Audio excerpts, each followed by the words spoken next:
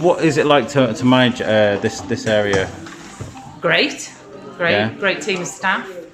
All work hard. We're almost like we call ourselves the chemo family. So, and the chemo chicks. Great patients. The chemo chicks. I like that. Yeah, like that. We've been known as that. Did you dress up as them? We did a chemo chick race on the dragon boat in chick outfits. Really? Yeah. Amazing. It's very social as well down here, and it's. I mean, we're probably better off because we know what's coming through the door in the morning, don't we?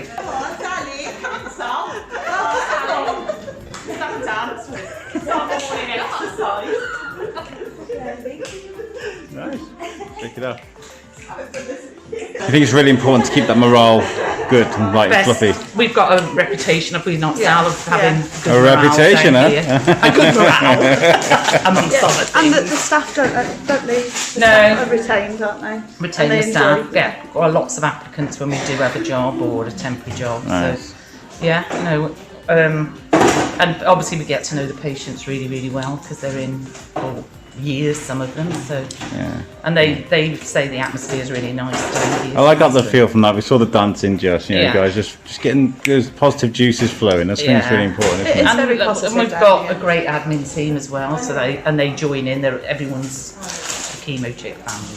Yeah. So when new people come to work with you guys, is there initiation, get dancing, or Yes, absolutely, and a social evening out normally to introduce them. So yeah. Oh, well, you guys are amazing. Honestly, I smiled so much watching that. So thank you so much for Thank you. A couple of times a week, hopefully. I'll join in next time. Yeah. Don't know whether it's doing us any good. It's just a de-stress before we even get stressed. It is. Shake it off. Thank you very much. Okay, nice.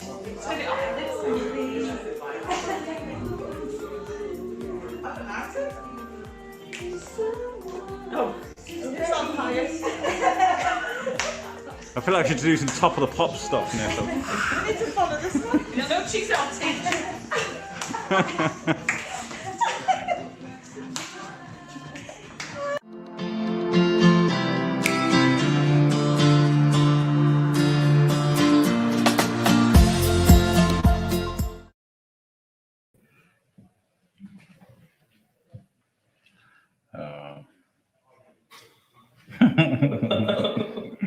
Hello, guys. That's a great start, wasn't it?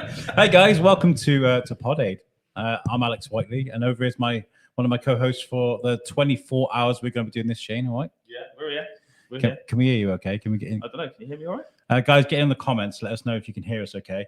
We've got our first guests for the 24 hours, and I've got Naomi Atkin and I've got Helen Knight from Lincoln Davis. How's it going, guys? You all right? Hello. Thank you. Good morning. Yeah. Can you guys hear us? Exciting. Okay. Yeah. Good. So how have you guys been? Obviously, we've been working hard on this for the last 10 months or so. I mean, you're selfish and had a child, right? You're like, I got to step away and have a child. How we consider it? I know. Selfishly have a child. That's true. During a pandemic. I hope Yeah. its middle name's Pod Aid. Well, had I known, obviously that would have been the choice. You know, the next one maybe we'll see. Yes, yeah. So I was off. I had a baby in lockdown 1, which was quite an experience, and so I was off work until the beginning of May. So very, very weird year, but we're back. And Helen and the team have been holding the fort while I've been off. And how were you holding the fort well? Badly, probably. Well, I'd only just started at Lincoln Davis, so I only started. Well, what happened is that Naomi employed me, and then she left me to have this baby. So, You literally, it happened to you as well. I didn't have a baby. Oh, No. I'm too old for that. So no. Naomi basically I was started beginning of May. I think we did a couple of weeks together.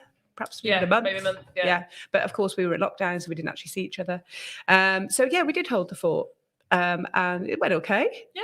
Things were very different. It was great. It was great. Yeah.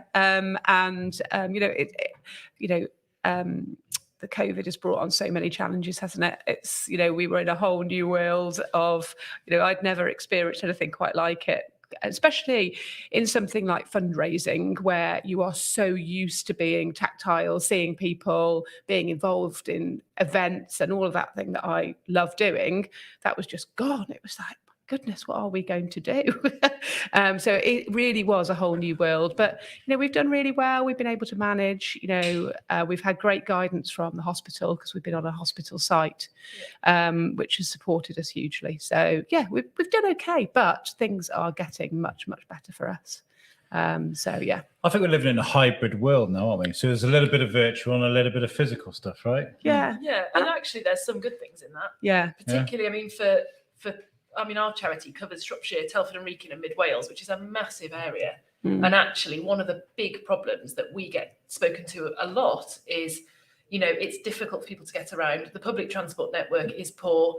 There's, trying to access services is really, really hard for some people. And actually, being forced is a very, very dramatic way of doing it. But being forced to have to deliver some things remotely, actually, for some people, has been an improvement. So I'm hoping that in some, certainly for us, some of our ways of working, certainly in terms of service delivery, some things being delivered online, for some people that really works. Yeah. So going to that hybrid model where some things actually are still delivered remotely might be no bad thing. And I think there are some positives to be taken from the fact that we've had to change the way that we work and the way that we respond to those challenges. And some things perhaps that we would have previously thought there's no way around that, people have got to come and be in the room. Actually, we now know that's not the case for the vast majority of things. And maybe there are some positives that we'll keep, even though we're all really excited to be back in the room with each other. Yeah. There are some times where practicality means that some things are better done remotely, and perhaps I suppose it's one of those things. Childcare is a massive one, isn't it? Because you'll know as well. Having a little one, same as me. Try to negotiate things and go to appointments and do that kind of stuff when you've got kids is insanely hard sometimes. Yeah. And it's expensive, Yeah, absolutely. So having the hybrid model helps with that, because you can just do it from home. Yes. Which is brilliant. Yeah, 100%. I think there's bits in all the areas of our lives that, some things are easier. And I certainly think the expectation to be at meetings and things in person, I think previously there's some people would perhaps be offended or not on board if you said, actually, can we do that on the phone, or can we do that on Zoom or whatever? Whereas now that is really quite acceptable to a lot of people, and sometimes that is easier, as you say. It saves you having to be out of the house. If it's half an hour on the phone, you can, as you say, you can do that with your kids around potentially, or Do you think technology has been a massive part of that as well? 100%. I mean, if we'd had this pandemic even 10 years ago, I think it would have been a lot more isolating for a lot of people. I certainly don't think remote video was a thing really, or certainly not an effective thing. And the fact that we were all able to, say within a month of lockdown happening, most places, or a lot of places certainly, were operating virtually, operating online, and you could keep some semblance of the fact you were operating. Yeah. As a charity, I think without, things like a shared computer network, without that, we would have really, really struggled. And without being able to do Zoom and do, access our files remotely and that sort of thing, I don't know what we would have done. I think a lot of places would have fallen over. And tech has, it's made that a lot easier. So we're very lucky that it happened now and not even in the recent past, really. How was it for you guys having to adapt on the fly when it comes to fundraising and coming up with quirky ways of trying to make money without actually being in the same room together? Yeah, there's absolutely no question that it's been challenging. And for Ling and Davis, previously, which is one of the reasons that I was taken on, they have a lot of their income has come through community fundraising. So we've relied on people having coffee mornings, raffles, and all of those amazing things that they do for us. And obviously, when the pandemic hit, that couldn't happen. Basically, it just ceased. So we've had to think of new innovative ways of trying to fundraise. And, I think Well, as similarly with a lot of what's happened with COVID, we've brought a lot of things together. So we've learned from other charities. We're members of the Institute of Fundraising, where they give us ideas about how we can do different ways to fundraise. And, that's what we've had to do. So we've done a lot of things online. We did a really good thing last year with Brad Fitt from Shrewsbury Panto, who was fantastic in supporting us. So Panto Dame. And he put on some online quizzes for us, which were very successful within the community. We did the Wimbledon Watch Party.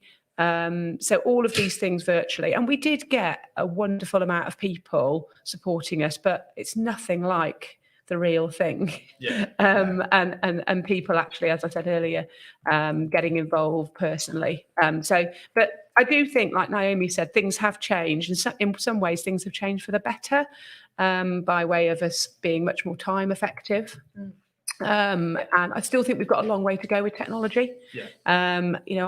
I've got 2 children that I was home educating last year in their teenage years.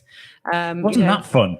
Yeah, it's great. New job, boss on maternity leave, 2 kids at home. It was amazing. Does that look like a 5 to you? Is that a 5? I don't think so. That's an S. Sort it out, kiddo. I know. And you do not know, Mummy, what you're doing. And I really don't think that you're a very good teacher. Actually, that's what I got most days, which I agree. I am not a good teacher. But they're on Teams, aren't they? And that has brought a whole new world, hasn't it? Teams does my nutting. Every time I open my laptop, it's like, Teams. I'm just... Yeah, we have teams at work, and it's interesting. It is interesting. The interesting thing is that I think what happened at the schools, this is not derogatory to teachers in any way, shape, or form, but I think the kids got to grasp it before the teachers. Yeah. And that became very, very obvious that you're actually really struggling to make sure the teachers are okay with it. My 15-year-old was teaching her teacher how to use Teams. It was just all a little bit mad. Well, the thing is that these kids grown up in that environment. Yeah, of course they have. Yeah, exactly. But do you know what? Going back to school now and learning social skills has been interesting. Especially, I've got a 13-year-old boy, and having that time out has done him no favours at all.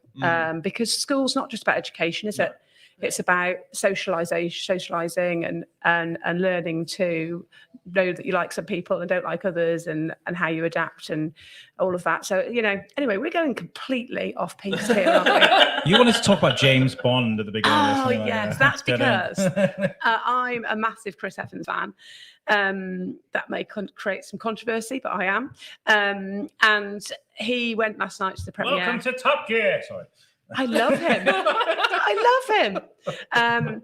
And so he went to the premiere last night. And in our house, we are massive James Bond fans. Loved it. So we've been excited, probably going to go on Sunday to see it. But I think it's going to be a little bit, I think there's some new things in there. Could be a bit exciting because he's finishing, isn't it? New things. New things. Yeah, I don't know. Do you reckon James Bond finally cops it? No, Surprise. I don't really want to say what I think on here because it's a bit rude, but I think something, it's definitely going to happen. I think it's something to do with MI5 though. We'll see. Yeah, anyway. Get in the comments, guys, what are your theories on what James Bond was. Sorry about that. Helen is getting at. Yeah, sorry. Before you get, I forgot to mention, this is really silly, but what I'll do is, because we don't have a 10 a.m. sponsor, I'll mention our Really? 9 a.m. sponsor now, which is Throgmorgan Associates Wealth Management. Thank you so much. What we've been doing, guys, is we've been selling hour-long sponsor slots for £100. It's bargain. It's bargain, isn't it? There's so many people watching around the world right now. Throgmorgan Wealth Associates Wealth Management. Thank you so much for your donation. And just to say, they are great supporters of ours. Yeah. They do a lot for the charity community, don't they? They do, yeah, they are amazing. So locally. So thanks, guys. Yeah, thank you very, very much. They're great. We've got a comment here from California. David Raby says, "Hi, Alex. I just got home. Ha ha ha." He's not having a panic attack, guys. He actually writes like that. Yes, there's actually a bona fide reason why he writes in capitals online as well. It's because he actually handwrites in capitals. So right. It capitals on the computer. Oh, okay. Actually looks like his handwriting. Yeah, So I'm loving the exclamation marks because I'm a bit of an exclamation mark freak. So I wouldn't look at that and think it was anything wrong. And my wife as well, who's working away while we're doing this show. She says, "Setup looks amazing. Thank you." Oh, that's lovely. She has been amazing. I think Shane has been getting on something about calling our beloved pod widows, right? Pod widows, yeah. Every podcast has got pod widow, and it's because we were talking about this actually on the Squeefest, weren't we? Where there's no problem bigger than a podcast's problem. I love this. Define this. It's just there'll be technology issues, scheduling, editing, right? hours of editing. Yeah, and we find ourselves, our wives have to sit there and listen to our moan. Bless them. I know. Behind every successful man, there is a A successful woman woman. rolling eyes. Yeah. I don't whine too much to my wife. That's what I got you for, Shane. I love it. But there's been a lot of work gone into this, massive amount of work. Yeah. When did you contact us, Alex, and say, I've got this really great idea? So can you remember that? I do remember. Because I was talking about it last night, wasn't I? And it was about 11 months ago. Yeah. And it's because International Podcast Day happened last year. And it's a bit like turning up to a Halloween party without a Halloween dress up, right? And you're like, I didn't do anything, didn't plan anything. Right. So I thought I'm going to do something next year. And I'd just taken part in a 24-hour podcast, Squeefest. Big shout out to Ian Shaw. And we did that 2 nights ago. 3 nights ago. Yeah. And so I thought, let's do a 24-hour podcast, but I want to do it for the community. Let's do something for charity. But I've worked with so many charities with the Shrewsbury Biscuit that I thought, Lincoln Davis would be great. Let's write to them, see if they want to do a podcast for charity. And you guys jumped on it, to be fair. You're very supportive. Yeah. Well, we've got Anna in the office, our comms lady, who will hi, be. Anna. Hi, Anna. I hope we're making you proud. We've taken a photo. She came out of mine last night to drop some headphones, and she was like, "Oh my God, you did the beard." I was like, Love her. She's just awesome. She's a massive asset to our team, is Anna, and she basically has supported you with this, hasn't she? As far as comms concerned, she's very experienced with comms, and it's great to have her on board. So you two have worked really, really well together. Yeah, it's been fantastic. And also as well, we've got Mark in the background there. You can't see the photographer from Reach taking pictures. They've been responsible for all the logos, all of this setup here. It's all been Reach. So I want to say a huge thank you to them for helping us out. The stream is kind of, we've got, you can't see because I can't turn the camera around, but there is a giant TV camera. And we have a screen here where we can see ourselves. It's very it's very BBC, very off-putting. So if you see us looking off set, it's because we're staring at ourselves because we're very. Let's talk about Lincoln Davis, though. I mean, this is going to be very much similar to the interview we did for the podcast. Naomi, do you want to tell the listeners at home who aren't aware where Lincoln Davis came from? Yeah, of course. So Lincoln Davis is a charity that supports cancer services for people in Shropshire, Telford and Wrekin and Mid Wales. We have been around since 1979. At the time, there was no cancer services at all in the region. So if anyone had cancer, they'd be going to Wolverhampton or Stoke or Birmingham mainly for treatment. And we're a very, very big area with a very sparse population. So that meant people travelling really, really quite a long way in some cases. So Bernard Lingan, who at the time was the mayor of Shrewsbury, and Frank Davis, who was a local accountant, launched a fundraising appeal because they thought, that's not right. We should have services in our own community. And they very, very quickly launched a really effective fundraising appeal, which brought radiotherapy services to the Royal Shrewsbury Hospital. So in 1982, the Cobalt unit, which was what it was called at the time, was opened. And that meant that people were able to have radiotherapy locally for the first time, which was really quite a visionary thing. These guys were really forward thinking. They were absolutely right that we need those services in the community. There's about 4,000 people a year diagnosed within our area with cancer. So it's ridiculous to suggest that they don't need treatment locally. It's not a niche problem. So the unit was opened and that was excellent. And then from then the charity has really just continued to fundraise for improvements to the unit, new equipment, we've recently funded some specialist nurses, and we now fund things like wellbeing programs. So we work with Shrewsbury Town and the community where we are today to run a program called Kick Cancer, which is a physical activity program for people living with cancer.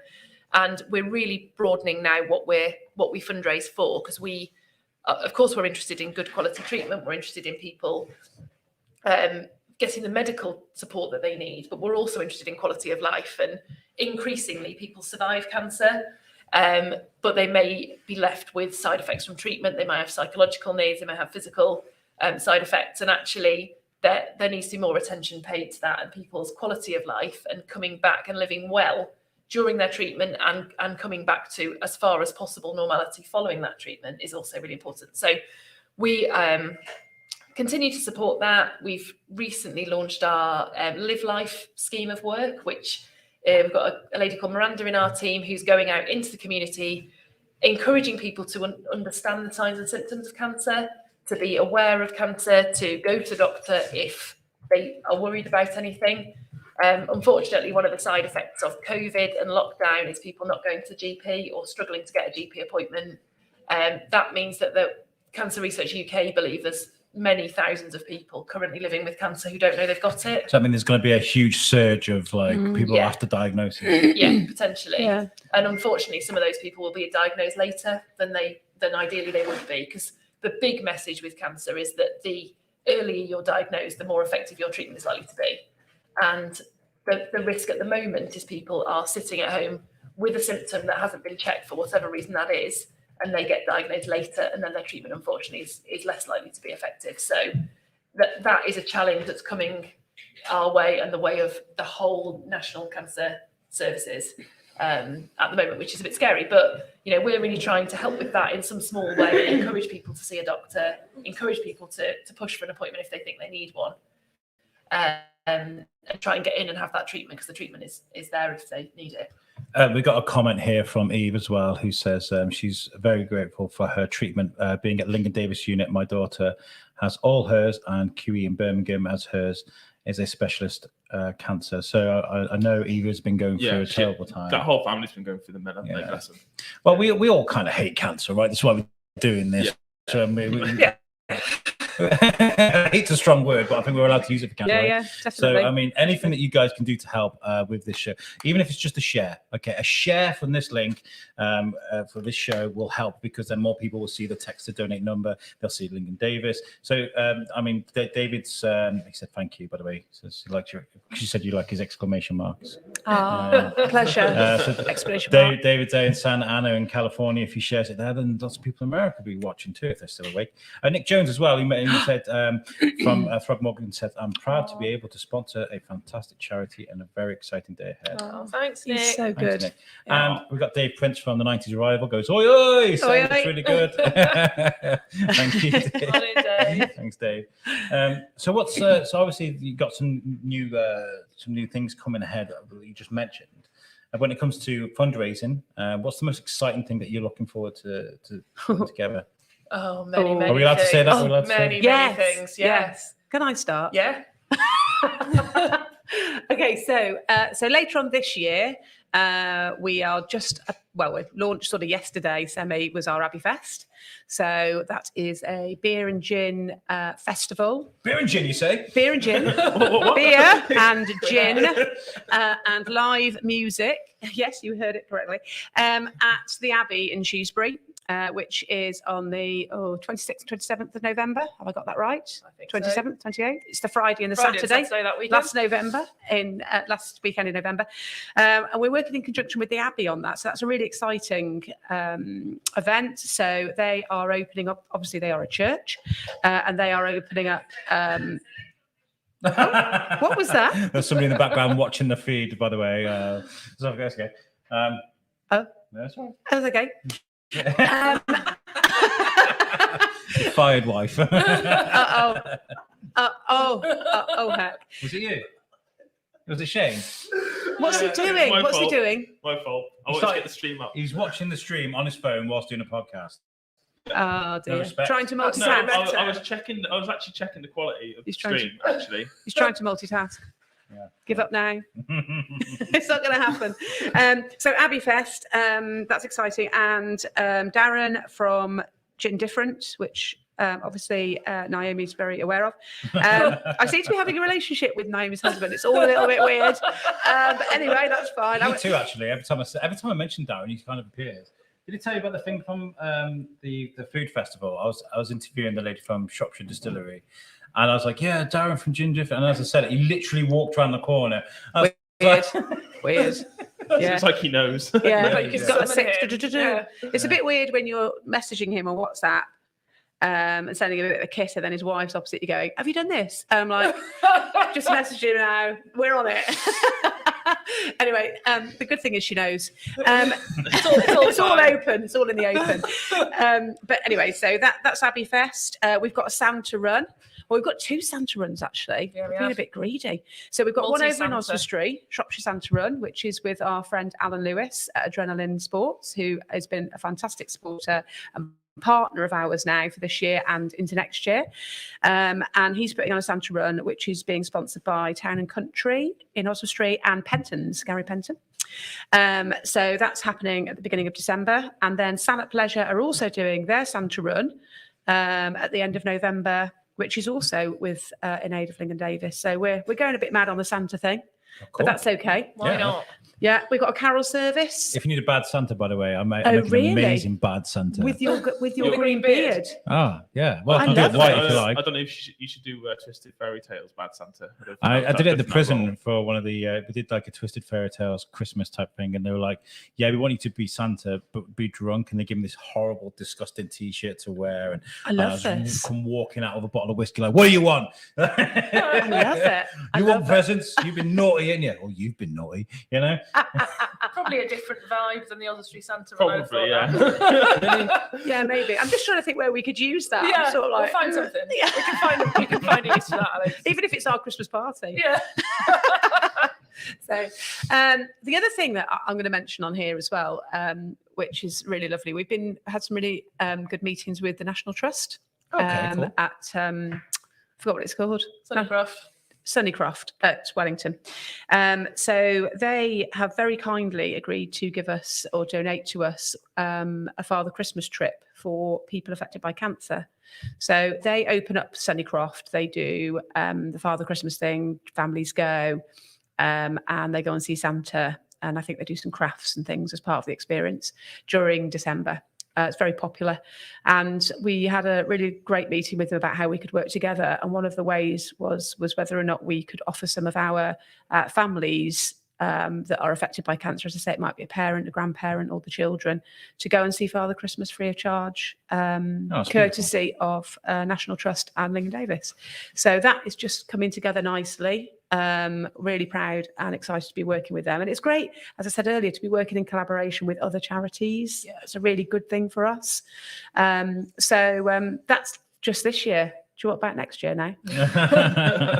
There's plenty more I could where go this came on from. and on and on. But I mean, like, there was this huge collaborative effort between a lot of companies through like last year and the lockdown Yeah. and stuff. Like, hello, we still exist. How can we show that? I don't know. Let's create a partnership with a charity Yeah. or with a different company or whatever. You know, we've seen so many examples of that. Yeah. And you know, with a charity, these links they all sort of help. I mean, we're very very fortunate with Pod Aid that you know lots of people like Reach, like yourselves, like Frog Morgan, like you know, there's lots of people that are like, oh, you're doing this amazing thing. Okay, cool. Like, you know, Yeah, they got in yeah. touch and we've had some Yeah, really yeah, good yeah, yeah. conversations. Yeah. Like right now, we're at the Shrewsbury Town Community Hub. Yeah. So a huge shout out to those guys who do an amazing thing for the community. And we're very grateful to be here. We're going to be watching. That's nice. That's so funny. Guys, donate. We've seen a lot of behavior from society over the last 2 years. Right, so we've seen a lot of hoarding of blue rolls and the petrol stuff that's going on at the moment, blah, blah, blah, blah, blah, blah, blah, blah. But we've also seen lots of kindness. Yeah. And have you seen that maybe like during the lockdown and after now? Is it kind of continued? Yes, absolutely. I think we, as you say, I think people's behaviour definitely went one of two ways in lockdown. Yes, it did. It sorted the week from the chaff. My mind didn't know what to do because I was kind of like, oh, I hate people. Aren't they nice? Yeah, people went to one extreme or the other, I think. So yes, I mean, certainly from our perspective. So when we first went into lockdown, I was 6 months pregnant and told I had to shield and couldn't go out of my house till I had the baby, essentially, which was a good 14 weeks. So I was working from home full time on my laptop, panicking. And I sat in the garden and wrote a budget for Ling and Davis to say, we're not going to have any income for 6 months at all. Like, the world has ended. Worst case scenario has happened. What are we going to do? And working out how long can we last if we don't have any income at all was my sort of starting point. So we wrote this budget and sort of figured out we had some reserves. We probably would be okay if it was no more than 6 months and we could pick ourselves back up. And what actually happened was over the course of last year, we took about a 40% hit compared to the year before, but that could have been so much worse.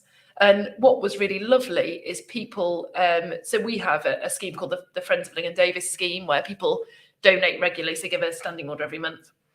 And not a single person cancelled their standing order during lockdown.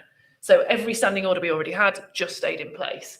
And, you know, it's a small proportion of our income, but it's lovely that those people, you know, everybody could have panicked and taken those away, and they didn't. And, you know, we did a lot of online stuff early on. And I think people really have wanted to support us. And we've recently started having volunteers back in our office, and we've met with a lot of our volunteers recently. And what we've heard from people is that they're really disappointed they haven't been able to do more because and of course they haven't, you know, it's a lot of our activities were illegal for some time, you know, so we've had to be really careful, but people are desperate to help and they want to do things. And since lockdown has lifted, we've been rushed off our feet, haven't we, in the office? It's absolutely heaving with people coming in, doing and raising really quite a lot of money on relatively small events. I think people are being very generous. Yeah. So that's lovely. And yeah, I think you're right that there has been a lot of kindness in society. And I don't know if you notice with small businesses. So obviously Darren, my partner, has Gin Different, and so we were kind of at a small business head on as well early in lockdown. But the summer one, everybody was so trying to be supportive of shop local, doing online, you know, takeaways from restaurants, and we were doing deliveries of his stuff, and people were so into the whole thing about keeping the businesses going. And I think Ling and Davis benefited from that as well. I think it was less obvious the second and third lockdowns because I think people are tired. It's winter. Everyone's bored. Everyone's sick of it. People perhaps are more worried about the future, more worried about their finances and so on. But yeah, I think the kindness, the spirit was still there. And I think we've done less. The best in a lot of people. Excuse me. We've done less events, but they've actually raised more money. So Peddler Borders was an absolute classic of that. So you've got Dean. Have you got Dean and Mark coming on later? Just Dean coming in. Just Dean. She might touch on it. So Mark, her hubby is a big supporter of ours. Nice guy. He's a nice guy. Our top guy. Yeah, really, really lovely. And he came up with this idea that he wanted to do something cycling. He's a cancer patient, and he had this idea of putting on a cycle event for Ling and Davis, and we went with that, and we did it in July this year, and we've raised about over 45,000 from it, which is just mental, and like nearly three times what we had anticipated. And I believe that is because we did get sponsors, some fantastic sponsors, very generous, but a lot of the riders were going out for sponsorship, and they just absolutely smashed their sponsorship. We asked them to raise £100. Not a lot of money. They were doing a 100-kilometre cycle ride, but some of them have raised like 3,000-4,000, just like that. And I think it's because people want to give, and they have been given an opportunity. As perhaps before, there was, you know, you could say there was quite a saturated market on fundraising. You know, there's lots of charities, which there remains to be. There's lots of ways to give, isn't there? There's so many different ways, and there hasn't been that for a good 18 months. And I think we will hopefully recoup some of the 40% that we've lost by that. That's what we hope. That's the plan. Pod Aid being the start. So please donate to Pod Aid. Yeah, absolutely. Yeah, because we've got 40% to recoup. Well, this is what I was going to say, right? Okay, so if you have helped out already, first of all, thank you very much. But like, if you're like, there's a lot of people that's probably maybe might watch this while they're in work. Have a whip around the office, you know? Because like obviously there's the text to donate button, but there is a Just Giving page as well. So if you go to Just Giving /Pod Aid, you'll find us, and you can give more than sort of £20. I think £3 is the text to donate, but if you want to give more, go to Just Giving. Yeah. We're collecting both pots and then we'll put them together. So if you want to have a whip around, and they can ring the office. They can contact the office as well, because we can put it all to Pod Aid. So there's people there. Neve's on the phone. Drive up here as quick as you can. Bring us a bag of cash. Drop it. I love that. Cash and cake. You need cake. If someone brings us cake today, by the way, you're my hero. Like, this is what I'm going to try and do. Oh, really? I'm going to see how many freebies I can get today. So if anybody wants to bring us food and cake, love it. Duncan, shout out to Planet Donuts. If you want to bring us some donuts, we'll give you a shout out on the thing. Yes. I'd love to see a Ling & Davis donut, just to put it out there. And around dinner time as well, food would be good, and there's free sponsorship going for that, I think. We had this idea as well. My mother-in-law is shout out Gloria. How's it going, Gloria? She is an amazing baker, and we were having this conversation, a proper business meeting in the back of my wife's car, just on the way to town. And I was like, we should make Shrewsbury biscuits, and she's been practicing Shrewsbury biscuit recipes. There you go. Yeah. And I was like, we need to find packaging and we need to find labels and stuff, and maybe we can do that. And then a slice of that goes towards Ling & Davis. So you can sell Shrewsbury biscuits. Yeah, Shrewsbury like biscuit. That'd be amazing. Yeah. Did you watch Bake Off last night? They were making biscuits. No. I don't not know. I don't like what they did to Noel biscuits, Fielding. I like Noel Fielding, and they kind of like they tamed him a little bit. Oh. Buzzcocks Noel Fielding was kind of like, I don't care, look at me, and then he's not like Bake that Off is kind of as like, black up my jumper. He What? was on Buzzcocks on Monday. Yeah, but the thing is with Buzzcocks, I love Nevermind the Buzzcocks. It's one of my favorite things growing up because I love music and I love panel shows. But they put it on Sky, and I don't have Sky. I'm not buying Sky just I tell to you what, though, it's just to really watch that. good. It's a bit excessive. It's back and it's really good. Oh, is Is it? it? I've not Yeah. seen it, and I love it. I was worried that they were it wasn't gonna be the same, but it's the same. Usually when they bring stuff back like that, they ruin it. I know, and it's really good. It's Greg Davis, and he's very good. Our own very own. Mr. Our very Greg own Davis. Greg Davis, why haven't you come on the Yeah, Shrewsbury why- biscuit? Yes. Yeah. He's busy. He's on Sky now. Just a bit of a I'll tell you a bit of backstory about that. I've emailed Greg Davis's agent about 4 times. I've got his podcast. Alex, go away. Yeah. He's a busy guy. Yeah, he has been a supporter of Ling & Davis in the past. Yes. Thanks, Greg. Yeah. Obviously, I Oh, assume has he Greg's now? listening, so thank Really? you. Yeah. Right then. Yeah. We need to chat. Greg Love it. Davis. Sherry Gerard's in the chat. She says, "Yay, biscuits." Yeah. I think biscuits. it'd be great if we had So some. that's Bring it. them over. I bought a tub of Haribo. We got Haribo. We got what else we got? I bought you Some Jelly jelly Babies. babies as well. Al's brought his cafetiere thing to make some pressed coffee. There's Yeah, a lot of we've got lots- water, isn't there? Yeah, lots of water for the So guests mainly. We're well you know. prepared. We just need food and donuts. Food and donuts. Feed us with food and Yeah. donuts. Yeah. Hopefully, someone in that Lidl you can see out the windows listening. Yeah, hopefully. Yeah. Or Mackie D's. Where's Mackie D's to here? It's right in the corner. It's just over there. You can't beat a double sausage egg McMuffin. They do breakfast one now. I had one this morning. Really? A breakfast You've had roll. one? Hold on a minute. Whoa. You're sat there going, bring it in. You've already had a McDonald's. You didn't share it? Yeah. Well, I was at the door at 7 o'clock this morning, and he messaged me going, "Don't go there yet. Come to my house." No, he did a live feed, and I was like, I haven't even finished my toast. Like, he's on his way to the venue. I was like, slow down, come here first. So yeah, It's excitement. I was waving at him while he was scoffing his egg McMuffin. 4:30 this morning. How was the breakfast thing then? Let's discuss that. It was. I was a bit disappointed. I'm not gonna Oh, lie. I was a really? bit- You yeah. can't beat the classic muffin at McDonald's. Well, I like the wraps. I did. Too Yeah. healthy, I think. Got a healthy edge to it, hasn't it? Body's a temple, isn't it? And all that. So you got to kind of. Yeah.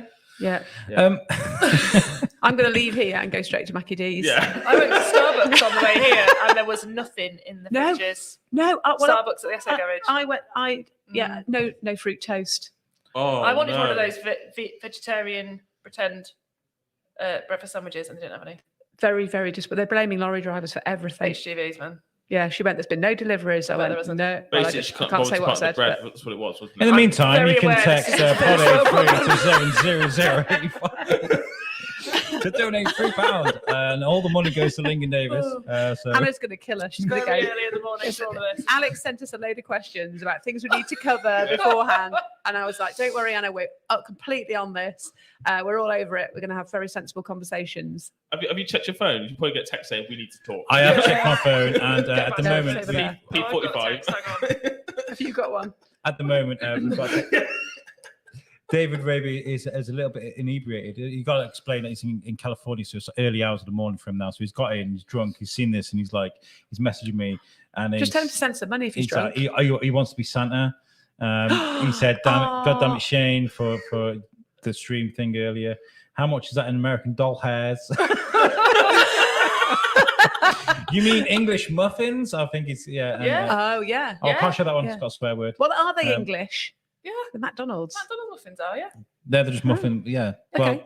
Well, they I'm with call you. crumpets, in America, they call crumpets English muffins. Really? Yes, and I've had this debate a few times. I've seen the packaging in America sort your life up. Obviously, you guys are a fundraiser for a serious illness.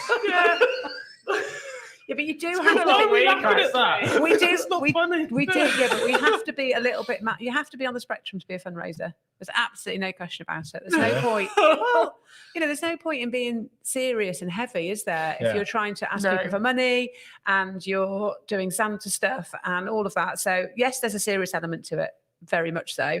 But our money goes back into cancer services. So we have got to be fun. We've got to love it. And also, putting a serious little hat on for a minute.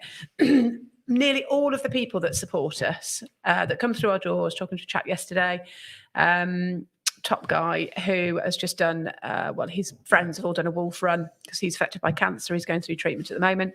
And they're the people that come to us. It's cancer patients. And actually, they want a little bit of fun. No, they don't want to come in. They do talk to us about their cancer diagnosis. They do talk to us about the journey they've been on and the treatment they've had. And usually, I have to say, I've not heard anything negative yet about the cancer centre. It's all positive. But they want to do something. They want to give back. And they don't want it to be doom and gloom when they come in our office. They want it to be nice. And that's what we offer. I mean, I don't want to get political about things. Never. But I remember the tickle pink thing for Asda, and there's people complaining, there's nothing. I'm not tickle pink about cancer and stuff like that. But it's not that, is it? It's not. It's similar to them meeting up and having a sing song during the war. You know, I mean, it's kind of like, yes, this terrible thing is happening, but let's just try and take our minds off it. But we can't stop that. Yeah. But we can try and make it a little bit better. Yeah, and you're right. Not everything is for everyone. Some people. One of the things I've had conversations with people about is head shaves before. Some people really think it's a really great thing to do. Some people find it quite tricky because if they've lost their hair, they can find it quite upsetting to see somebody do that for fun. That's a Tuesday for me, by the way. And that's same. one that for some people it's their thing. For some people it's not. That's fine. Some people, and as you say, I'm sure there's people who actually wouldn't want us to be fun about cancer at all. But actually, most people want to do something that's enjoyable. Yeah. Most people don't want to just sit and talk about cancer. And actually, if we're going to raise significant amounts of money, we need to do things that people want to come to. I guess it's about creating a novelty as well. You can't be like, give me your money. No. You got to be like, absolutely. Alex, On you're that note, see you wasted. later. You're wasted. We need you in the office. Yeah, you used to get that on reception. Great. With his green beard. Well, you've got to think that as well. Some people want to fundraise because of the cause. And that's a lot of people. So a lot of people care about the cause and they want to give money because they care about cancer. Yeah. Some people want to come and do, like the colour run, for example, that we do. Some people just want to do a colour run.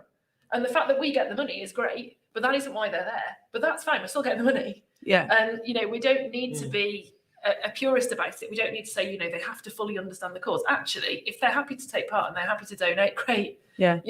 Some people need to know the cause. A lot of people are really competitive and what they want to do is raise more money than their mate. And if you can get along with that, you're onto a winner. And we've got London Marathon runners going off this weekend. It's London Marathon this weekend. Actual real happening. What's running in these guys? I mean, the Colour Run and the London Marathon and the Great North Run. It's kind of like, I mean, at the Colour Run, I can stand on the side and pelt people with come colour and do palettes, that. Yeah, you can walk the Colour Run. Yeah. But London Marathon's a big one. Yeah, it is a big one. And I went on last night, downloaded the app, following everybody. Bit weird, but so I can see all our runners. We've got I think it's 8 that are actually going out, whether or not they've got our places or now. Genuinely, I would say that some of those came to us because they've been affected by cancer, and I know that. And some of them come to us because they want to place in the marathon, and that's fine. So, but they want to do something good for a charity. I think genuinely people want to do something good for a charity. That's what I believe. I believe most people get out of bed in the morning and feel good and want to do nice things. And so, so marathon runners this weekend, good luck to you guys. It's going to be massive. I think it's going to be massively emotional because these guys have trained 3 times for this, if you know what I mean, because they've been cancelled that many times. They've had to keep their training up. Me and Al did Incredible. talk about doing the marathon to raise money for charity. When was that? We was that absent? But then we thought, well, we better not do that because you don't want to show everybody else up, do we? So, Well, That's generous of you. so we thought we'll just do the podcast. We'll stay out. Well, their There's way. something for We have everybody. marathon places every year, guys. Yeah. If you, Yeah, I think beer and gin for you. Beer and gin. Just jog there Yeah. from the Peachtree across the road. Yeah. That's a pastry, jogging, sprint finish. Sprint, into the alley. Whew, I could bring straight some up. microphones and just try and interview people whilst they're sprinting past. How's it going? Yeah. Having a good day? Should we call them like the crumbs of crumbs? It seems like we're having an issue with the screen. I need. Oh, what's going on? What's going on? Okay, Don't some break it weird out. stuff going on. I need some feedback, guys. How do we look and how do we sound? Get in the comments. Let us know because like we got this giant screen. Like That's I how mentioned. you look, Alex, or because me and Naomi look amazing. So I just there's this thing flashing up. I think what I might do. There's 2 different Wi-Fi streams. I might try the other one in the next interview. are we blurred? We look fine. We look fine. What's this from Eve? Eve says, I definitely think Alan Shane need to at least 1 colour run. I agree. Yes, absolutely, 100%. Do you have to be handcuffed together as well? Why not? Oh, now you put that out there. Can you Even do better. it? Can you do it You could do it 3-legged on a race. skateboard? No. No. Can you do it in No. a car? Absolutely not. A little clown car that you have to sit on top of. What is it? I would Pedal- pay. I would pay. a go kart. Yeah. We could just like Mario. I think you should do it 3-legged. I think you should do 3-legged race. We can be Mario and Luigi. That's amazing. Or the wheelbarrow. Yeah. I think there's an event there. I've discussed this in the office actually. Sports Sack day. race. Yeah, we have talked about doing A sports day. sports day. That's Egg and really spoon good. race. Yeah. Wheelbarrows. The Choosy biscuit egg and spoon race. Sack race. Yeah. I It'd love be it. really Yeah, good. but I think extreme sports day. So like a 25-kilometer sack race. That would take like 3 weeks. Alex. Are you actually going to do this though? No, he's going to tell other people to A do it. 25-kilometer sack race. That's like 15 miles in a sack. That's mental. Why don't you do it up Snowdon? Just add a bit of just to it with the bikini on. Yeah. I mean, we've got a nicer day and just slide down on our bums on the way down. Like, you know? You've got to get out first. Yeah. So community fundraising, that's why we're all here. So if somebody was going to did have an idea for something, how would they get in touch with you? There's probably people now thinking that they've got ideas for a Yes, charity we event. love new ideas. Yeah. So if Yeah. anybody wants to do a sack race or anything similar, Up Snowdon. so yeah, why not? In a Why bikini. not? Great. In a bikini. So we have a lovely team who are in our office. We are back in the office, kind of in shifts. So get in touch. Yeah. So we are based at Royal Shrewsbury Hospital. So if anyone's actually on site, if anyone is currently having treatment or whatever, we are there in the Haymar Centre. You can ring us. We're on Shrewsbury number 01743 492 396. Wow, Or- done that so many times. Yeah.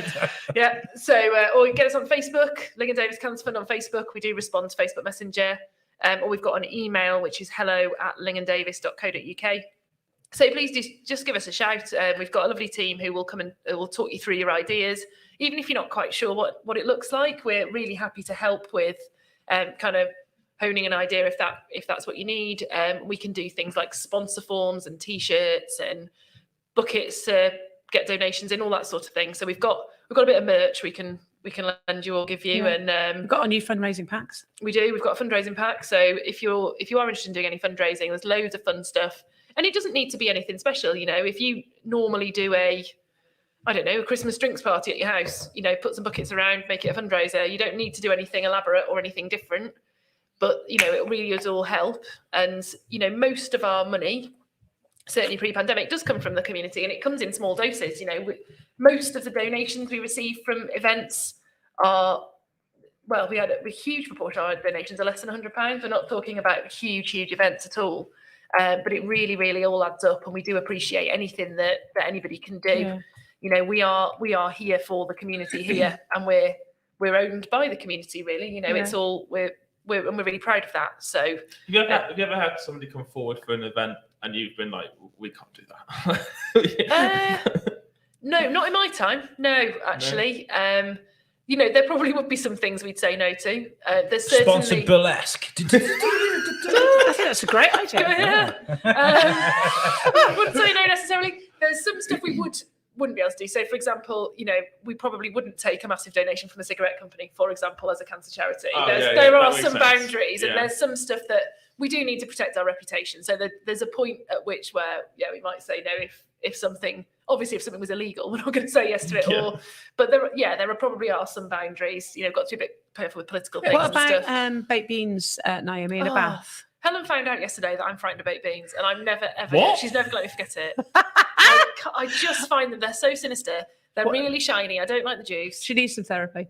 Yeah, I haven't eaten them in like 30 years. I just can't do it. I'm being told. I'm being told by my communications professional that to remind people to like us on social media, which I should have just done then. Sorry. So if you could follow us on Facebook, that would be great. So we're on Facebook, Instagram, and Twitter. Just type in Lincoln Davis Cancer Fund. You'll find us on any of those things. And that's where all of our new events and things like that, we will release them. So if you're interested in things like the Beer and Gin Festival, Colour Run, London Marathon places for next year, Santa Run, Carol concert, all of that stuff, we're regularly on social. And the other actually great thing of following us is we also talk a lot about why we're here, and we do things like interviews with patients about their experiences. And if you're interested in the cause and interested in why it's important, it's a great link into that stuff as well. So do give us a follow and a like, and keep up with the charity. And then if there's anything that floats your boat fundraising wise, you'll hear it first. I'll tell you one thing I'd love to cover is Miranda. Yes. So we've touched on it. Yeah. Briefly. Is that okay, Alex? Yeah, please. Okay. Yeah, go for it. We're on it. So we've launched this Live Well. Yeah, Live Life. Live Life. I've got a real thing with that. There was a big discussion last year what we're going to call it. Anyway, Miranda is out. She's got a gazebo. She's got lots of information, and she's been out in the community talking to people about healthy living, making sure people get to the doctors, all that sort of stuff. And we would really like to go to some companies. Yes. So this is a great opportunity for some of the businesses that might be listening. So part of their health and wellbeing in work, this is an opportunity for us, free of charge. We will come along and talk to people about living well, early cancer diagnosis, and Miranda will come in and talk. It's amazing. And that is FOC. Give us a ring. We can organise it. It's very important, actually. I mean, we've got Dr. Selina Nadelman coming later on tonight, and she's a biopsy doctor. But we had this amazing conversation about taking care of your own notes and knowing what you're looking at and being able to understand what's so, like, you know, that clipboard they stick at the bottom of your bed when you're in hospital. So you can look at that and be like, I understand what that means. Not you know, we're not going to tell everybody go and get a doctor, you know. But I mean, like, what we're saying is, so you understand what's going on, so that you can not diagnose yourself, but know when there's something wrong. Yeah. We know that with cancer, the research tells us that there are reasons why sometimes you get cancer. Not always, but sometimes there is, you know, stress, obesity, alcohol, physical activity, massively important. All of those things. And it's important that we look after our bodies. Really, really important. So that's Miranda. We would love her to come out to some companies. We did a big thing with Veolia earlier this year, where we gave out hundreds of sun creams to the bin men and the people out in doing our not skips, what they're called, where you tip the tip. Landfill. So all of those guys are outside all the time, ladies and gents, and they all had a sachet of sun cream, making sure that they were protected from the sun and just giving them a little bit of information. And it was really well received. Especially when we live in the sunbed age, right? This is like, do you know what I mean? Yeah. Like, there's so many girls out there that are kind of like, oh yeah, I've been on the sunbed for like every single day this week. Sunbeds seem to be back. It's weird. We'd grown. I'm missing this. Yeah, this is bad. They've gone, and there's more tanning places opening in town at the moment, and it's really bad for you. I think you just put fake tan on. Yes. Or you go pale. I use spray tan. Yeah, same here. I think that's really good. Yeah, I can see. I did the walk into the booth, arms up, walk around in a circle. Love it. Do you put the pants on or do you just leave them off? No, leave them off. I You don't love do the it. lines, do you? No. So- What about you, Alex? I go from pasty to Mediterranean very quick in the year. So that's what I do is I try and top up as much as I can throughout the summer and try and make it last as long as I can for the winter. But that's probably just as bad, right? I just use Well, keep I use yourself creosote going on now. Huh? I just paint Creosote. Yeah, I love that look. I just dress head to toe in Yeah. black. Just Umpa lumpa. that's it. yeah. Yeah, With his green perfect. beard. You know what I mean? Love it. I Guys- love your thinking. I know. Yeah, I was actually thinking of doing a Shrewsbury Biscuit calendar at some point to raise money for Lincoln Davis as well. So we should Okay. talk about This, Are you going to be with no clothes with creosote on? that. Yeah, mate. Yeah, if you want. Yeah. I love this. if we know any photographers out there, I mean, we've got James Warman and Phil Morris that work with us, Yeah. both honorary biscuiteers. They both great with a camera. If you want to work with us and make a Shrewsbury Biscuit calendar, let's do it. Yeah. Let's do it. This is mental. Yeah. Okay. Well, great. half the proceeds will go to Lincoln Davis. There you Yeah, go. there you go, done. That's what it- You hear it. Heard it here first. You got an exclusive here. Well done. Can we do one shout out before we finish our Yes, please do. So please do. on the Miranda thing, Yeah. Well, this isn't Miranda's. Miranda hasn't invented this. It's a scientific fact. So anyone who's listening, the main thing we're trying to get out at the moment in our live life work is about going to doctor. Early diagnosis. I know I touched on it earlier, but if there is anything at all that you're concerned about, and you need to go and see a doctor, please try and do that. I know it's really hard at the moment with BP appointments and things have been really tough with COVID. But it's one of the biggest things you can do to make sure that, should there be anything wrong, that your treatment be successful and that you remain healthy. A lot of the common signs of cancer actually are often other things. So even if you're worried, it may well not be cancer. The chances are it's not. But anything at all, any change, if unexplained weight loss, if you've got a lump that you're concerned about, changes to bowel habits, anything like that, please go and talk to your doctor. Doctors are open for business largely. If you can't get an appointment, please push for one, because early diagnosis is one of the best things you can do for yourself. So that is our main health message at the Well moment. said. Please Yeah. go and do it. And yeah, otherwise, let's get the calendar going and various other Yeah, fundraising things. We're gonna do it. We're gonna do it, Al. Yeah, should we do it? We're Should we doing go it. full steam ahead? Yeah. By the way, I've recently just been for not a biopsy, but just a checkup because I found I've got lumps on my arm and stuff. You know? What are you saying about that? Yeah. No, they were very good. They were very thorough, and they checked it, and they were like, "No, it's definitely not." So Excellent. But well done for going and checking Yeah, it you got out. it, haven't you? So important. Yeah. Yeah. You've got Louise on later, Louise Killy. yes, She is radiotherapy head of. Yeah. She's a great not 4 lady. PM. She's 4 So, o'clock. Yeah. And it'll be really interesting to talk to her in more depth about cancer services. She's actually in that hub. She knows about it, and she's a great lady to talk to. amazing. Yeah. Well, we're coming up to the hour that we've had with you I guys. It's know. gone so Goes quick, quickly. doesn't it? Oh, That's so yeah, quick. Yeah, really quick. quick. Yeah. Sad now, Um, but I am going to get my cousin. And I know we're doing this thing for you, but honestly, I have really enjoyed working with you guys. You've all been fantastic. Don't cry. No, seriously. cry. The day when I. He's onto something there. He's onto something there because I cry an awful lot. The day that I came to spend, I spent a couple of days speaking to you guys, but the day I came to Lincoln Davis Centre and I got given the tour by Sally and I got to speak to so many colleagues there that work with Lincoln Davis, you guys, about the fundraising. It's all about getting the word out there and spreading. I mean, everybody knows what cancer is and what it does to people. So many people have been affected by it, but if you can find out how you can actually help those community by helping out people like Lincoln Davis, that's what this is all about. So Thanks, thank you very Alex. much. No, seriously. And I want to give you guys, let you guys know where we are with our Just Giving at the moment. We are at 57% with £578 out of the £1,000 target we want to It's make. amazing. Amazing. Well So done. keep going, guys. Keep giving us some money. Give us, like I said, drop a bag of money off to us. We'll deposit that into the bank very quickly. Brilliant. And thanks, Alex. Thank you both for all your work. It's massively appreciated.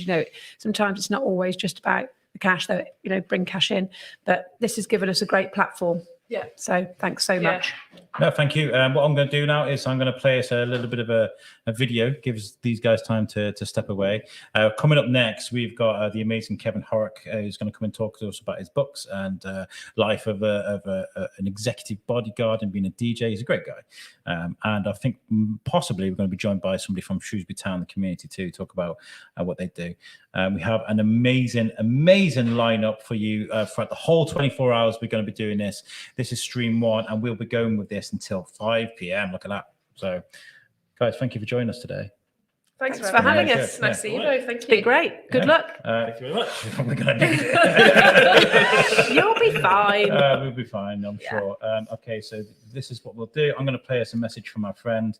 It's only going to be a few seconds. So, Shane, what we'll do is we'll do that. I'll throw up a test card, and we'll give us a couple of minutes to set up for the next show. Yep. Yeah, sound good? Beautiful. Okay, here's a message from our friends at the Interdimensional Podcast.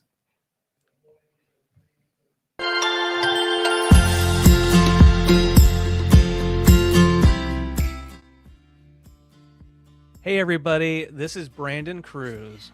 And I'm Travis Menard from Interdimensional RSS, the unofficial Rick and Morty podcast. We just want to take a minute to send our love and support to the Pod Aid crew as you continue to work to raise money for Ling and Davies. Yes, absolutely. Keep up the great work. Cheers to the entire team, and we will continue rooting for you from this side of the Atlantic Ocean, which just happens to be the United States side and not the Europe side, as you can tell by our accent. That is all. Keep up the good work. Good luck, guys. Cheers to you.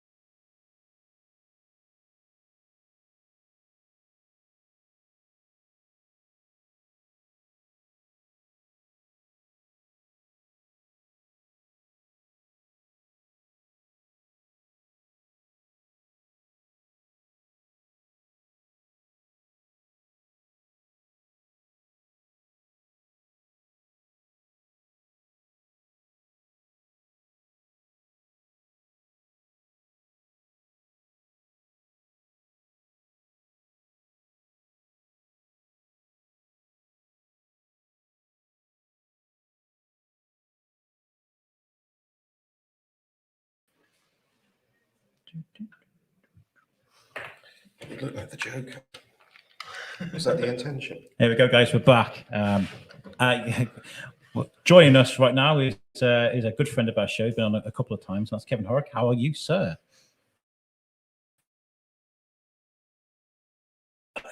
Straight to DJ mode. Yeah. Like. Yeah. So I forgot to bring my own. So but these are doing all right. Yeah. Well, they're Turtle Beaches. That's what I used to play Call of Duty. Yeah. So what's with the Joker thing then? So I just wanted to do something crazy and wacky. So I thought I'd dye my beard green. I mean, it goes with the logo, right? Well, it does. Shane, what have you done that's weird and crazy? You don't know. You turned up. No, actually, I do. Well, can you broadcast it at this time? I dyed my hair, but I can't show you. I don't think I've dyed my hair since night.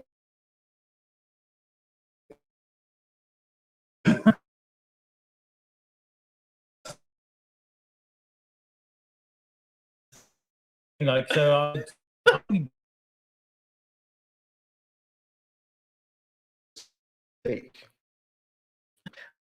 To the lady before I was talking about sunsets, and my fiance uses a local suntan in place. And don't just think that this is a girly thing. She says the amount of men that are down there as well. Oh no, definitely. Look, guys, by the way, because I have a Wi-Fi. I'm sorry, I'm going to be asking about stuff like this all day. Let me know how we look and how we sound, because well, we've got the screen here. If you're just tuning in now, we've got this giant 100-inch screen that we can see ourselves in, and when it freezes up, it gives me a little bit of a heart attack. Well, thank you for joining us today, though, Kevin. Let's explain to people. We're going to go right back to the beginning and explain who you are. So, where did you begin life, Kevin? Where are you from originally? All right, okay. I was born in Lewisham, South East London, and grew up in sort of the Bromley, Chislehurst area of Kent, and moved up here many years ago. Many years ago. It's a great place to sort of end up, isn't it, Shrewsbury? Yeah, quite a few friends have actually come up here. When my parents come up here, they really love it as well. It's a beautiful place.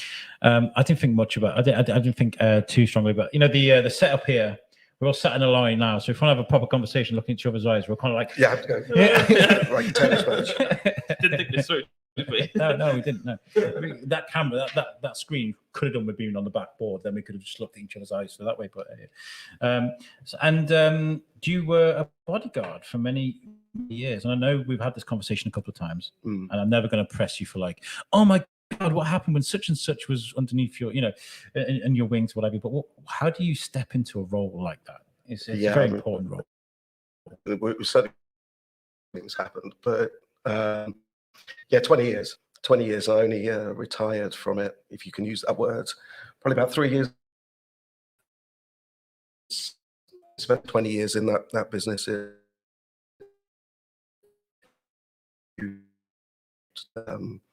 I guess it's a trade that never really changes, right? I mean, I suppose with social media, I guess there's like to be.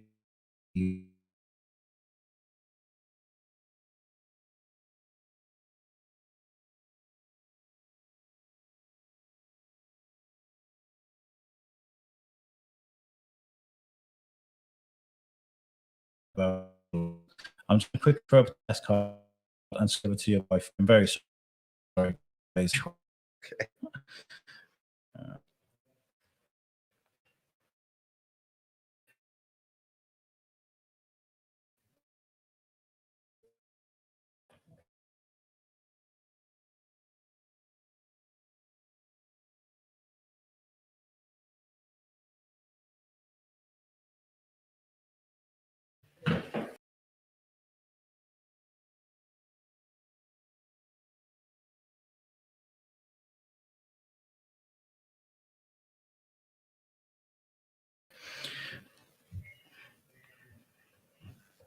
Okay, so we switched back over, so we should be better now.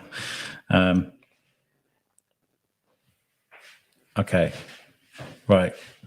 So we've got Shane over there now doing camera work for us. So yeah, Kevin, back to you. Back to you. So I'm very sorry about this. You've got this amazing setup. We've just got a couple of idiots running the show. That's all. So Bodyguard. So what made you want to step away? Obviously, is it high octane? Is it a lot of planning? Is it not as glamorous as what people? We see all these movies when it comes to the Bodyguard, and you always wear those terrible coil earpieces, the earpieces, which are awful, by the way. Don't use them. Use wired ones. The amount of times you see these things and people wearing these is, it's hardly discretion. And there are many other ways of kind of getting around that. We're just checking out some of the sound here, I think. So we've got somebody joining us from Shrewsbury Town community now. Would you like to introduce yourself? Hello, my name is Kate and I'm the Health and Wellbeing Coordinator. So I help to run the Health and Wellbeing Project at Shrewsbury Town in the community. Fantastic. I forgot to mention this to you. We're going to do a hybrid interview. Hey. This is Kevin Horrocks. He's an author, DJ, and bodyguard. Other things over the years, yeah. When it comes to writing, where does that begin for you, and how do you step into that world? The first book I wrote was 2007, which was called The New Bodyguard. And this was something that when I was running my company, and we had a training arm to the company, and actually over the years we trained over 1,000 people for the bodyguard in close protection, or what the Americans call executive protection business. So I wrote the first book in 2007. I wasn't really happy with it, so I then did a full rewrite and re-release of that in 2010. And in 2010, I just said that I would never write a book again. It was just such a difficult process. And then fast forward a few years, and then kind of stepping away from the close protection business, I then knocked up a couple of very adult comedy books, which I know you're aware of, and we can't say the names of the titles of those books. We can have some fun with it. I like. Well, I mean, we can try. So one of them was about the gym business, and this it was something actually the comedian Russell Kane actually really loved the book, and he really plugged it for me, which really helped with the sales of it. Bless him. And I'm still waiting to see if he does a live show, nicking some of my material, maybe. But and so so it was a book about the gym business, and actually the characters that you can see in the gym, or in fact you may actually be one of those yourself. But it rhymes with the word banker, and so it's the Gym Banker book. And then the following up, which was a literary classic, was the Driving Banker. And so when you go out, instead of driving, and if you have problems with road rage, which allegedly I may have in the past, instead of losing your poop and getting out the car and confronting something, in fact, no, you just have a tick box exercise of spotting these bankers on the roads. Amazing. It's like two tongues and two cheeks, right? It's a joke of a joke. Yeah, something like that. And then I wrote a more serious book, Mildred the Crazy Cat Lady, which there's about to be a new release of. Yeah. So that's three different types of books. So you've got a factual one, and when it comes to Bodyguard, how amazing would it be able to be like, yeah, I wrote the book. You literally wrote the book on it. Like, it's crazy. Well, so I wrote a couple, but I mean, it is an entry level book, so there are more advanced sort of texts available on the subject. But it was a business. After 20 years, I just decided to kind of step away from. And answering your earlier question about glamorous lifestyles and things like that, it kind of really isn't. And I know when that Bodyguard series came out not so long ago, I fell asleep in the first episode. But we did watch it again at home, and I gave it a good look out. And yes, it was very far-fetched, but actually it wasn't, as entertainment goes, it wasn't too bad at all. It was quite a good series. I always ask this when it comes to people that are like specialize in anything, whether it's like historical reenactment or bodyguard and movies, whatever. So you must see these things on TV and you'd be like, oh my God. But it's the same as, when I stepped away from that business and decided to kind of sort of rebrand myself and start over again. And so, and got very heavily involved in DJing. I can be just as bad if I walk into a club now or a bar and I see a DJ, I'm not just watching what they're doing, but also, of course, what they're playing, and I can be a real snob with it. And and you know how you go from some really nice dance tunes and then cut it straight to ABBA is something which seems to be a rife is kind of a rife problem. So it's not kind of the music style that I play. I'd hate for you to listen to my radio show. Actually, I've got a question to ask you. Actually, what I think of it, because just say to Shane and himself that I was a very honoured guest on something else that Alex does, which is the US UK network. USUK guys, which was it's not just a decent plug for you, but I've been on a guest on it a couple of occasions, and I think at one point we peaked at about 4 listeners, and I think 2 of those lost the will to live halfway through. But you actually did get on your show Carol expletive word Baskin from the Tiger King. I did. I spoke to Carol Baskin on that show. How on earth did you pull that one? It was insane, right? Because we had a guest lined up and the guest pulled out and we were kind of like, oh no, I don't know what to do. And my wife sat across the room and she was like, I've got your Carol Baskin, because this is what we do. We just message people on Instagram. Some people will just join us. She's like, I got your Carol Baskin. I was like, shut up. No, you haven't. Have you seen it? I mean, that's... She's like, no, yes, she's coming. I bet she had more listeners than I did. And this is the thing. This is the crazy thing that we're talking about with USUK at the moment. So we get these amazing guests on. A couple of which are coming on today of this 24-hour thing. And so we get these amazing guests. We create this amazing content. Then we'll throw it onto YouTube. We'll do the things that people do, and then we won't get the thousands of listeners you'd expect from interviewing someone like Carol Baskin. So it's kind of like we need to relook at our model and sort of like how we're presenting ourselves and stuff. So we've talked a lot about how we're going to change USUK. I mean, I love doing this, sitting behind a microphone. I'm not going to stop, but it's a case of maybe we can do things a bit smarter. So that's where that is. Yeah, I mean, it was an amazing plug for the show. It was amazing to speak to her, because some people were like, "Oh my god, I can't believe you spoke." It caused quite a bit of drama actually, because a lot of people were like, oh, "I can't believe you spoke to her." But no, we need to have conversations about these things. Just because you don't agree with someone politically or morally, even get that interview. It certainly divided our fan base a little bit, didn't it? Oh yeah. I certainly I've seen the series Tiger King, and I certainly are not in favour of keeping animals in captivity like that. And certainly the treatment of some of them, or the alleged treatment by Joe Exotic. But I know there's a massive campaign to try and free him and possibly be the next president or something. but all the same, and have you seen the series? You seen Have it? I ever? Yeah. When my fiance suggested it to me, it's a Tiger King. Why would you want to see that? And it is just absolutely nuts. Yeah, it is one of the best things I've seen. Louis Theroux spoke to Joe Exotic before that was even made. I saw that. Yeah. And just because, I mean, like when we get back to me sort of talking to Carol Baskin, Louis Theroux interviews Joey Exotic. Doesn't mean he likes him. Do you know what I mean? Like.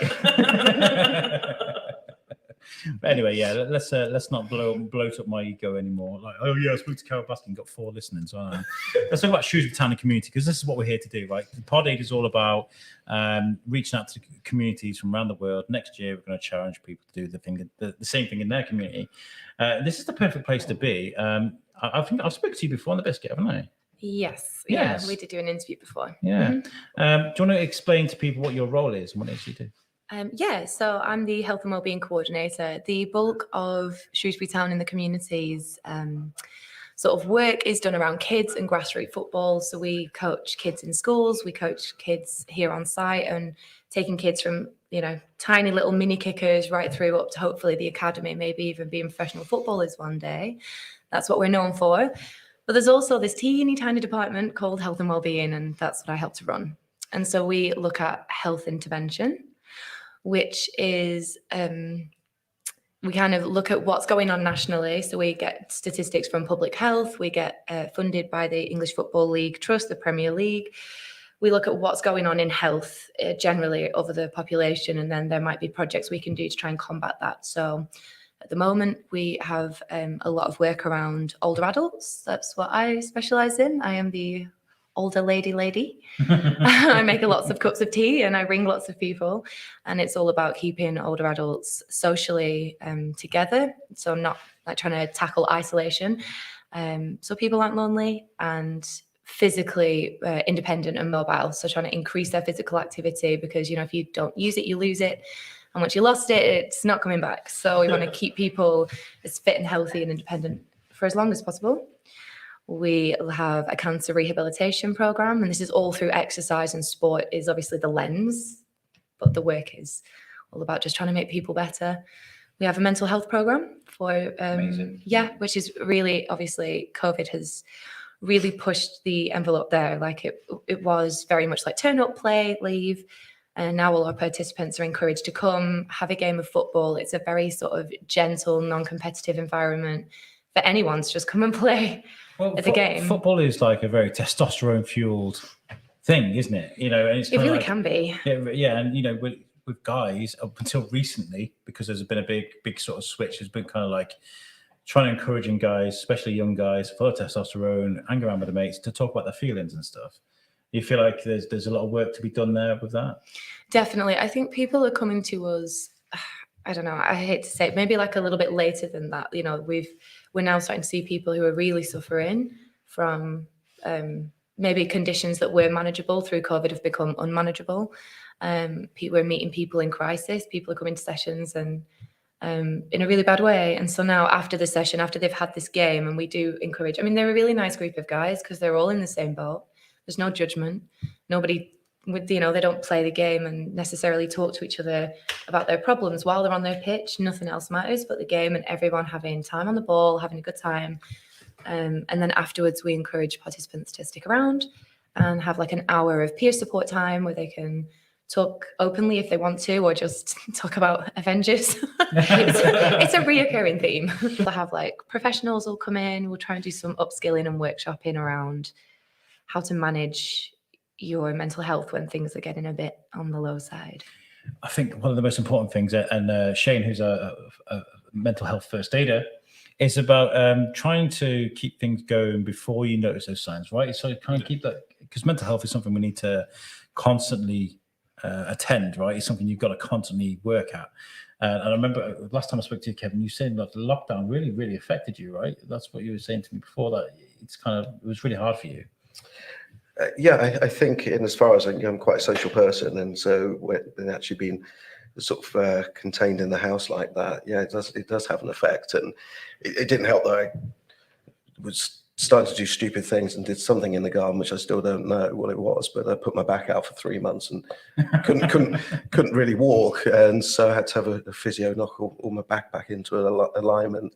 Just add to the list of things. I just add to the list of experiences, but that, and although I've written a book about cats, we have dogs, and we lost a couple of dogs in the space of 24 hours as well, and so it's I think everyone has a story from that period. It's something that will probably be reflected on at a later stage, I would think. Yeah, I think when we talk about the Avengers, I think there's like the scene where Captain America is sat around a focus group meeting. Yeah, do you know what I mean? Like, it's such a good scene. It's one of my favorites. What a powerful message to send, and really nice on a huge platform to have people just openly talking about how they're feeling. And that's kind of what we want. I think that's what we're all pushing for now. It's hard. And I think the last time I spoke to you was when I came here, actually, and it was over the other side. And you were doing your group, and there were people playing bingo. That was the older adult group. Yeah. That was my older adult. But it was just really nice to see, because there's just like people sat around chatting and that was just before lockdown, right? I believe that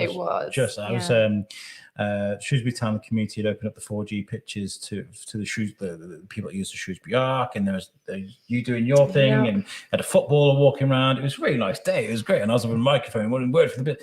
Early days, man, but it was nice to see you doing. Hey, it's a good job. Like we're getting back to that, which is really nice, because COVID was. A lot of members of staff of the community weren't furloughed, and I was one of them. So we just carried on and just did phone calls and organising mail outs and garden gate visits and trying to keep people like going out to members of the mental health group, for example, who were struggling, we just go and stand on their doorstep for half a day. And it was quite liberating because nothing else, like of a normal job, you know, your admin, your emails, nothing else mattered. If somebody needed help, then you were completely given like carte blanche to drop everything and go and be the superhero of the day. So it was really liberating in that way, but it was also a stressful time. And you guys were doing the online fitness videos as well. I remember that. Oh, I may or may not have been filmed doing kids' dance classes. I had some fun interactions, up close and personal, with Lenny, fitness stuff. So yeah, as one of the only members of the team who just, I don't particularly love being on camera, but I just do it. You just got to get on with it. Somehow you get lumbered with a lot of filming. Yeah, like this is the thing, right? I was kind of like, I'm very camera shy too. Mic shy, no. Camera shy, yes. But I was like, okay, if I'm going to do it, I'm going all out. I'm going to dye my beard green. You should see me outside. I'm obsessed with your green beard. It's amazing. I love it. It's really fun. Al, just on the side note, have you seen the comment from my wife? Sorry. Lisa says, have donated. If you guys want some lunch, I'll get some delivered. Here we go. Food. Hey. And that is why I married her. Stay for lunch then. Yeah. You're welcome. Yeah, put an extra one in, please. How many guys you got in the back there? Lisa is, it's on Lisa. I think the lockdown affected everyone in different ways, but for myself and my fiance Lauren, I found that we were drinking an awful lot. Yeah, so that's a we common were, thing, yeah. so we were. Yeah, I think we put on not just quite a bit of weight, but it got to the point where of the embarrassment that when you put out a recycling bins, you can't lift the damn things anymore. And so probably not a great advert for what you're advocating, but yeah, wine bottles, beer bottles, it's a valid point though, isn't it? The thing is, there's nothing else to do, though, was there? It's just part of life as well. Like, it was just it. Well, actually, there was something else to do, and usually about 2 a.m. I'd then slip outside and then put some of the empty bottles in other people's bins. So I just found that because I was worried about the poor bin guys, thinking, oh, we're at the drunk's house again, and they can't lift them either. So yeah, at 2 a.m. you just go up and down the road putting bottles in other people's bins, and you don't feel so bad about it. So there was actually things to do.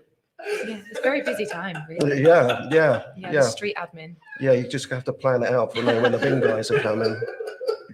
But that draws me to the next question. Are you seeing a fallout now from the pandemic? Are you seeing an increase in serious mental health issues, weight problems, or addiction problems? People were drinking a lot more.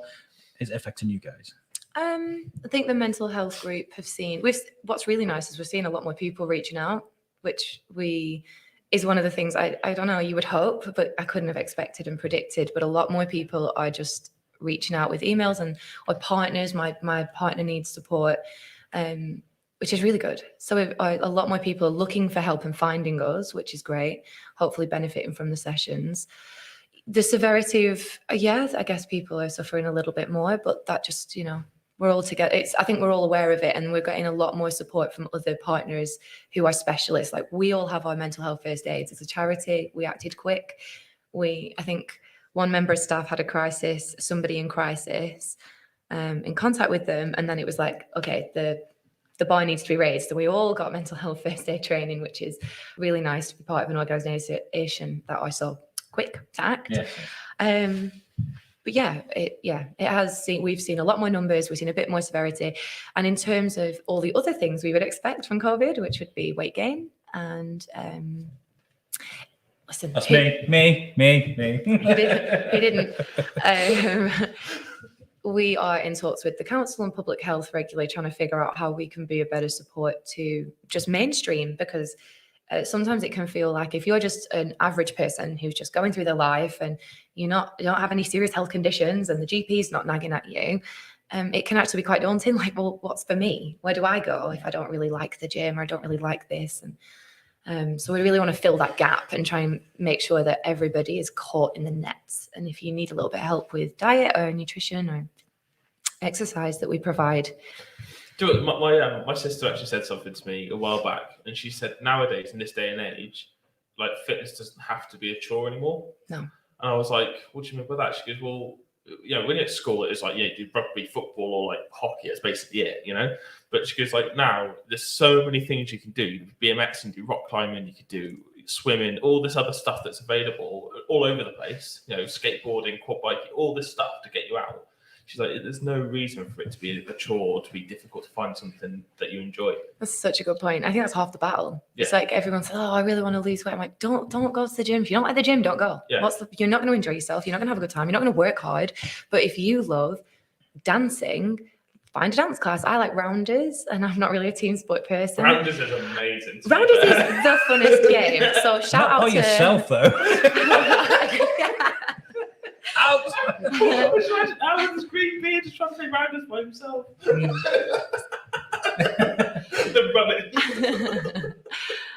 Yeah, shout out to Rounders England, because I joined a Rounders team, and it was a nice way to like meet new people. Everyone's in the same boat, and you just get to play a really fun game once a week, and it makes a huge difference to how you feel. So I've been a huge advocate for the keto diet. I've been doing my keto. Everybody's like, "Oh, he's going on about keto." And for the last few weeks, I've been like, "Hi, I'm on keto." This week, absolutely not. No way. You find me passed out behind a McDonald's food coma, Big Mac boxes everywhere. Well, you talked about that months ago, the keto thing, wasn't it? Yeah. You were talking about it. Lost loads of weight. I mean, this T-shirt would not have fit me before, so I may have a belly on me, but not as big a belly, and I've got a green beard. It accentuates the takes the eyes away from the belly. Speaking about lockdown and being sort of creative and finding new things to do, you're Mildred the Crazy Cat Lady. Was it the lockdown, the pandemic that made you like, oh, let's rewrite this? Or were you going to do that anyway? Well, no, because this is not the way to publish a book, and so the first edition was released just a few months before the lockdown, but so having lost all of those author events, and I was putting together a tour all over the country to promote the book, and so of course all of that was shelved. So, and then through a mutual friend introduced me to a lady who's a screenwriter for the BBC, and she had read the book and got in touch with me and said that she really loved the book, but have you considered this? I think this could be a really, really significant title. And to the degree that she said about possibly writing the treatment for it afterwards, for it to be made into a film, but I believe that when I see it. But so what it did do was then for a year, having worked with her, so I hired her as an editor, and that's now all been typeset. It's just been proofread, and hopefully that's going to be out about 6-8 weeks, but it is a significant difference. It's the same story, but written in a completely different way, and there's extra bits and pieces in it and things like that. So that's a complete rebrand and relaunch, and then hopefully next year I can actually really get out there and do something with it. That's the intention. I mean, well, we wish you the best of luck of it, and we'll help out in any way we can. It's not been easy for a lot of people. A lot of people have learned new skills. A lot of people have learned new problems. But I think one of the most important things is the help that you can access in the community, whether it's with Lincoln Davis for cancer, whether it's Shrewsbury Town community with the youth, the elderly, and helping these things out. But we have those things available to us. And that's why we're doing sort of Pod Aid. I'm not like, oh my God, look at this amazing thing we're doing. But every little helps, right?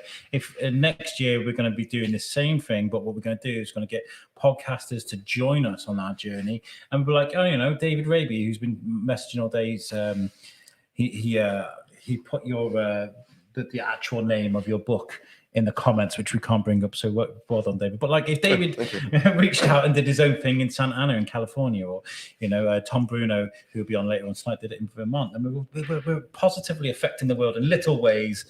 And that's good enough for me. I would like to tell you guys, if you're just joining now, there are ways that you can help out today. We are raising money for Lincoln Davis. If you want to help out, you can text Pod Aid free to 70085 to donate £3. Would you like to? Yeah. You can donate to text Pod Aid free to 70085 to donate £3. Text cost £3 plus one standard rate message, and you'll be opting in to hear more about our work and fundraising via telephone and SMS. If you'd like to give £3 but do not wish to receive marketing and communications, text Pod Aid no info 3 to 70085. And what I'll do is I'm going to share us a video, of what we are fighting to save. Take a quick break, and we'll join you back with some more chatter with Kevin. But thank you so much for joining us today. It's been lovely chatting to you guys. If there's anybody from Shrewsbury Town and community that would like to come and talk about what they do, their roles, we absolutely would love to welcome that. So just let them know. Thank you. Good luck with everything you're doing. It's so awesome. Well, thank you very much. Thank you very much. Have a great day. See ya.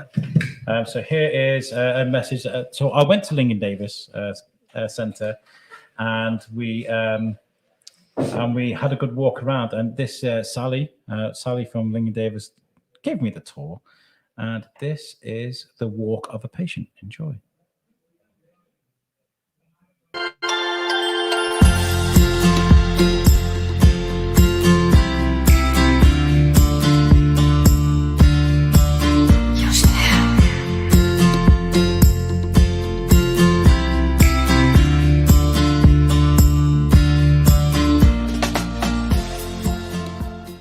This is the walk of the patient we do. Yeah. If you want to do the walk. If you want a timeline here, Alex. Oh, that's it. So we have got the progression pictures up as well. This is a waiting area down here. Move the bucket.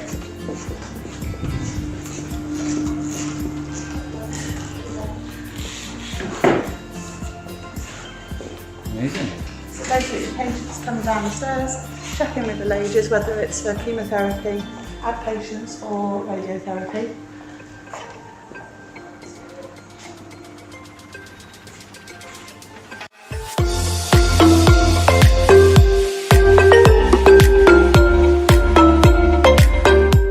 Consultation.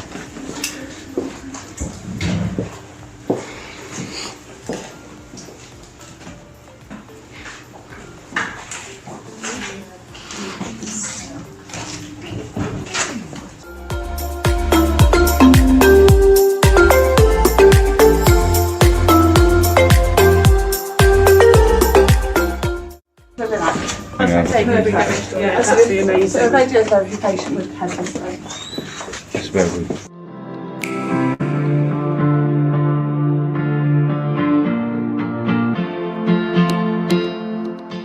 It's the old CT machine.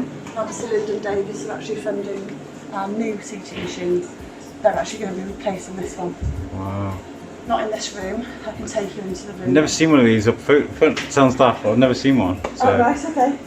They're massive, aren't they? Yeah. Wow. Wait till you see the Linacs. Hopefully you never get to see a Linac. No, you don't want to be in here. No. So this is a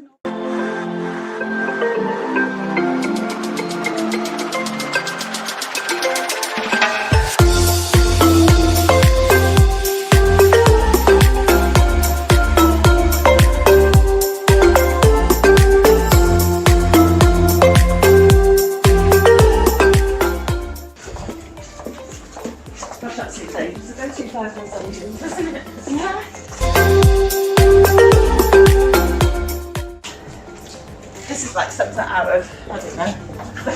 If you think a CT was big. Oh my gosh. So basically the patient lies on the couch and then the couch goes forward and the machine can go round and there's lasers and beams, and if you want more technical stuff you can get one of the technicians in. That. And then there's these green panels, there's beams that come across to make sure, because the CT they have is then put into this machine and they lie on top of each other to make sure that it's so precise, the actual treatment. That's amazing.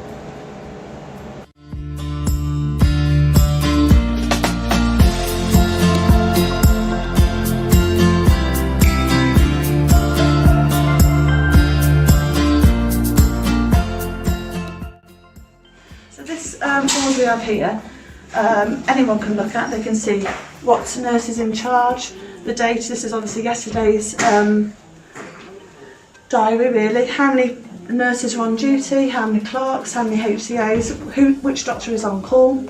how many visitors are, but we don't have any visitors at the moment because patients are coming on their own. How many staff are off sick, how many patients they expect for the day, and how many. So we expected 50 patients yesterday and 296 for this week having chemotherapy or immunotherapy. Massive numbers.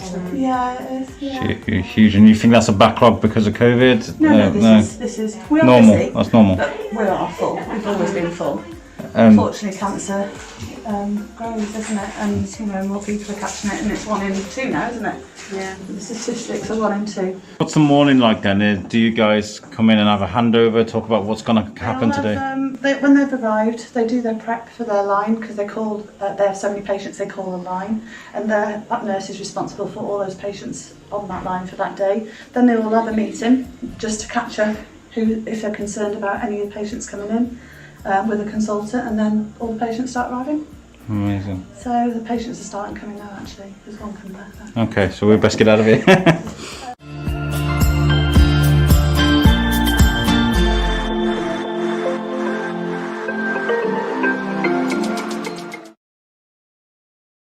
Okay, there we go. And remove from studio. There we go. And by the way, this is very sketchy. The way we're doing this because we're not. We're kind of indie podcasters. We're not like the BBC or Sky. We're still here with Kevin Hort. How are you? You good? Yeah, good. Kevin was leaning to me. He's like, "What are we going to talk about?" I don't know. Let's talk about your career and sort of the progression of you as a writer. I think that's a really good and important thing to talk about. Is when you speak to authors and artists and things, it's really nice to sometimes be able to walk around inside there. Sometimes walk around inside there. How do you feel like you've developed as a writer since you started? Well, I think you've got to take a pragmatic and honest view that I was satisfied that with the Mildred book, the concept of it was great, but was I good enough as an author to pull it off? And so now, having worked, say, with this professional editor for the last year, you then got to say, well, in actual fact, no. And so, although and some of those things was the, if you like, the Kevinisms, which is where you take in Kevinism, where you kind of take in 4 lines which could be said in 2. And so sometimes things were just a little drawn out where they didn't need to be, and also my grammar at times, it kind of needs work, but it's constantly a learning process, and hopefully the older you get, the more experienced and the easier it becomes. The worst thing with grammar is my phone. Honestly, it hates me. I swear to God, right? I'll be writing a post on social media and it'll switch one letter just to make me look like a complete idiot. Yeah. Make sure you tune on to the show. The phone will change it. Autocorrect is a nightmare. And what clever little sort of tricks have you got for when it comes to writing? Was spell check, or is there any sort of little tools that you use for writing that makes your life easier? The problem is where mistakes can get made is just the simple ones that something like an ordinary spell check wouldn't pick up on. So you put that instead of than. Or something like that. And the problem is, it's the old thing with scotoma, where you read in something, I know what the word should say, but the brain doesn't distinguish it. And that's why you always need outside sets of eyes to look upon these things, so to hopefully to eradicate some of those problems, because no matter how many times you read it, the brain just doesn't see those errors. And so it's a really important thing. So, as an author, if you're going to go through the process properly, bear in mind that anyone can write a book these days and get it published. He says, going with inverted, what's this? That's if you're going to follow the process thoroughly, it should be write your first draft, then rewrite it, then probably rewrite it again. And then at the point that maybe taking it to an editor, and then of course it needs to be proofread and typeset, etc., etc. So and it's then quite send a long it process. back and your mind explodes. I imagine that's what happens. You can get very disappointed, and the thing is, you've got to be a little thick-skinned. Not just the fact that even if you publish something that people don't like it, which I think is the same as a recording artist who sets something down and people don't like that. And so it's a different style of composition, but nevertheless it is composition. It's the Carol Baskin thing all over again, isn't it? It's the same concept.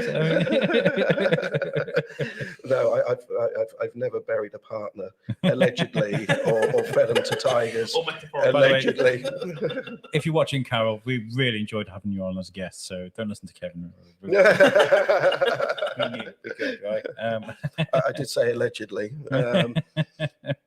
Well, but you can go check that out on YouTube. Not now. I mean, you can check that out on YouTube. Let's go through some of the comments. Okay, so Moose Cooper, our good friend Moose Cooper, he says, a grown beep man sitting there with dyed hair as if it's normal. Pff, what is 2021? It's true. Yeah, it is true. What is normal now? Alison Shuttleworth. No, that's not. I can't do that. That's my mom. Morning. Sounding good.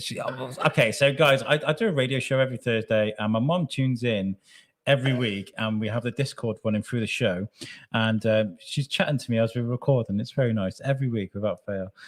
Nick Jones says that Shrewsbury Town, the community, have excelled during these challenging times. Yes, they have. So many local people helped, and Kate is an absolute star. I saw her online fitness dance videos and stuff. They were fantastic.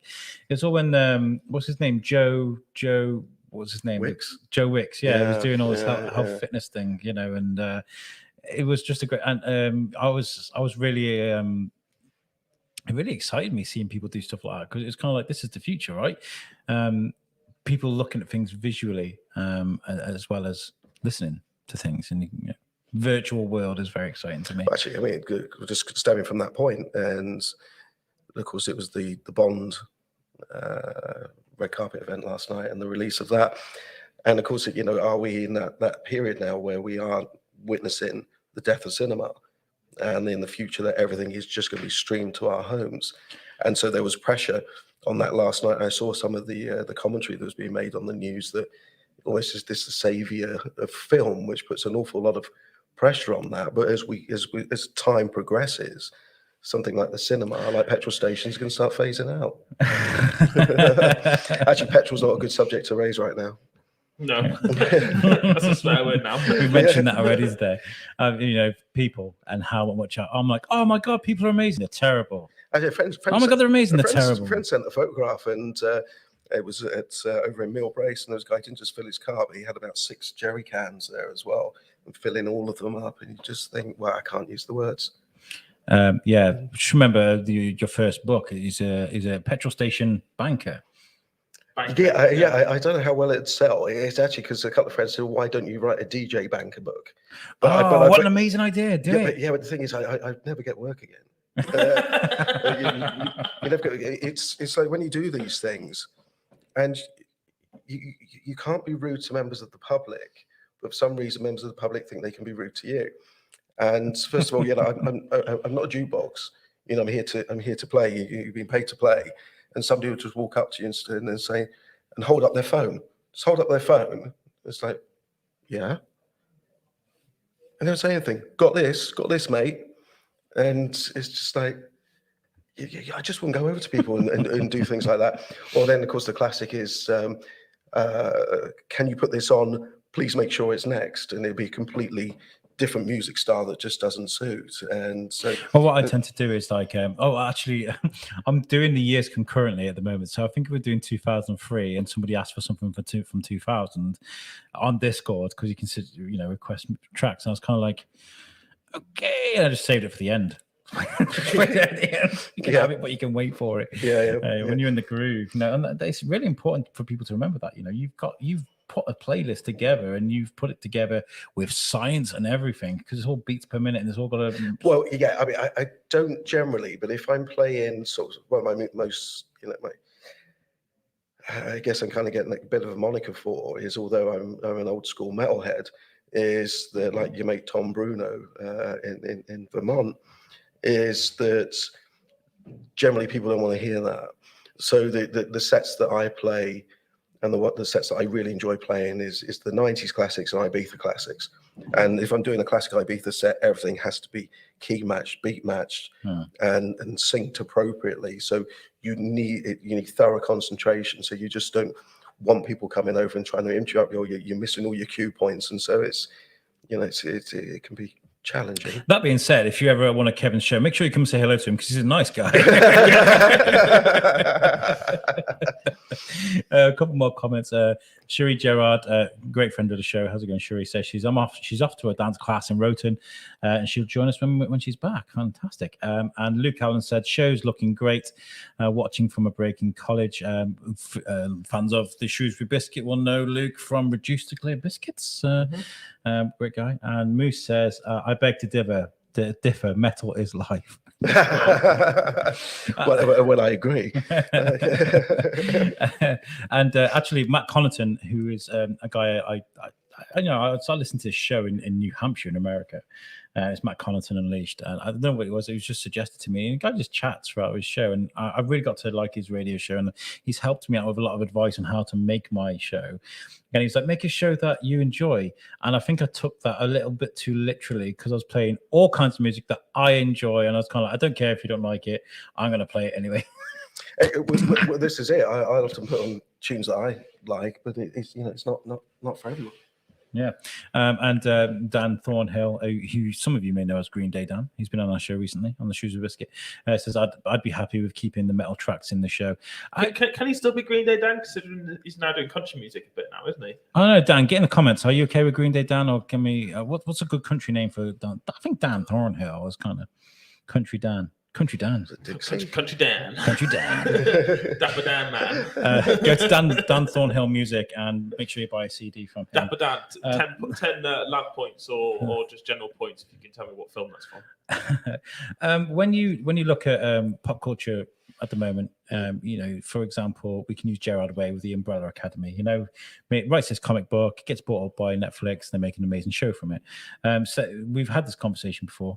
I bet you've had a think about it. Have you got? Well, first of all, I mean, like Mildred the Crazy Cat Lady is a great IP for someone to pick up for a TV show or a movie. But have you got any ideas that you think could be turned into a TV show that you'd like to make? Yeah, I started drafting. I don't know if you've watched. There's a fishing series on TV with Bob Mortimer and Paul Whitehouse. Yeah, and the amount of people that watch that, because actually they're talking about men's issues as well, and they both had ill health, and it's a fishing program, but it's had such volume of praise.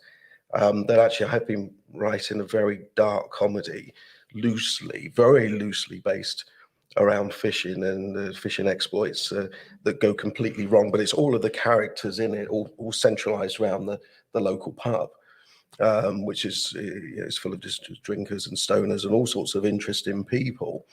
And so it's a very dark humor book. But although I've started writing that, the book which I really want to write, and I started making notes on that. I wrote about 5,000 words, I think, on it at least 2 years ago.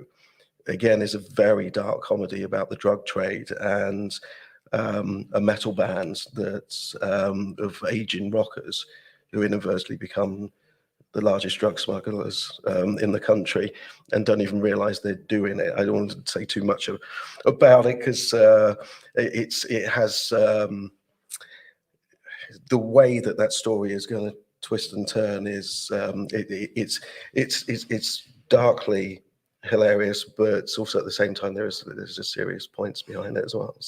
So when it comes to the rewrite of Mildred, yeah, as a case, I can't wait to finish this so I can get on to the next thing. Well, not really, because it's the first of a series, and so this is what I mean when I said before. I've used the term about writing without consequence, and because the various plot lines throughout the book can then steer future books in different directions. But it really depends on the take-up of that book within the next year to see whether I'm going to follow that. And there is, the fact that a lot of people don't know is that 97% of the world's authors signed at whatever level sell under 1,000 books a year. 97%. So in actual fact, I'm in the top 3%, and I'm still driving a little van. So it's very, very difficult to to make a living from. So I know the core amount of units I would need to sell to try and say, right, okay, I can justify this as a living. I can justify the next book, because every time you start to write, it's going to take a year out of your life. You know, that's the reality of it, at least. And with this particular story, it's taken much longer because of the other things that we're doing with it. So it's a real focused kind of project. And when I say about writing without consequence, is that if the take-up of it is good, you've then got to follow some of those storylines through. You've got to develop those characters even further.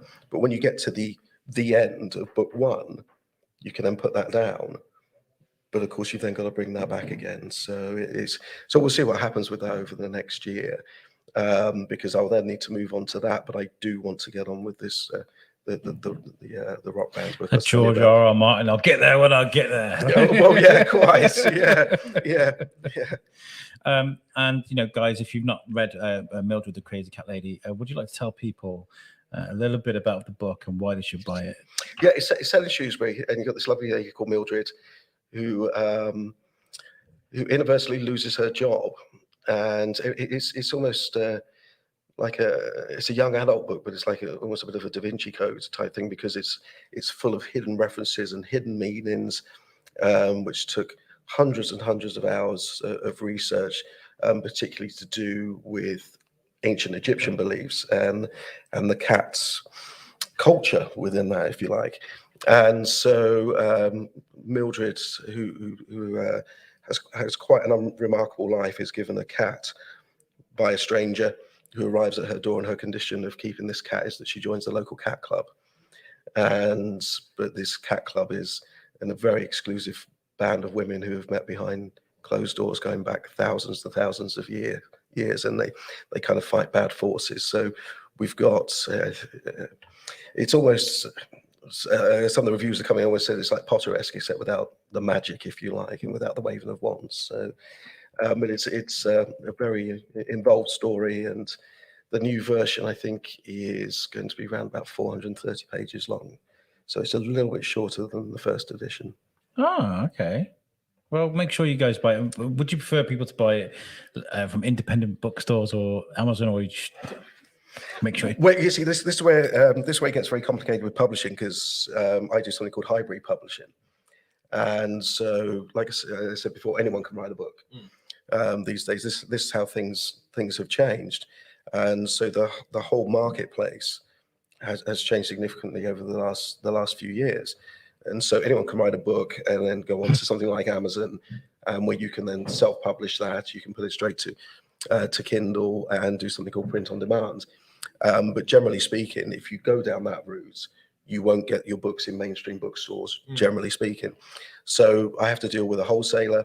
The wholesaler is a company which I've had an account with for sort of many years, and they're the only ones that supply Waterstones, and then you need to get a separate approval again to get your books into Waterstones. So if you want to although the book is available in independent stores, you can still also find it in Waterstones and Smiths and things like that.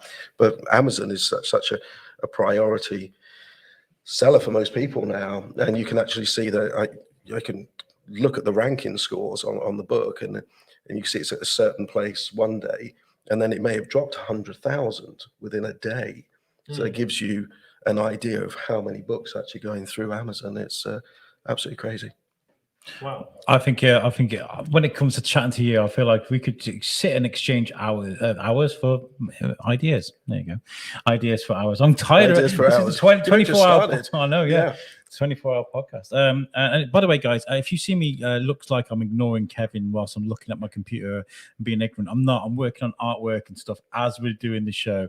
And what I was doing as I was just updating the fund on Just Giving. It's up to 583 now. So keep donating, keep giving us your money. It goes towards Lincoln Davis, and share the stream as well. We've got 14 people watching right now. Let's see if we can get up to in the 20s in the next sort of 20 minutes or so. Share. Tell people to watch this. Kevin, like I said, we could talk for hours. I mean, I've got a book inside me that I don't think we've actually sat and had a beer and talked about before. I don't know. Have I told you? No. Have we got time? What's it about? Where's the nearest pub from here? And you know, I'm just lazy. I think it's the Brooklands, by the way. I think it's the nearest pub from here. But what's it about? It's about rage. Okay. Just purely about rage. It's about I'll have to tell you off air about it because I'm very secretive about it. Okay. Because I think it's. But is this based on you, or is this just based on no generalized life? It was. I had the idea. I used to walk. When years and years ago, I worked at Asda, and I didn't drive, so I used to walk to work through Telford Town Park, and I, sort of 6 o'clock in the morning, we walking through, and I had this idea. It just hit me. Just hit me. I don't know where it came from. It just hit me. This whole idea for this story. Does that happen to you? But not with writing. When I was running the close protection business, there was a point where it did actually get to sort of £1 million turnover business. It was doing incredibly well, but my eggs were all in one basket, and so I know I wanted to do something different. And I was actually in the Coach and Horses pub in town, which, a separate plug, does feature within the Mildred the Crazy Cat Lady book. But I was there at the back end of a bottle of wine or something, and suddenly it just came to me because I knew I wanted to do something else, and it was just, I'm going to set up a record label. Just came from nowhere. And that's why I did. The next day I went and set up a record label, and it was the most ridiculously stupid thing I've ever done in my life.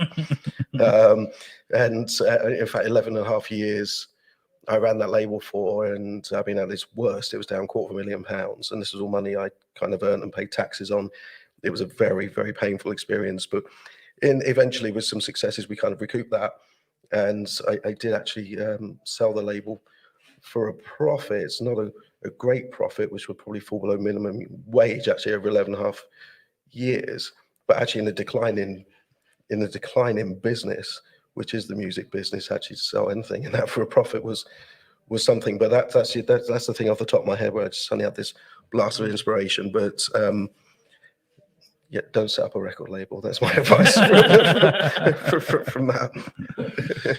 Shane, have you got anything you want to ask? No. No. I'm a bit like you. I think that the three of us could probably sit down and talk about this sort of stuff for hours, couldn't we? I think it's something we can probably do on a separate. We talk about close protection. We can talk about the decline of the music business and all the reasons why. We could talk about bankers all day long. Yeah. I can talk about bankers. Oh yeah, we all know a few bankers. Yeah. If I'll spot a couple on the way back from here, I'm sure. Yeah. So I think we should definitely go. I reckon the three of us should have a proper good chew of the fat at some point. Yeah, definitely. It's definitely worth a mention that we're talking about Shrewsbury Town, the community, and guys getting things off their chest and talking. There seems to be a great push towards sort of guys getting together and chatting, and I feel like you've just started that's a Shrewsbury. That's a Shrewsbury. That's a Shrewsbury. That was Lisa. That was Lisa. That was Lisa. Because well done, Lisa. Well done. Lisa was like, she's on a mum's group or something similar, just a WhatsApp group, on Facebook and stuff. And she sort of went, and I was like, so really good. This is nothing for blokes out there. There's nothing for dads. Dads don't have this. And she just sort of went, well, make one. I was like, I don't know. And the next thing, she just literally adds me to this group and then leaves herself. And I was like, what's this? Because you're an admin now. Because it's a group of set up here. Off you go. And I was like, okay. And the logo of that, Al, I made that literally within 2 minutes. Could tell. I'm joking.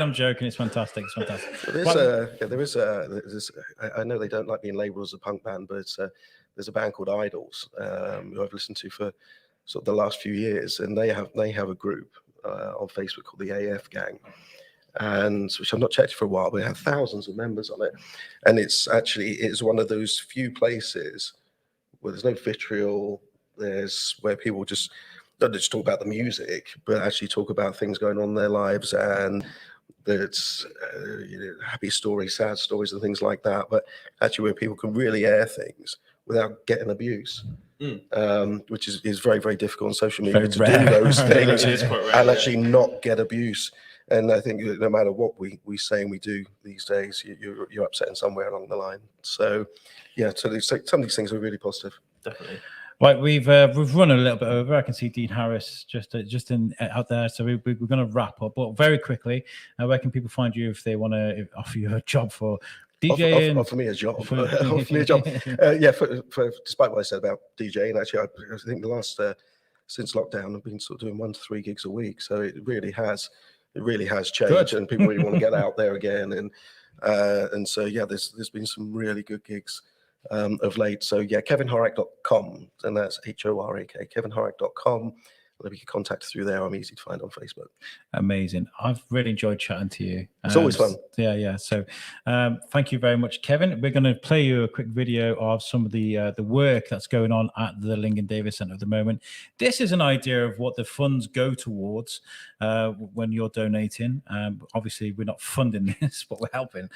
So this is some of the construction work that's going on at the Lincoln Davis Centre in Shrewsbury Hospital.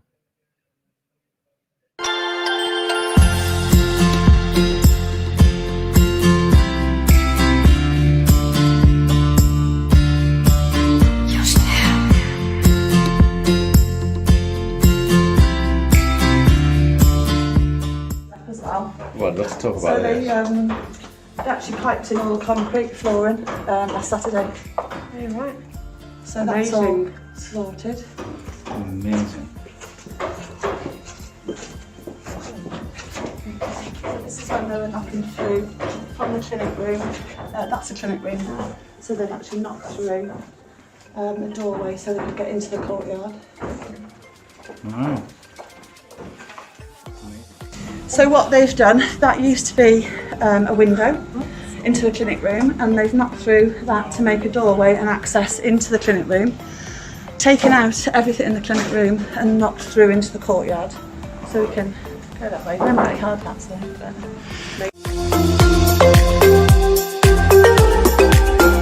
Isn't it? This used to be a window, and then they've knocked through. Sorry, we're here now. No problem. We've got the podcast people. Hello. How you doing? Hi guys, how's it going? Hi, are you okay? Yeah. How's it going? The work? Good? Yeah. Yeah? How long have you been working on this? 6 weeks. Six weeks and you've done all this? Yes. Wow. So what's the plan for this then? What's this going to look like when it's all up? There's on the other side of the hoardings, there's some photographs of what it's going to look like when it's finished. It's 3 consulting rooms. Wow. So basically, there'll be a door and frame there for this one.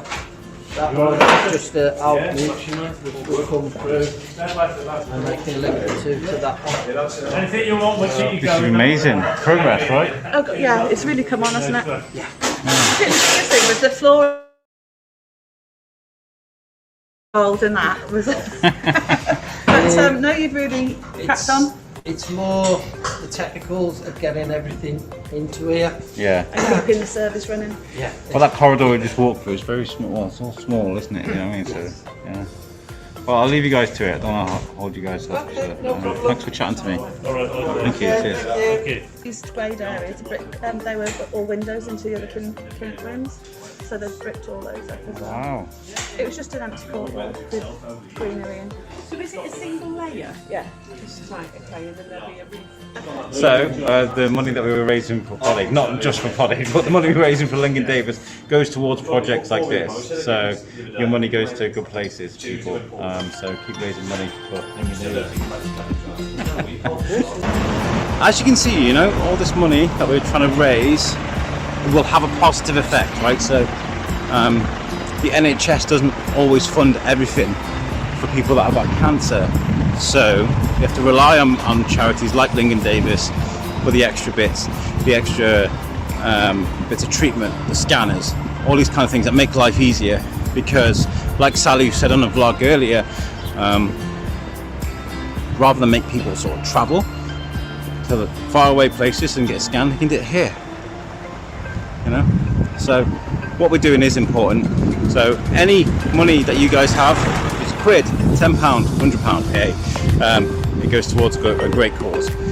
Again, thank you so much to the guys at Lincoln Davis for giving me the tour and speaking to us, and we'll catch you guys later on in the show.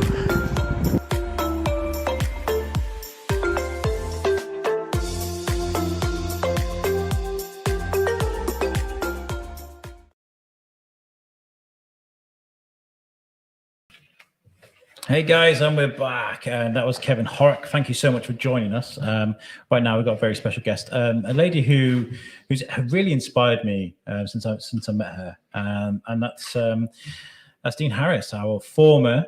High No. I was like, it's the ex-high sheriff, and Dean was like, no, X's are for wives, and former is for your role, right? That's it. Absolutely spot on. Yep, I finished in April. Bit of a come down from that? Or, I mean, how's that been for you? Yeah, I think I've transitioned is the word I'm using. It took me a while, it's fair to say, because it's 4 years in the making, obviously, to become High Sheriff. And I'm just not very good at letting go sometimes. But I think I'm safely out the other side now, and I'm doing okay. I've got plenty going on. I think what really caught me with your time as High Sheriff was you entered the role during a very terrible time, COVID, a time where, the High Sheriff can't go around and say, well, you did a little bit, but you couldn't go around like to the scale of what the current High Sheriff is or sheriffs before. But you still got out there and you still made a lot of noise, which I thought was very extraordinary. Making noises, I'm pretty good at doing that, but right here. But no, I suppose I knew I'd got one shot at this, and I was just got my head down. Was quite capable of doing the digital thing, so we went virtual, and I just went hell for leather, really. Quite organised and planned in my approach, but it meant that I probably did more, in all fairness, in my year than a lot of High Sheriffs would be able to, because you could get 4 or 5 Zoom calls a day or whatever it was. Some stuff didn't lend itself to Zoom, obviously, but other stuff did. And talking to Tony Morris-White, the current High Sheriff, I sort of advised him, just keep the blended thing going, because it really is, you get through so much more. And some meetings don't, yes, it's nice to see people face to face, but sometimes you can have as much impact by being on Zoom. I interviewed Tony, and some of you will never know because I know.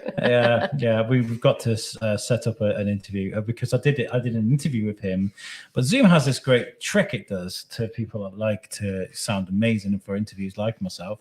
It switches from this very high, very expensive microphone to the terrible laptop microphone that I had here, which was at the other side of my desk. So yes, I did speak to the current High Sheriff, but I had to bin the interview. I had to throw it away because it sounded terrible, and I was never going to release that because it's not only does it make the Shrewsbury Biscuit look like we've got a low quality, but also I want people to hear what you're saying, and he wasn't able to say it. So apologies again, Tony. I'm sure he'll come back for you.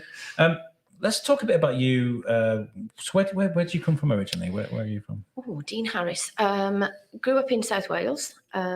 Moved to the Black Country, actually, which was quite a bizarre time when I was a teenager. My mum got remarried, so that was all quite. That's a bit of a change, wasn't it? Very scary. Change of pace. Nobody could understand what I was saying. I couldn't understand what they were saying. It was really bizarre, because I grew up in a really tiny village where I was either related to most of the people there, or it was quite it was a traditional, very Gavin and Stacey, I should say, or Stella maybe, so moved to the Black Country, and then came across to Shropshire in about 1997 when I married my husband Mark. Still married to my husband Mark, but I've spent probably most of my working life in Birmingham, working in finance and operational management, and then for the last 15 years, I sound a bit growly, don't I? Sound great. I do sound like I'm sound awesome. My sexy voice. Another day. You didn't book that. You didn't ask for the sexy voice, did you?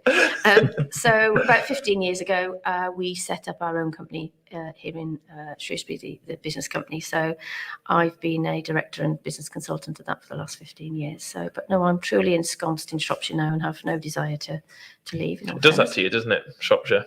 It gets you. It does get you. Yeah, but you've always been here. That's the point. I'm never leaving home. I'm never going anywhere else. I've never lived anywhere else in my life. Okay. I mean, I love, I love going to London. I love going back to Birmingham and things like that. But I just love it when you come over the brow of the hill on the M54 and you go, green. It's all safe. I mean, it took me a while to get used to Shropshire to start with, particularly you know, I did feel it was a sort of a slightly slower pace here. But no, particularly, I mean, it's developed so much in the last 20 years as well. That's just been absolutely phenomenal, just brilliant. But no, I love it now. I absolutely love it. So I have said to Mark, if ever we get divorced, it's him that'll have to leave the county, not me. So we do have those discussions. I've mentioned that twice now, and I'm slightly concerned. Will you be the former wife then? Yeah. Ex-wife. Ex-wife. We've discussed Former this. wife. We've already discussed this. Let me just turn my mic up a bit. But that's the thing, right? You may move away from Shrewsbury, but you'll definitely come back. I mean, it seems to be one of those places that grabs people. And I think what it is the community, right? I mean, you've learned more than most, I guess, about community by being out in the Shropshire community. What did you learn from being out and about in the community? I think one of the things that's just surprised me is the amount of stuff that is going on out there. I mean, I was very lucky that I was able to get out and about when Boris allowed us to.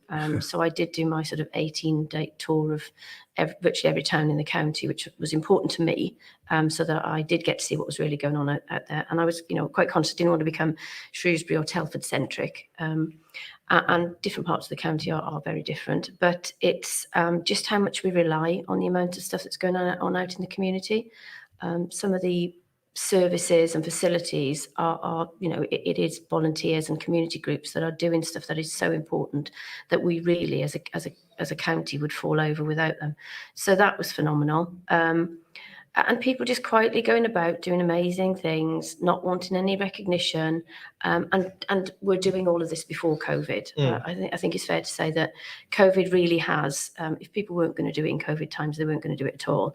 So that has upped the ante, as it were. But yeah, just amazing people and all ages. So it's not the elderly are doing all the good stuff. There was youngsters doing stuff and just, and being quite radical and trying to break down barriers, which I just thought was fantastic, really. Which leads me on to, I was genuinely going to ask, is it a generational thing when it comes to charity and goodwill? No, well, I certainly didn't see that. That could be the perception. I mean, I think it's well documented that I'm a magistrate. I don't shout about it, but I did it in my year office. And the perception can be, magistrates are, yes, I have gone grey during lockdown, but, a certain age bracket, a certain type, but that's not the case. There are younger magistrates coming through, but it's also, when I did one of my awards, which was the young, I've got my word of it, sorry, apologies, the youngsters in the community is what it's for. It works for the colleges. You've got, kids from the age of 12 getting involved in stuff, whether it's doing, sponsored walks or doing litter picking in their community and things like that. Or even if you think, the St. John's and the age range of people doing things all over the place. It was really quite an eye-opener, some of the radical things these youngsters are up to. And not just one-offs. Once they'd finished one initiative, they would get on to something else, and they were just, and there was no, they weren't coming from a wealthy background or anything. It was completely across the sphere, kids, youngsters getting into stuff. And the fact that there is something for everybody out there, that's the thing. It doesn't, it's not just the classic charity shop or whatever, or Age UK, which is all wonderful and commendable. There is plenty going on out there if you want to get involved. It's just fantastic. I mean, it really is important because I feel like if the goodwill of the people stopped, the world would stop. Absolutely. By the way, before we carry on with this amazing conversation, we're on 11, dicing between 11 and 12 viewers. I don't want it to go into single figures, so please make sure you share the feed. People want as many people as possible to see this. So yeah, getting out in the community has been really important. Is there anything that you feel like you've affected positively? Is it something that you've illustrated that probably wasn't before? I mean, I know, as you're aware, Alex, I've done a lot of shouting about domestic abuse in my year, child poverty deprivation and addiction, and I've continued to shout about those so that people are more aware and try to break down sometimes some stereotypical views and ideas about those three areas. But I think what I was keen to do was raise the profile of the High Sheriff, which I think I tick as far as I'm concerned. But some of the work I was pleased to do was, as I said, the awards, and I just remembered it's called the Young Citizen Awards. Hey, you got that. Got there in the end. I've got brain fog. I think working, I did some work with Willardine. Willardine is a really special place to me in Bridgnorth, and they are a rehab facility, and they specialise in rehab for women, and they are the only residential rehab provider in the country that's a direct alternative to custody. And they are quite cutting edge on their views and training methods. And I was quite fortunate to work with ACO as well over in Oswestry, you've probably heard of. And they championed me during my year for that as their CSR project. And I was able to put the two of those together. And so we were able to get a family centre built down in Bridgnorth, which was really quite major. And it means that some of the women who are going through rehabilitation with them and will have lost touch with their families and kids now have a facility there where those relationships can be rebuilt. And that will be quite far-reaching. That's quite a radical thing. So thanks to Willardine and ACO for making that happen. But I feel really proud that I was able to put those two together. So that's probably the biggest thing I did in my year. But also I was going to have a charity ball, which went pear-shaped, obviously because of COVID. But I was very fortunate that everybody who sponsored me and bought tickets let me keep the money. Not me keep the money, obviously, but the donations. Yes. So we were able to do winter funds for 40 of the most deprived schools in the most deprived areas across Shropshire, so that they could provide their students with whatever they needed. We didn't put, the only thing we said is it couldn't be electronics. So if it was coats, shoes, whatever it needed to be. So I was really proud to be able to do that as well. But yeah, I think the biggest thing is connecting people. I did an awful lot of connecting. And so we see the sort of that got legs, and I hear about the things and the differences that are still going on from those connections. I mean, I think I never actually heard of that. I didn't even know we had high sheriffs until you become a high sheriff, and that's how it sort of come to my sort of consciousness. And you know what? Your wife has actually messaged and said, "What is a high sheriff?" I think we may need to go over that again before we sort of change lanes a little bit. But can we explain what a high sheriff is? I could. We should have it running across the bottom of the screen. Yeah, what is a high sheriff? Right, I haven't done my official speech for so long. I don't remember. Right, the high sheriff is an independent, non-political role, which is by royal appointment, and it's for 1 year only. It's voluntary, so we don't receive any funding. And it's actually the oldest secular office next to the monarch, and it dates back 1100 years. And I'm afraid to say, yes, it's not as well known as it should be. So we'll keep working on that one. And I think it's fair to say, back in the day, the king would have appointed a shire reeve, and they would have been responsible for collection and return of taxes to the crown. So that's what I would have been doing. I would have also been judging cases and acting as a law enforcement officer. But I would have also been attending the hangings and floggings as well. That would have been my bag, as it were. And we were meant to keep the peace for the king in the county. So if I needed to, I could have raised a posse to keep everybody in Wales out, says she with her Welsh accent, or everybody. We won't talk about that bit. Everybody from the West Midlands out, but obviously we don't need to do that anymore. Things have changed, and it's really now much more about a ceremonial role. But we do have key things that we are meant to support and encourage. And that's the judiciary. That's crucial to our role. So engaging with the judges, magistrates, and so forth. The emergency services, voluntary sector. Let me remember all of these. The Crown, as in the Lord Lieutenant. 2 local authorities. Anything to do with the Crown Church. Anything to do with church, different faith groups. And anything linked to the justice system and fighting crime, as it were. So quite a broad remit. But anything then we choose to do above that, it is entirely up to us. So there's no blueprint. You come into the role and you just crack on, basically. But I felt it was very important to do a lot of connecting across the county, which I've managed to do. And boy, did you. I did. You made a lot of noise. And I think that's what I admired about you the most, is because you have this very matter-of-fact, we're going to do this. But in a good way. You're kind of like, no, we'll do it. And that's what I really appreciated about you. And but of course, the High Sheriff role is just for a year, and you are a person, not just a role. So I'd like to discuss a bit about your career and sort of like how you stepped into doing what you're doing and how it developed for you. So business and finances, and how was this something that you always wanted to do? Or? When I was at school, I wanted to go into the Merchant Navy, actually, randomly. Oh, wow. I have no idea. Well, I do know why. That my godfather was travelled a lot and was in the Navy, and I thought, well, that sounds like a good idea. And then I think maybe back in the day, and I'm very old, maybe career guidance wasn't what it was. So you were going to be a teacher or an accountant or a nurse or whatever. And bizarrely, I ended up being an accountant. Which can be quite dull, but I've never actually worked directly in accountancy. I've always worked in the financial side of small businesses and things like that. So in Birmingham, primarily in training and development to start with, but now obviously in business consultancy. And I enjoy it. I've got quite a direct style, which, as I say, it comes from a good place. But it's because we don't specialise in any one specific sector. It means that we do get quite a lot of variety as well. So I could be working with a care company one day, or a manufacturing company the next, or whatever. So quite a broad range. Cool. But yeah. So I enjoy it. It's fantastic.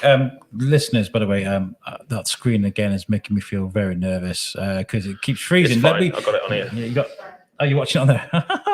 Apparently we look great, so fantastic. Let us know where you're watching the show, though. I see there's lots of people watching. Are you at work? Are you enjoying the show? Sat on the sofa in your PJs? Let us know where you are. Get in the comments and let us know. And also, I'd like you to, maybe through the for the 24 hours, we can build like a 24-hour long testimonial towards Lincoln Davis or cancer charity. So if you want to give that, if you're somewhere else in the country or in the world and you have been affected positively by a cancer charity, especially if it's Lincoln Davis, get in the comments and let us know how that's helped you. So when it comes to being a part of the accountants and numbers and things like this, what excites you about that? I mean, so a lot of people look at numbers, maths, figures, business, and it's kind of, for me, it's. I hate numbers. Make no sense to me whatsoever. Show me like a spreadsheet that's got like 1 billion boxes with lots of degrees and percentage. So what about that excites you? Well, I suppose it's I like the certainty that 2 and 2 generally does always add up to 4, and I like rules, and I like to stick to the rules. I'm not good at going maverick, but in fairness, most of my job doesn't involve any business consultancy. Does a lot of the time come back to the numbers, because the numbers do need to add up, and if you're in most organizations, then if the numbers aren't stacking up, we've got a problem. But a lot of what I do is operational, so it's very much about systems and processes. So this is where the dull bit comes in, sorry. No, but it's systems, processes to make sure everybody is complying, they are abiding by employment law or health and safety law and stuff like that. And I do just love systems and processes and making things happen, and it just being accurate. So I am slightly a control freak, and I just like to know it's all robust and steady and safe and what have you. So yeah, that's really what my job's about, and the numbers are secondary. So we tend to get the systems working on the numbers first, and then everything else follows, really. You see, you've worked with a lot of small businesses over your time, and what motivates someone. And what? I mean, you must have learned ear to the ground. So, like, what motivates someone to get up and start a business, to get up there and do it? I mean, personally, for me, as I said, I'm a big control freak and a planner, and I'm very much about setting objectives. I don't think naturally I would be working for myself. I just happened to marry a man that was always destined to work for himself, and he saw where my talents laid and saw that they could work well with his. But I think you've got to be driven without a shadow of a doubt.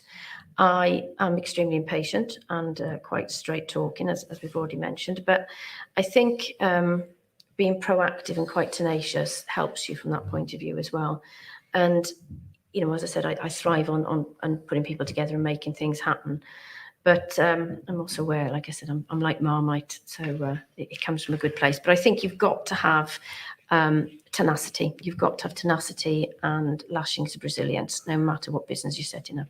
Tenacity is a very important word for especially when it comes to the pod aid and the biscuit. And we were just talking about how, we spoke to Carol Baskin on USUC, and not many people watched it. And I was kind of like, why? You got to keep going after those little mini failures. That's not me comparing a podcast to a business. That is someone's livelihood. But you get the idea. Sometimes you got to push for those difficult phases, right? You got to get through that little bit of failures. Maybe if your business fails, try a difference, try something new. Have you seen a lot of that over the years? I think some of the problem with people is that they get very passionate about something. I'm just thinking, for example, I don't know, candle making or something like that. Yeah. And what they maybe don't do is they don't do the numbers. They don't work at, that they stay away from the numbers. They just know. I mean, if you can end up doing something you love, fantastic. But most people have to make some money at it somewhere along the lines, unless you're extremely fortunate and privileged. But I think people tend to forget that it's got to run as a business, and they tend to stay, they don't cover the financials off with it. And they may be a little bit short-sighted. And I can't say enough, and it's not just because of what I do, but they need to have a plan. They need to take some advice. There's a lot of advice out there, whether it is the business company or you go to the LEP or the Growth Hub or the Chamber of Commerce or the banks. It really is just go in and get a second opinion. Go and talk to somebody who knows about this stuff.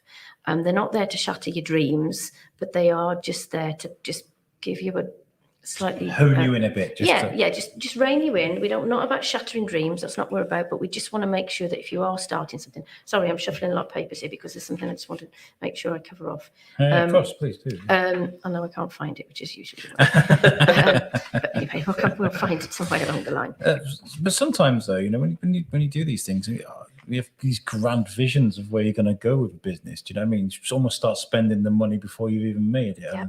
And I guess that's where a lot of you kind of repress yourself a little bit. I imagine, like, oh my God, I'm going to have a mansion, I'm going to have a jacket, and if you're struggling to start off with, I mean, they say a business has to have is it 5 years a business has got to go before it starts making? Not always. It depends. I mean, obviously, it depends what you land on. I mean, in fairness, if you'd have bought shares in Zoom or started Zoom, you'd have been flying, wouldn't you, this last year? But there's a saying it's the saying I was looking for. A dream without a goal is just a wish. And a goal without a plan is just a dream, which somebody far clever and more profound than me said that. But it is so, so true that we're not about shattering the dreams and everything, but you've just got to make sure that you've got that you've got the resilience and viability in whatever you're trying to do. So just accept that is the dull bit of it for some people. It's not for me, obviously, but you need those ducks in a row. You need that wrapped around you to make sure things work. And really, if you've got, you don't have to be the one doing it. You can get other people to do that side of it. If you're the creative, the one with the ideas and the sexy stuff, fine, but just get those people around you to do that. One of the guys at work, I've got a lot of respect for, actually. He's a very clever guy. He turned around, he always says prioritize your priorities. Yep, absolutely. It is. You've just got to make sure how and where you want to spend your time and use your time wisely. And that's not just about the jobs you're doing, it's also about with the people that you're with as well. Yeah. I mean, what a great segue. It's almost as if you knew what the plan was for this show. I mean, very good. Well done, Shane. Congratulations. Thank you very much. I'm qualified. What are the priorities when it comes to setting up a business? That was in the brief. It was in the brief. It was in the brief. That's right. Yeah. Without doubt, you do need some priorities, but it's fair to say that those can vary depending on the type of business that you're setting up, and you must make sure that you keep looking at them, keep reviewing them and checking them, as you say, prioritizing your priorities, and that will change. And I think for me, there are 5, which are: you've got to have quality customer service, absolutely crucial, number 1. Managing your employees, if you've got them, and if you do have employees, you've got to have empathy. It is absolutely vital that being a boss or a leader is not just about shouting at people and delegating. You've got to have empathy. I've learned that over the last few months. I really have, honestly. Like I'm great behind the microphone. Hey, give me your money, right? Yep. So I can do that, but when it comes to leading a group of people, it's not one of my strong points. No, it's a skill set though. But you can. I think that's why I'm here. Yeah. Good cop, bad cop. That's what we've got. But it is a skill set. You can learn it. Some people don't like it.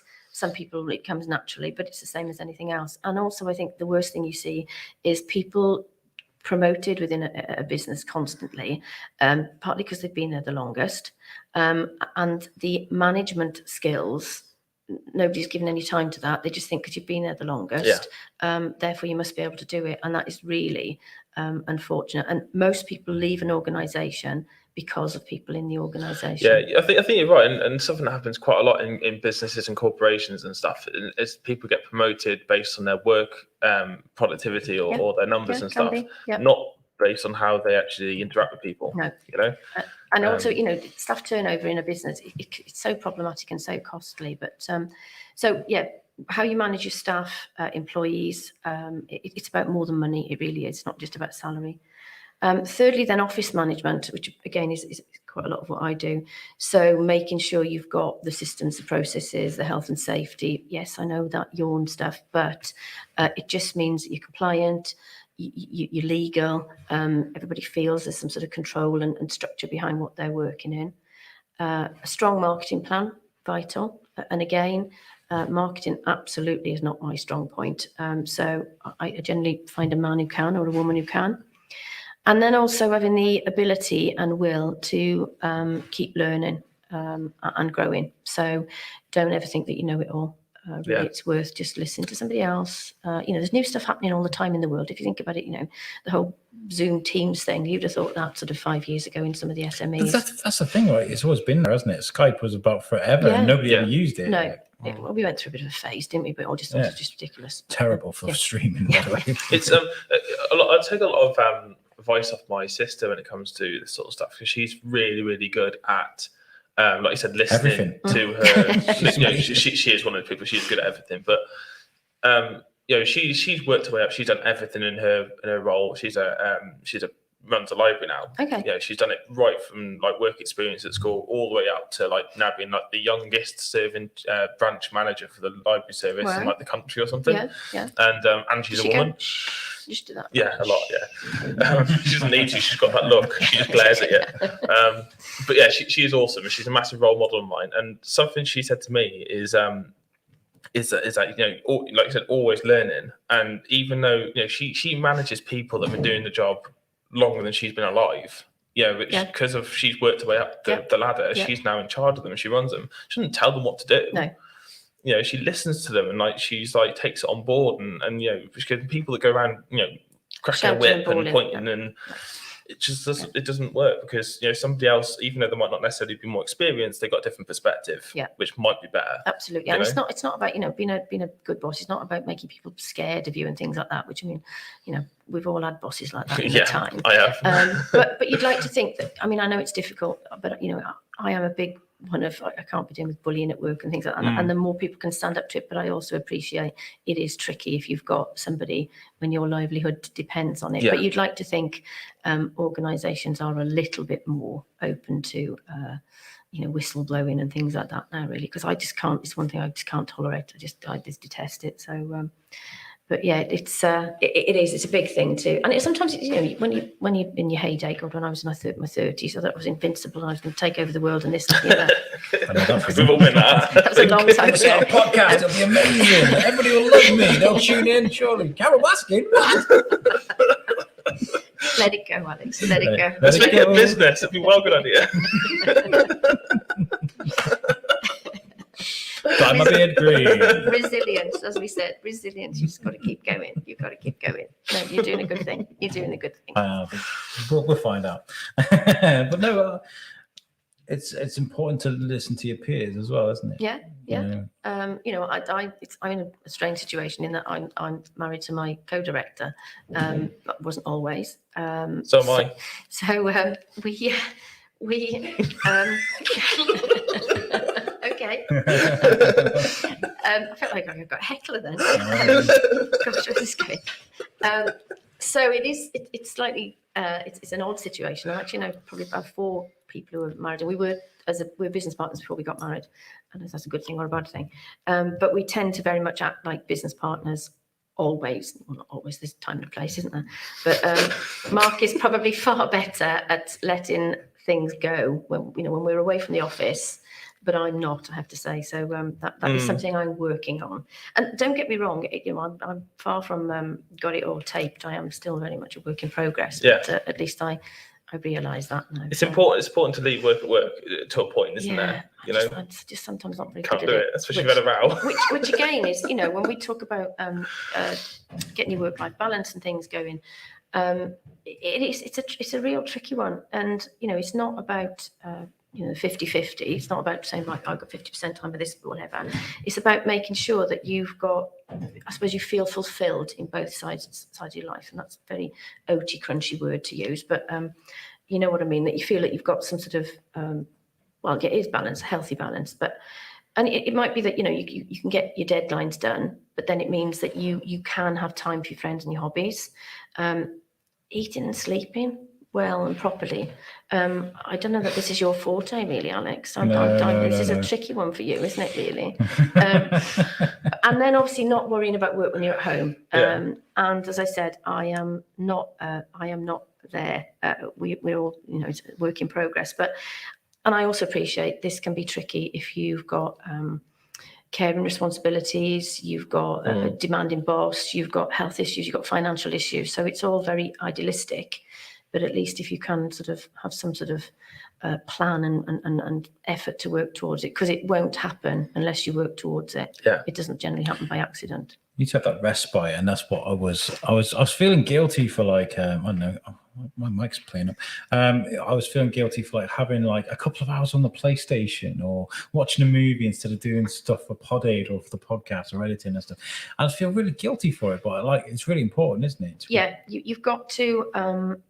Some of the stuff that I made a note of, and when I started thinking about this session today, it is doing a to-do list. So you've got, I love a to-do list, love it, get a great deal of satisfaction, very sad from ticking it off, but at least you feel in control, right? Okay, I know what I've got to do, and I know when I'm going to do it. So not only the tasks, but breaking down the time. And then letting go of perfection. That is a really tough one for me. And that comes from being at school when you want to achieve. I feel like I'm being attacked. Sorry. I got the snacks. That was the easing things in. So letting go of perfection. There's too much going on in our lives when we get older. It's a nice idea, but it will, if it becomes unchecked, it will break you. And also technology. I know obviously gaming is your thing, but unplugging technology, and I'm sounding like Billy Graham at some sort of a religious convention, but I am not good at this at all. I am constantly on my phone, and it is quite satisfying when you go somewhere and you either have to leave your phone behind or you're not allowed to switch it on, and you do realise the world does carry on without you, and it's not a big deal. People can cope, but I do think the technology thing, switching it off, absolutely vital. Exercise, I'm afraid to say, it should be a must do, not a should do, and we all know it's the first thing that goes out the diary if you got too much in there, or you can fill it with something else.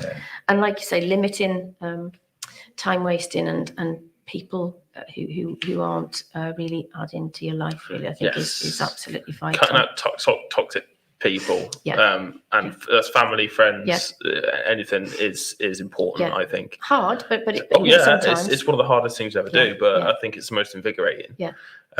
It's also a good way of punishment, I'm going to put you to one side, and then if I'm blocking you. If you behave, then I'll allow you back in. It's a lot of that rings true to me, to be fair. And I don't know if a lot of people are watching probably feel the same, but I know that my wife would be sitting there going like, and if she was here, she'd be going, glaring at me. I know Kaz looked over the top of the screen a few times at Alex, she knows. Because I'm really bad. I can't, work to me is like an addiction. I'm with you. I can't. I get obsessive and I get like tunnel vision on work, and I'm like, and I can't switch it off and I can't turn it off. And she's commented now. She did. Preach. I can't lose it go, and it ends up. And with working from home and COVID and stuff, that's been really difficult to have that divide. Before the office would lock behind me, and that was it, and I couldn't go back to the morning. And whereas now it's all like at home, and I can't turn it off. It's just Oh yeah, I mean, I get much like that when I've got a project. I just, I am the one waking up at 2 o'clock in the morning writing post-its by the side of the bed, which is very sad that I have a pad of post-its by the bed. But confession time. But I think if you think about, I don't know if you've ever had staff or work with people who don't take the holiday and they think they've been really clever and, oh my God, the world's going to just, what'll happen if I'm not here? They become ineffectual, whether they realise it or not, and they're just not as sharp and whatever. And it just is so, even if you just have 3 days off or 3 days, whatever it is away, it doesn't have to be a, exotic holiday, whatever.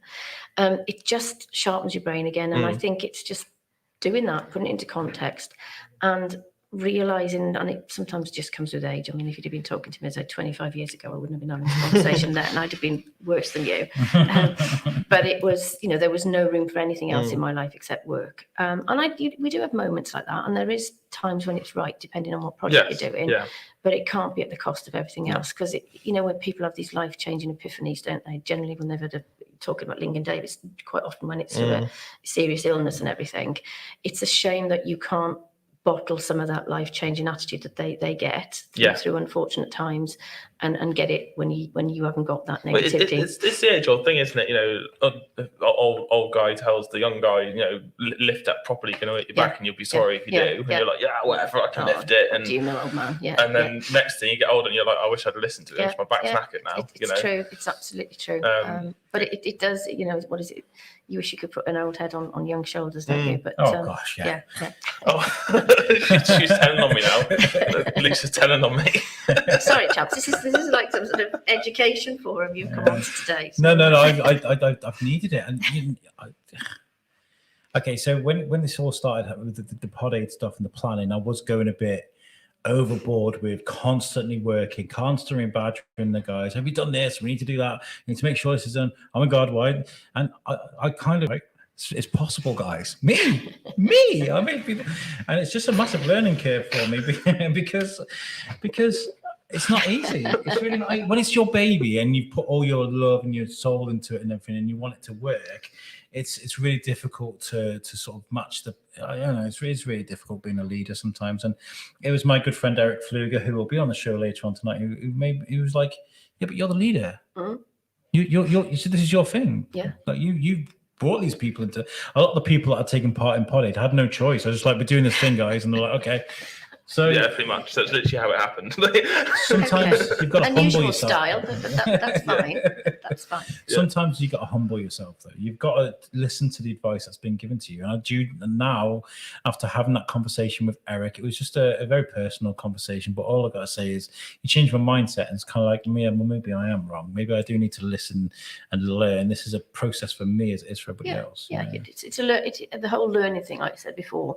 And I'm by no means perfect. I mean, most people who I get to work on projects with, I can be surprised. I can be overbearing, and I want it all done now, and I'm not good at delegating, and I would be the person badgering and have you done it? And I know you said you were going to do it, but have you done it yet? And things like that. And so it is sometimes just learning to back off, trust and know your team and know what they're capable of. And some people need that kicking up the behind, and other people don't. It's a whole range of tasks and abilities that you have to understand, separate to just getting the job done. That's the problem, and it just needs to be recognised sometimes. Yeah, and sometimes it's also helpful if your team know you and go, that's just the way he is. Sometimes that helps. Yeah.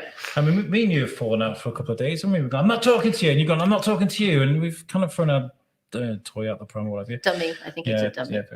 Yeah. Well, it's one of those things, But usually Kaz and Lisa, my wife, end up being like, eye roll. Well, you're here now, so something's off.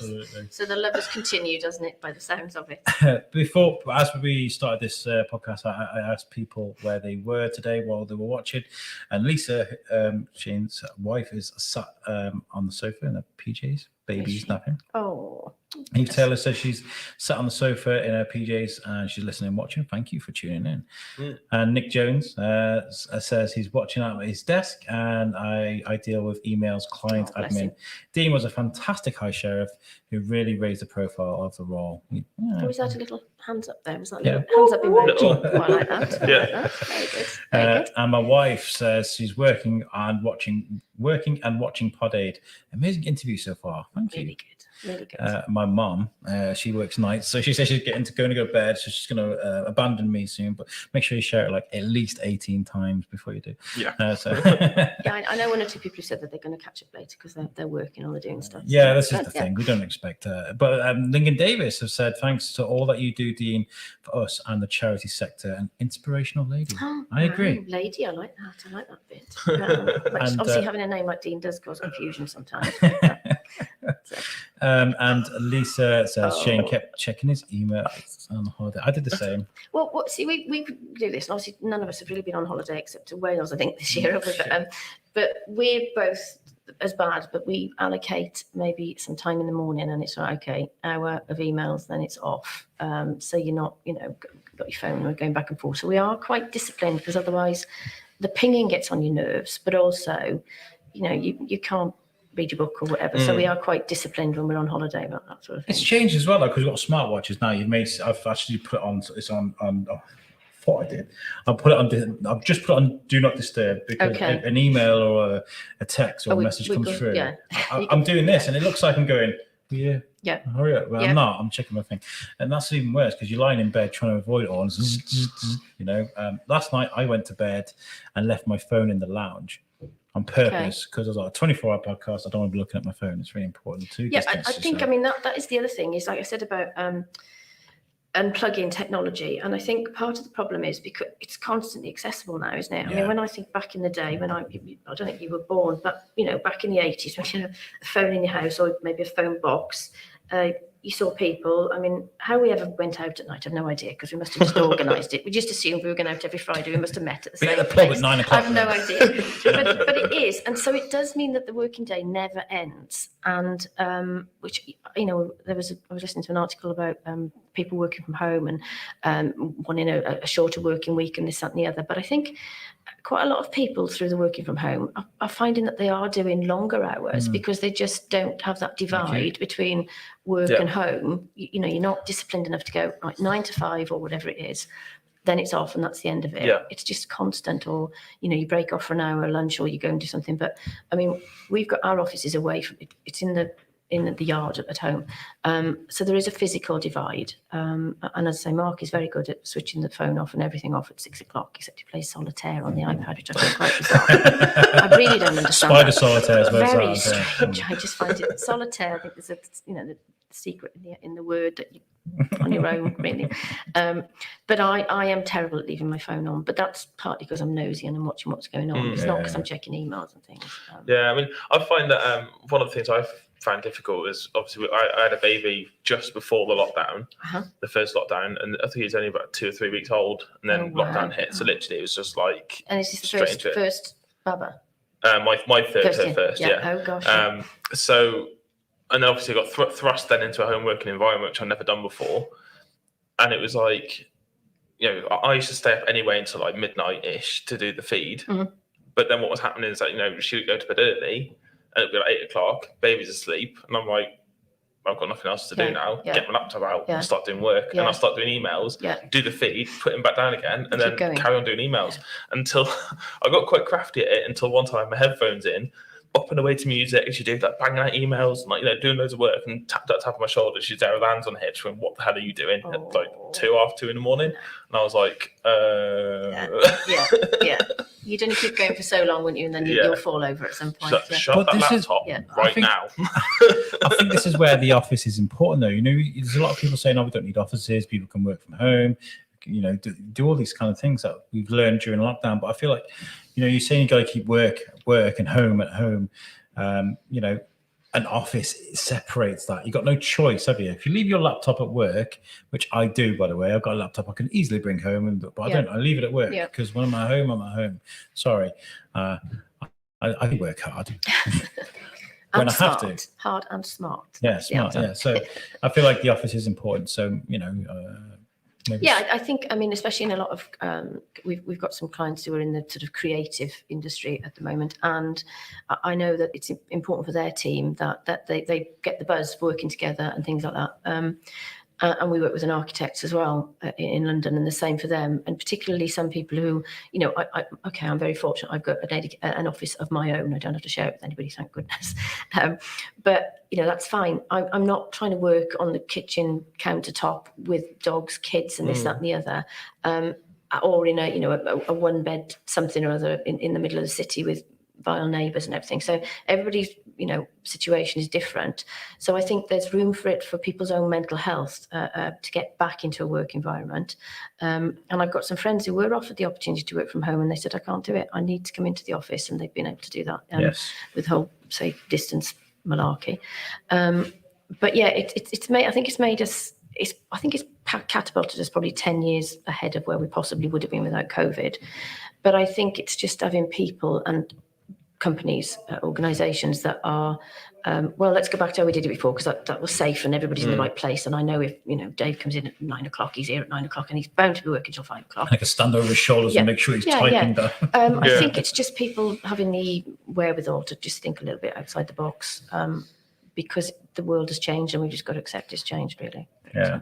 It's going to continue to change as well, because I mean, this thing isn't going away. It's kind of quiet at the moment here in the UK, but in the US, it's terrible at the moment. You know, that it's really being affected. So it's just about being smart, I think, and sensible, like you said. Yeah. And you know, that's where we're going with things. I mean, this thing that we're doing at the moment is a virtual setting that works for us, but you're here. It's like a hybrid event. You know what I mean? I love it. It's fantastic. Are there any things that you saw during your time as High Sheriff that has inspired you to carry on keeping in touch with it? Any projects that you're going to continue to support? Yeah, I mean, Lincoln Davies is actually one of them. That I got involved with them. To do some presentation stuff, and we did a thank you event for everybody, some of the team in the hospital. We did some work there, but I also very kindly got Mark, my husband, involved, and so he was involved in setting up their Pedal the Borders that they've just done, their cycle race. Gosh, epic! I mean, just amazing event. So I've forced Mark is still heavily involved with Lincoln Davies, and being a cancer survivor as well. That he's quite passionate about that. But I got quite a lot of offers as I was coming out of office, and it was really important to me that I could either continue some of the work I'd been doing while I was at court, or definitely it had to be something I was passionate about and really where I could make a difference. I didn't just want my name at the bottom of a letterhead. That's just not my style. So it had to be the fit. So one of the things I've done is I've become a trustee for the Community Foundation, which I'll probably come back and talk to you separately about that. But that's there's a community foundation in more or less every county in England, but there wasn't one in Shropshire. And what they are is they're a charity, and what they do, they bridge the gap between the issues and the gap in local giving, basically. So they are responsible for setting up endowment funds from with donations from employers and businesses, and then they're distributed by way of grants to the local community. They do a lot more as well. And we've got the official launch of that on the 21st of October in Telford. So that's quite a biggie for me, which again, I'll talk to you separately about because we haven't really got time now. It's quite, quite involved. Yeah, definitely. I've also stayed as Deputy Chair of Telford and Wrekin Domestic Abuse Forum, which, as you know, I'm a supporter and educator for everything to do with domestic abuse. So that's quite important to me. I'm on the county panel for the Queen's Awards for volunteering services. So all of our third sector organisations out there who are primarily run by volunteers can apply or be put forward for an award from Her Majesty, which is exciting.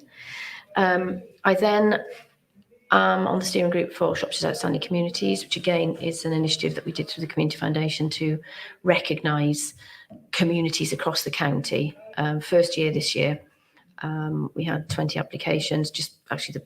We've just done the judging, and a community was not just a town or a village. It was very much, it could be a street, it could be a housing estate, it could be a block of flats, whatever. And it wasn't about, nice kept flower beds and no dog poo and that sort of thing. It was very much about the community spirit, what was going on and behind all of that. So that's been a fantastic event, and I shall carry on being involved in that. And then I've taken on, which is new for me, I've become a governor at Woodland School in Wem, which is a school that looks after kids who've got social, emotional, and mental health needs. So that's part of March's Academy Trust. So that's a new area for me to go into. But again, quite keen that one of the things I didn't get to do in my year, and I'd hoped to do, was sort of inspire youngsters and have some engagement there, which was I was quite keen that we got something going. So that dovetailed nicely when they asked me to join them, which I was quite keen on. So yeah, I'm busy, but it does keep me out of mischief. I want to be you when I grow up. This is what I mean. This is, I mean, Not a chance. 4'11", podgy, middle-aged and grey. I don't think so. Lisa Jane Powis says, Dean, you were greatly missed as the High Sheriff. You made a huge difference in such a difficult year. Absolutely, I agree. And Dave Prince from the 90s Revival says he's watching whilst mixing tracks and putting together our next event for the 9th of October. Well, best of luck with that, Dave. 90s Revival, guys. It's a lot of fun. You do inspire me so much because you don't have to carry on caring and wanting to help after your role as High Sheriff, but you chose to, and you're carrying on in such a huge way. How can people keep in touch with what you are doing and maybe a place where they can have a support? Well, I mean, you're aware that I sort of became obsessed, I'll use the word, I'm not ashamed to say, with social media during my year, but it was quite important because we needed to get the message out what was going on. And it's quite new to me. I've just tinkered around at it, but I have to say, and I can put a shout out to Zen, they kept me on track, made sure I didn't go rogue or do anything too radical. But that obviously gets handed over to the current High Sheriff when you finish. So not through that. I mean, people can email me or probably that's the easiest way to do it, which is just dean@thebusinesscompany.biz. And yeah, I mean, I am all for, if anybody does need any help or support or just connections, I have continued to do that and I will always continue to do that. But that's partly because I want to be able to, I want people to get as much as they can and do as much as they can and achieve as much as they can. And I'm quite, ballsy, if I'm allowed to use that word, to pick the phone up and go, can you help or can't you? Because the one big thing I learned during my year, amongst several things, was if you don't ask, you don't get. What's the worst that can happen? They're going to say no, aren't they? Okay, well, I'm back to where I started. And I am a big believer in that. And I think there is so much fabulous stuff going on in the county that people just don't know about. And if you don't shout about it yourselves, you can rely on social media, yes, but you've just got to keep talking all the time. All these wonderful little organisations. It's been one of the things that have come up the most, I think, during as soon as we started streaming, is communication and talking and getting things off your chest and make it normal to talk about your feelings. I mean, it can't be that hard, right? I mean, it's very important. And we do have our next guest coming up who can actually help us with that. We've got Kelda Wood coming up very shortly. But Dean, you've been an amazing guest. Thank you so much for accepting to come on. And I do hope we carry on working together and talking together with the biscuit and keep up with what you're doing, because it sounds like you're on an amazing adventure. You really do. Thank you very much for inviting me, and just brilliant what you're doing here, and all good, all in a good cause for Lincoln Davis, because they are exceptional, having had first-hand experience. But no, keep going, keep taking your Pro Plus, keep eating the sugar sweets. You want full fat Coke, not Diet Coke today. It's going to need it. So IV as well. Oh yeah, yeah. I can't advocate that. So I can't but I shall go back now and put you on in my office, so I shall keep an eye on what you're getting up to. And listeners, we've dropped down to single figures there with the views. So if you haven't done already, please share the stream, tell people about what's going on today, get them to watch, and you can also get people to donate. You can text PodAid3 to 70085 to donate £3. Do you want to have a go at reading the blurb? Text PodAid3 to 7. Absolutely. Oh, it's like being on Children in Need, isn't it? Oh my God, it's hilarious. I nearly fell off my chair. Go on, carry on. Calm down. Oh, okay. I'll take over the reins. Text PodAid3 to 70085 to donate £3. Text costs £3 plus one standard rate message, and you'll be opting in to hear more about our work and fundraising via telephone and SMS. If you'd like to give £3 but do not wish to receive marketing communications, text PodAid no info to 3 to 0085. Well done, Alex. Your assistant is obviously I know.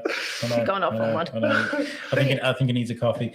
Thank you so much. No, What we'll do is good to see you all. Thank you very much indeed for having me. We'll play a video now to shield your exit, and we will then be joined by the amazing Kelda Wood from Climbing Out, with another inspirational lady that we like to talk. Yeah, she is. We're going to learn about radiotherapy. So thank you very much, Kelda, and enjoy this video, guys.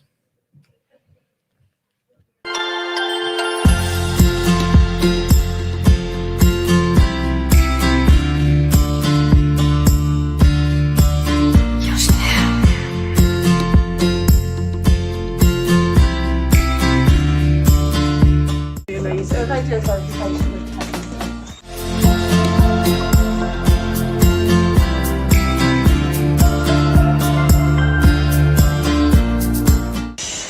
So this is the old CT machine. Obviously Lyndon Davis are actually funding our new CT machine.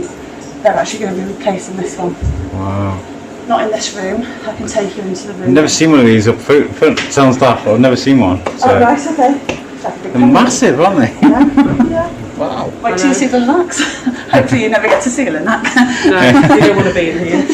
No. So this is a normal CT machine. It's not for cancer patients. It's just normal.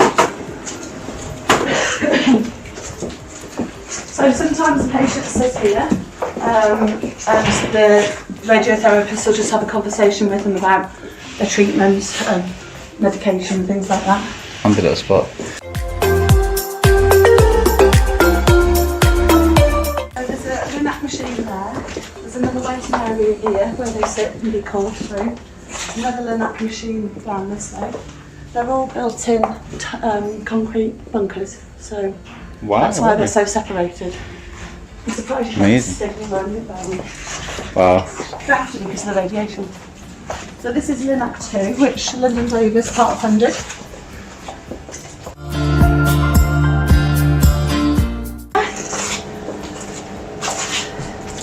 This is like something out of, I don't know. If you think a CT was big. Oh my gosh! So basically the patient lies on the couch and then the couch goes forward and the machine can go round and there's lasers and beams, and if you want more technical stuff you can get one of the technicians in. And then there's these green panels, there's beams that come across to make sure, because the CT they have is then put into this machine and they lie on top of each other to make sure that it's so precise, the actual treatment. That's amazing. So John's just running Hello. the machines through before any patients come through this morning. So this is what that device does. What's it's doing? It's got like a map of all its settings, and it's putting itself through that to match it, to make sure it's complying with what it's meant to be doing. Like calibrating it. Well, it sort of, yeah. It's just checking the machine's doing what it should be doing. Yeah. You know, it checks the output and the positions and everything like that. So. So this is where the radiographers sit when the patient's actually on the couch, and they'll be able to see everything that's happening. Like, can you see that it's going up and down? Yeah. And then it tilts and everything, doesn't it, John? That's right. Yeah. You've got what you call a phantom, which it scans. It's got like ball bearings and things, and it knows the positions where it should see them at all the different stages of the test. So it compares that to like it's like baseline, and if that's all okay, it'll give you a green tick and say everything's fine. Amazing. You have to do this every day. Yes. This is just like a basic check. The physicists do a more comprehensive one where they use external monitoring and things. So that's checked to a greater level, just to check all this is behaving itself and whatever. Yeah. Well, thank you for talking to us about this. Does it ever misbehave? Yes. Yes. well, I mean, obviously, it's quite a complicated piece of kit. There's a lot of mechanical and electronic systems on it. So, like with anything mechanical, things can go wrong. Yeah. Wires can break. Also, but as with everything, you don't know what's going to happen until it does. So. And we've got an expert team on site, haven't we? Oh, we don't. We only go to Varian if we need to. You've got a really good team, haven't you? You are really good. I'd like to think so. Yes. And if anything breaks, we know about it straight away, or they inform you straight away, don't they? And if you can't. If it's a bit more involved, we've always got Varian we can talk to, and as a last resort, they'll come in and help us. So is this the room we were just in then? No, this it's is a different one. Yeah. Wow. So how many of these have you got? Three. So Lyndon Davis part funded the one you were just in. Yeah. And these have to be replaced every 10 years, is it? That's what it's scheduled for. Yes. But they're used from probably 8:30 until 6 every 5 days a week. Yes. Wow. So sometimes they run over, and we do sometimes do a bit at weekends. Yeah. But yeah. It's a life-saving piece of kit. Thank you, John, for chatting to us. No problem. Thank you. Thank you ever so much for that. See you later. Thank you.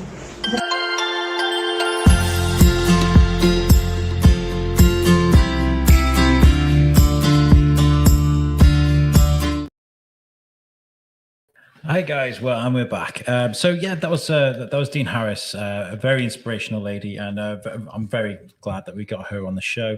As you can see, she's affected many people's lives. Joining us now is another inspirational lady who I love speaking to, and we're going to kind of maybe repeat an interview that we've done before with her, but that's for the people that are not aware of the amazing lady that is Kelda Wood. Hello. Hi, Kelda. Can you hear us? How are you guys going? I can hear you. Yes. Can you hear me? Yes, we can hear you. The picture's a bit broken up, but I think that's possibly our end. We'll get through it. We'll do this. The last time I spoke to you virtually like this was in your garden, wasn't it? You were in your garden, and the dog was about. I remember that. Kelda, obviously, the dogs are still about. I'm sure they'll join in.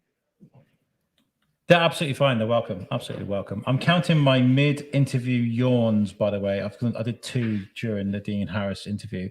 If I do yawn mid-through an interview, it's because we've been up since what time? 6 o'clock? Well, I was waking up as 4. Yeah, so and we've got 24 hours. Because I was so excited. So let's see how many we get. Kelda, would you like to introduce... I was going to say, how long have you got to go now? How long have you got to go now? We've been going for 3 hours, so 21 hours we've got left. Mint. 21 hours. I bet you wish I'd never asked. Yeah, a little bit.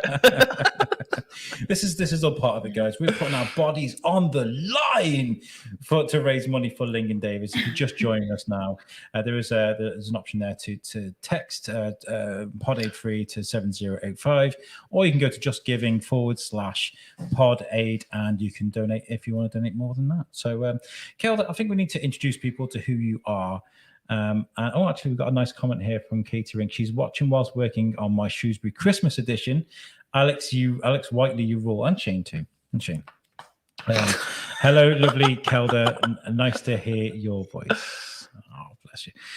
So, would you like to introduce people to who you are? Bless you, Katie. And what you are? Did you? Sorry, there's a bit of a Blimey, where do we start with that one, eh? Yeah, very. I always do this to you, Kelda. I'm always like, here's a question. Yeah, thanks for that, Alex. Yeah, so I guess as far as who I am, it all started back sort of before my injury. So initially, horses were my life, and my dream was to represent my country and ride at the Olympics.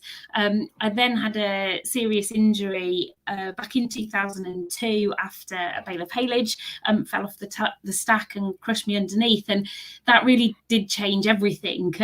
And and has led on to some amazingly cool stuff. So, actually, I consider myself to be incredibly lucky now to have got to do the things that I've done. And, much of what I'm doing comes down to climbing out the charity I set up on the back of my injury.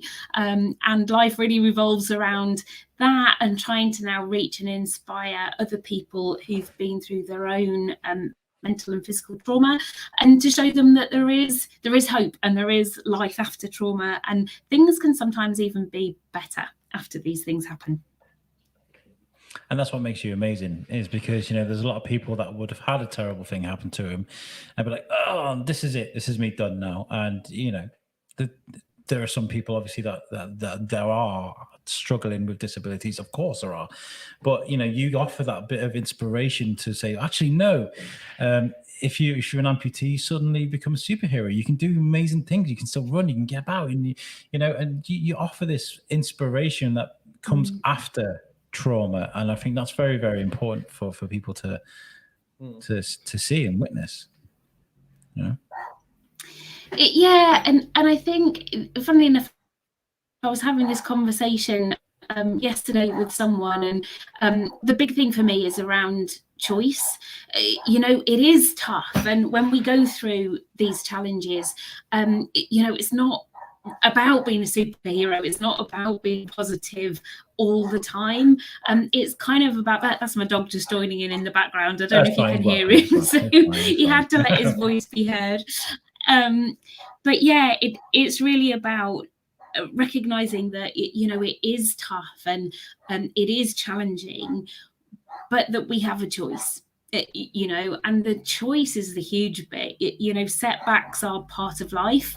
The choice we've got is whether we let those setbacks hold us back, or whether we let those setbacks actually take us in a different direction and lead on to some different stuff, but equally as amazing as we were maybe planning before those challenges.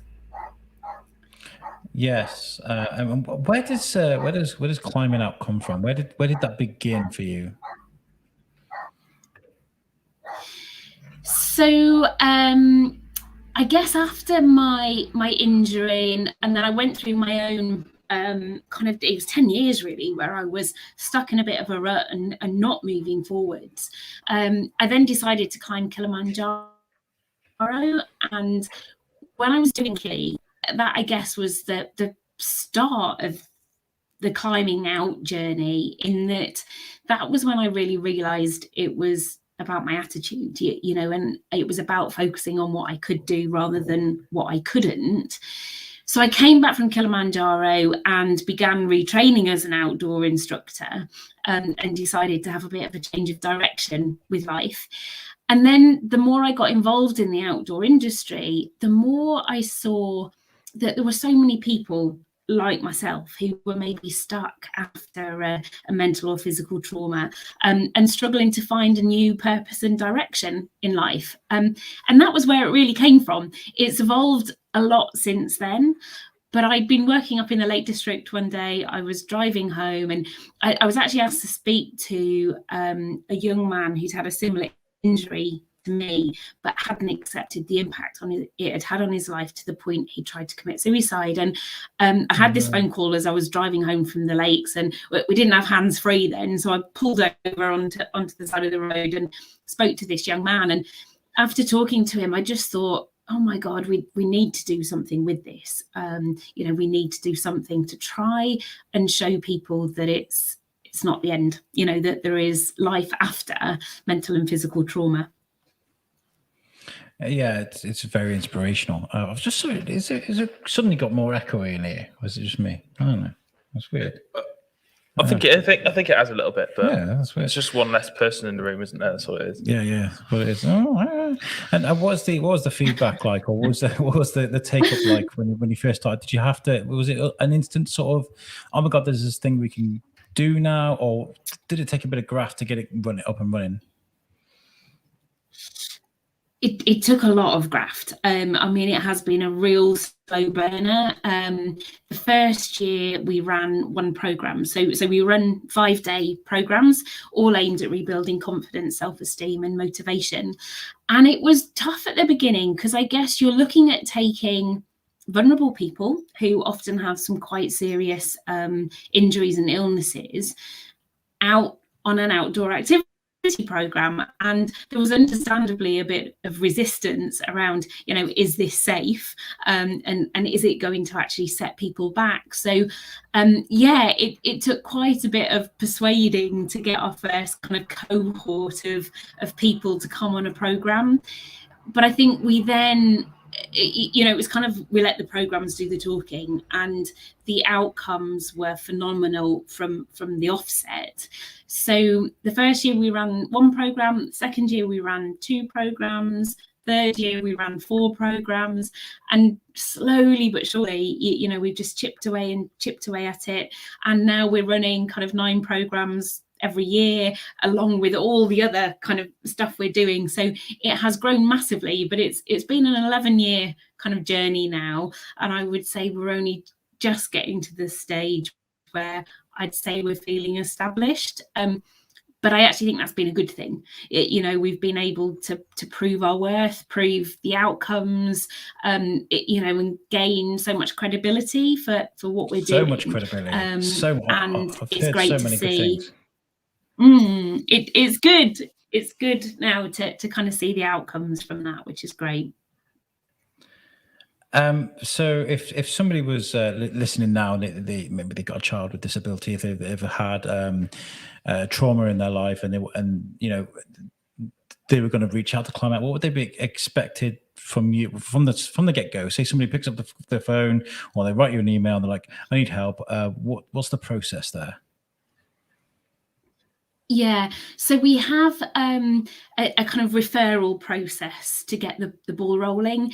I think it's really important that people understand what's involved in a program, so that when they come, they know what to expect, and also that they're in the right place in their recovery. So the first step is there's a very simple and straightforward referral form. People can self-refer, or they can refer other people.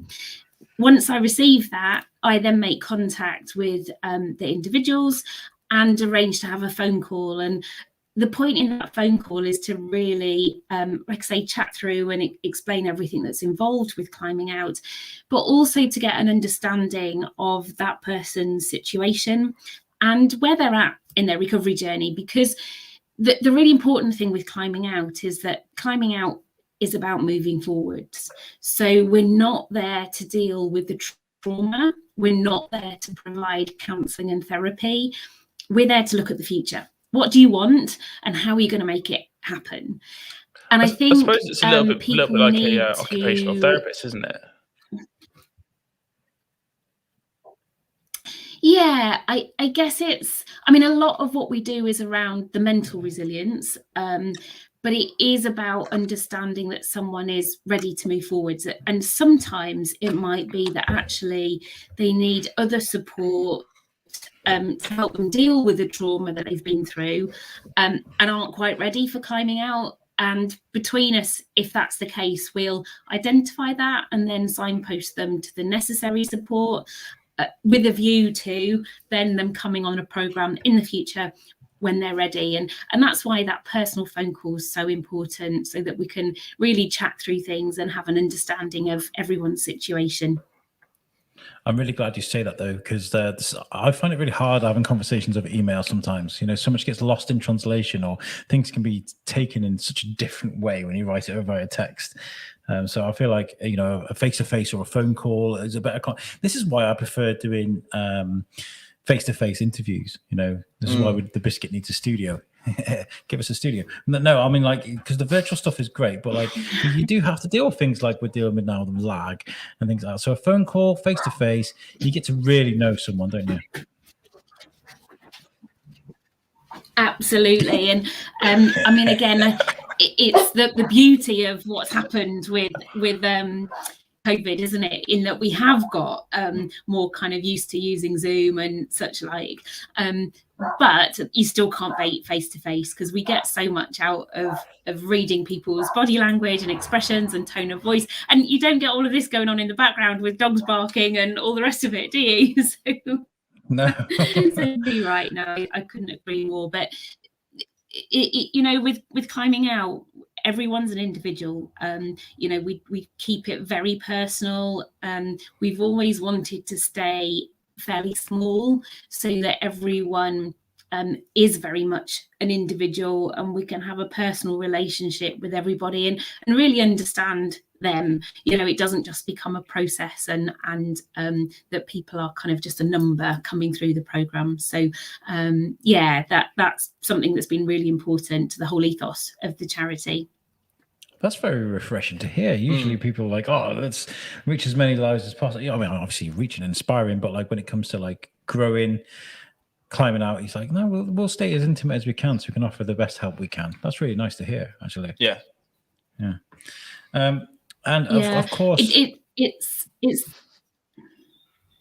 sorry, Al. It's just, I would say, something that's been really important to us. I know this lag, it's terrible, isn't it? But yeah, it has been really important to us because you know, at one point we had to make a decision. Do we go big and reach more people, or do we stay small and stay personal? And again, we made a very definite decision that we wanted to stay small and stay personal, because I think that is part of the magic that is climbing out. So yes, we don't want to get to the point that we're running programs every week of the year, because I think we'll lose a lot of what is so special about the programs. Amazing. And you've been fighting your own battles as well recently. Obviously, it was well documented. You've been running lots of triathlons. You've been out and you've been about whilst dealing with your own sort of cancer issues as well. I mean, how has that been as a journey for you? God, again, that's such a big question, isn't it? It's definitely been a journey. No, it's great. It's just, I mean, it's been huge, and I never want to say that cancer has been easy, because I don't think it ever can. You know, the one thing I would say is that 100% the tools that we share on climbing out has helped me, you know, over the last sort of 6-12 months to deal with my own battles. So I really can sort of prove that they do work, you know. So yeah, I was diagnosed with cancer just before Christmas, had a mastectomy in February, but then I signed up to the triathlons, and the triathlons really have been my lifesaver, as far as having a goal to focus on, something to work towards, and it has 100% sort of pushed my recovery through cancer, and it's helped me to focus on being the person I want to be rather than being someone who's ill, and that 100% made such a massive difference to me and my whole recovery journey.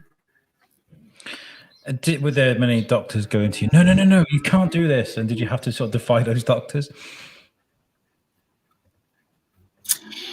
Yeah, it was interesting. So after I'd had the surgery for the mastectomy, the nurse came to me and said, you know, okay, so you need to sit on the sofa now and watch sort of box sets for the next 2 weeks. and I promptly came home and went out for a walk with the dog that afternoon, and you know, got back on the bike I think 2 days later, and yeah, you know, as you do. But it was really funny, because for me, sitting on the sofa watching box sets would have just reinforced that I was ill and there was something wrong, and I didn't want to be ill. You know, I wanted to just get on with life.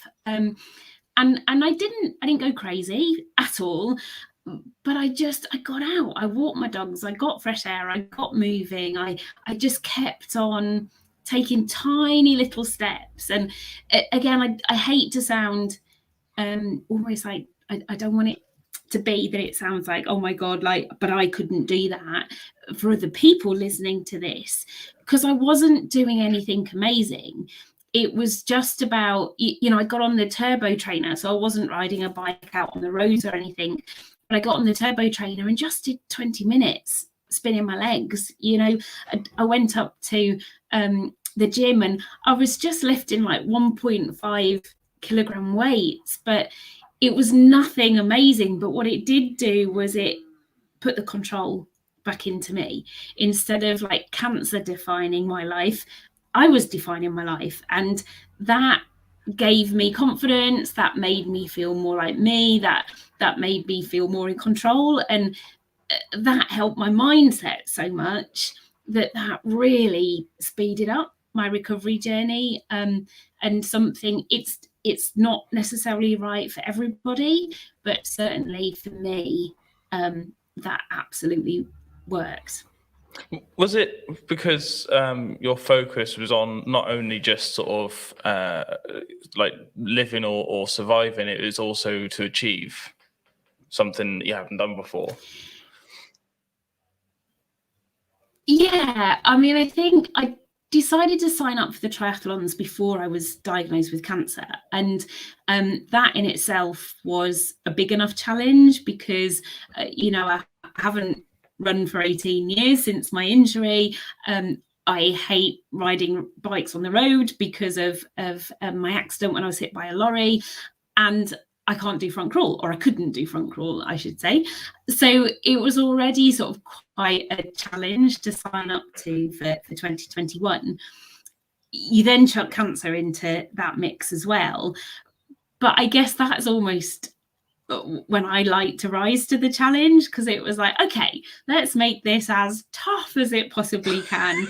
And again, it was, but it was back to how amazing is it going to feel when I complete that triathlon despite having cancer? So it actually motivated me even more to show that it was possible. And I think that was a huge thing, that so often we hear the word cancer and everyone's journey is different. I want to be really, really clear on that, because I know different people have different experiences to the one that I had. But I think we can get into the mindset that I've got cancer, I can't do anything.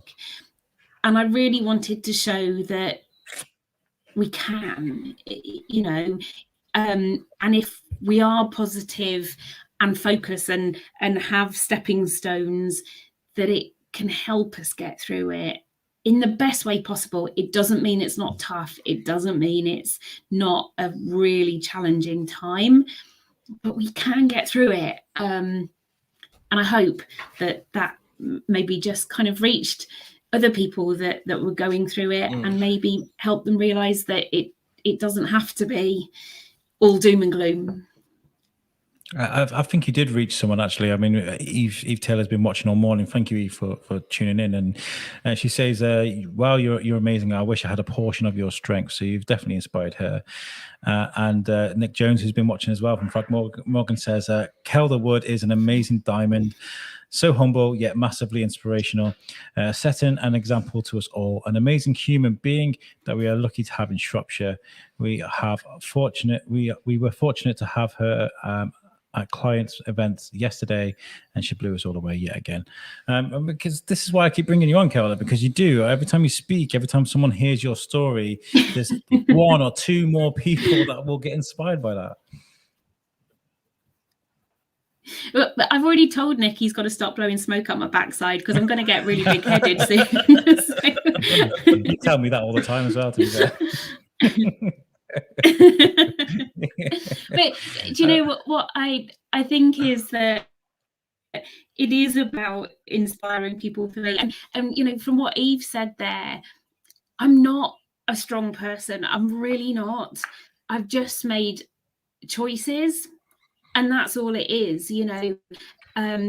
Because I think it can be really annoying sometimes to listen to people who are just unrealistically positive, it's not about being strong. It's just about making choices. And I made a choice when I was diagnosed with cancer that I wasn't going to let the cancer define me, and that I was going to focus on other things. And that's what I hope I can inspire people to do, that just realizing they do have a choice. It's not about being positive all the time. You know, you feel how you feel, but by making choices, you can help your recovery, or you can help yourself get through tough periods. And it's all about those choices, really. Yeah, it really is, and you helped me a lot understand kind of what it is you guys try to achieve at Climbing Out. I also remember we did like a group interview with yourself and some people that use Climbing Out, and you were a part of that, weren't you? Were you a part of that? I can't remember. We spoke to people that use Climbing Out, and you know, with Yes, PTSD right, and you know, it was not necessarily about, oh, we've got to keep talking about this thing. It's a part of our life. It's not. It was more about like, let's not let this define us. Let's do what we want to do and what we can do, despite what's happened to us. And that was a huge learning curve for me, because you know, when you talk about trauma and you know, things that have affected people, especially things like cancer, it's a lot of, let's talk about it as therapy, as counseling. But no, you're like, no, let's go climb a mountain. Not just mountain, Kilimanjaro. You can't see Ben Nevis. But you know, I was talking to someone. But yeah, I was talking to someone this morning, and you know, it's yes, you know, there's the whole thing of it's okay to talk and it's okay to not be okay. I also say, and I mean this in a very positive way, it's also okay not to talk, and it's okay to be okay. And what I found through my cancer journey was, if I talked about it all the time, then I became defined by my cancer. I got stuck in cancer. My whole life became cancer. We 100% do need to talk about it. I'm not saying that we sit and bottle it all up, but I chose 2 friends that were going to be my place to talk about it and to offload and to be weak and pathetic and whinge and cry and have self-doubt and all those things. But then outside of those 2 friends, I wasn't going to get submerged in cancer, because it wasn't helping me, you know. So I think that's something that there's a real balance between, yes, talking about it and being able to talk about how you feel and what you're struggling with, but also not getting so caught up in talking about it all the time that you forget that there's life outside of that. And I hope that's what we do. You know, let's go climb a mountain, and if you want to talk about it while we're climbing the mountain, that's cool. But then when we get on the top, let's just have a whoop and a shout and forget about it for a bit, and that can be really healthy too. It's very unique. I love that, because I mean, that is all we, I mean, it's very, like you said, it is about balance, and it's about talking about, but that's all we hear about is counseling and talking about. So yeah, let's go and fight our demons by doing something daring, like rock climbing, or let's go kayaking or something, you know. And you know, I guess things are constantly changing for you guys. Are you constantly looking for challenges for your patrons?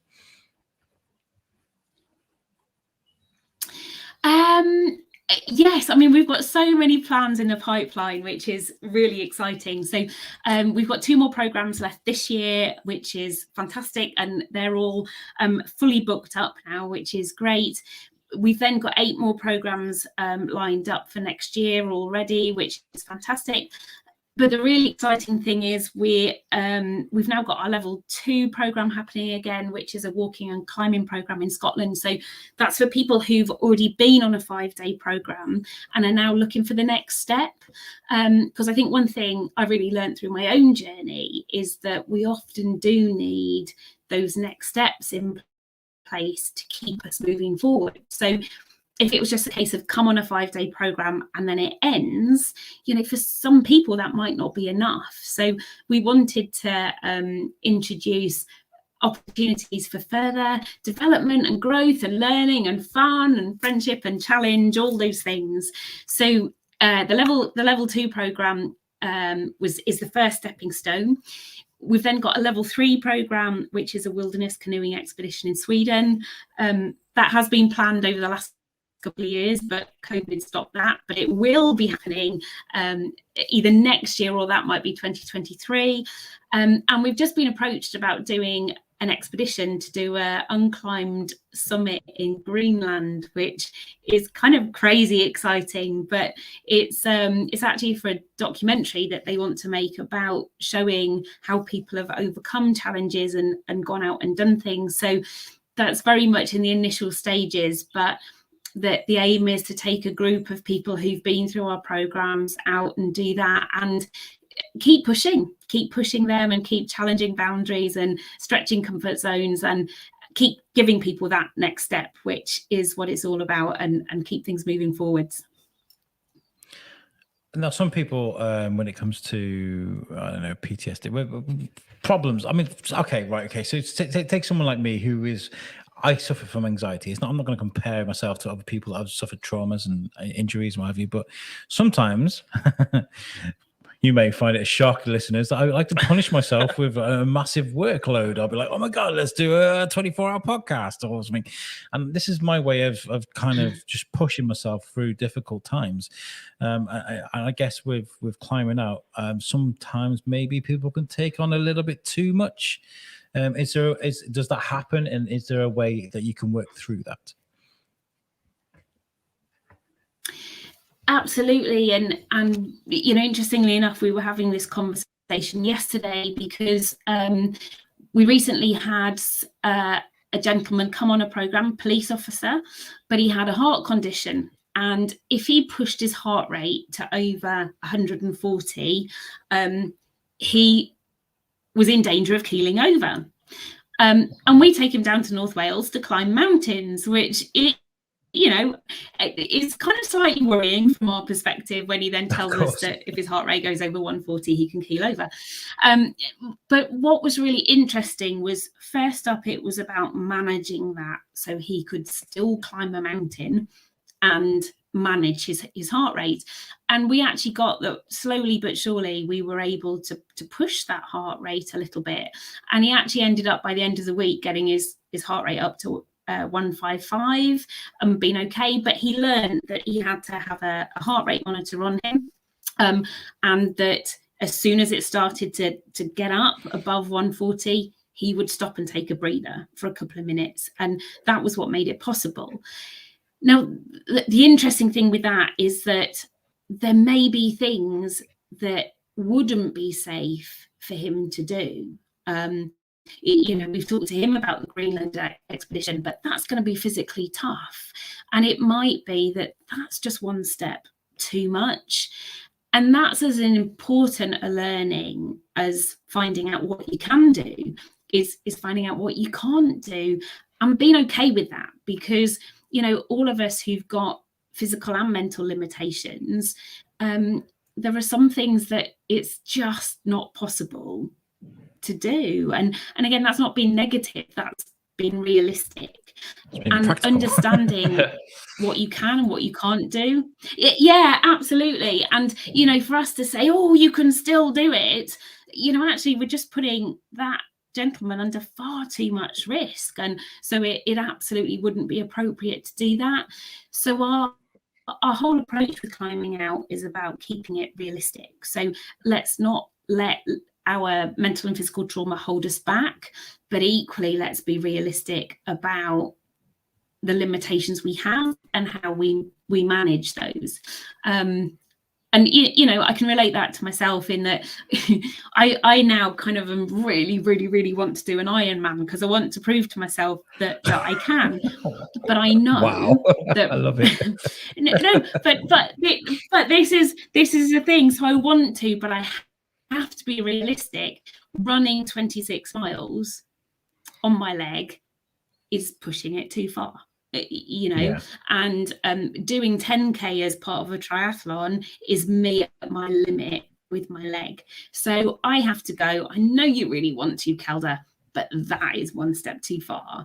And pushing yourself to do triathlons, that's good enough. And that's really important, because that's what enables people to not get frustrated with what they can't do. It's that acceptance of, that is one step too far. So yes, I'm going to push myself, but not to the point that I break myself, which is really important. So take note, Alex. Well, there's a difference between what I'm doing and what you're doing, though. You're like, I'm going to hang off cliffs and I'm going to climb mountains. And I'm like, I'm going to make a podcast for 24 hours. But no, yeah, I'm kind of learning that now, because you start one night. It was more the fact that I'm bringing other people into it. I think that was the most. I was like, we're doing Pod Aid, and everybody was just kind of like, okay. I got to remember did flat that. out just literally pop up into the messenger group that we've got and just like, oh, by the way, we're doing 24-hour podcast now. Yeah. So we're like, what? But it is what it is. I mean, like, but you know what? I always. But I always say, like, all of these things start with an idea, and so many people might come up with an idea but don't follow through, and it's absolutely awesome what you guys are doing. That it's you come up with the idea and then you make it happen, and look what you're doing now. It's absolutely brilliant. So hats off. It's great. Well, we'll see when we get to like 2 o'clock in the morning what we look like. We've got about 20 hours left yet, so like speak to us again in 15 hours time. We've got Jules coming in soon, and we've got Jamie Westwood as well from the Chronicles of Podcast, formerly of USUC. We've got lots coming up actually, so we'll have a full team, and we're supposed to be posting on social media. Up next is such and such, and getting photos and stuff like that, but. We can't leave. We're here. we didn't really see with this, but hey-o, it is what it is, and we will get better at this as we go along during the day. Kelda, I'm always inspired by you and the things that you do. Obviously, you said you mentioned the Ironman, which is. But is there anything that you are working on at the moment? So I guess for me now, I've finished the triathlons for this year. So it's now a case of I had kind of a 2-week break from training, but now the focus is on to next year. So I think my big learning with the triathlons this year was that I can do them, because there was a lot of doubt whether I actually would be able to or not, with my leg being how it is. And so now I next year really want to focus on getting better at them. Now I know I can do them. I want to get stronger at my swim and my bike. And I think I've learned that there's a balance with my leg with training and running. But if I do train more without pushing my leg too far, that I can get better with my run. So I'm already kind of got my eyes focused on next year. I've signed up to 4 triathlons, and again, it's the having that goal. How can you just say having that that goal in place is so important. Just sign up to 4 triathlons.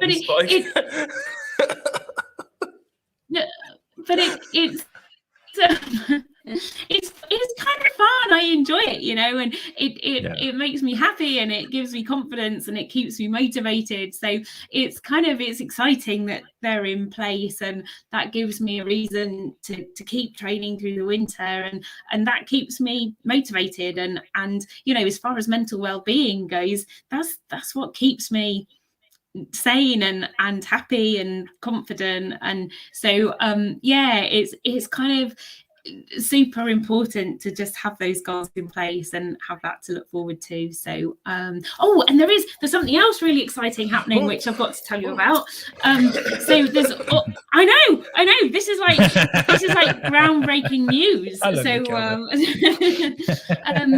no, we're just in the final throes of they're pulling a documentary together about kind of my journey and the Atlantic and climbing out, and that's due to be out at the beginning of January, which is super exciting. So I think quite a bit of next year is going to be around kind of getting that documentary out, and really hopefully using that to reach and inspire others too. So that's very exciting. I'd love to be all over that documentary when it comes out, Kelda. Like, I'll definitely have to watch it and get. I just think it's amazing, isn't it? I mean, like we can talk about this over a podcast. I reckon this should be a climbing out game. Like a board game. No, video game. Video game. Yeah, where you play Kelda, like Kelda. Yeah. Actually, the person you play is Kelda. I like that. I could be like a Zulu warrior, couldn't I? Yeah.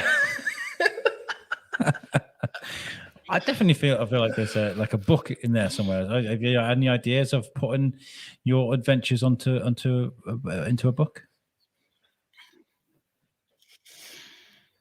But yeah, there's been talk of it, for a little while, and we have put some work into things. But yeah, at the minute, I think I've learned that my journey is so personal and very emotional that if I do anything, I think it needs to come from me. So time is the issue, but it's something that I think you can't rush, and it needs to be done in the right way. So watch this space. There'll be nothing happening anytime soon, but watch this space.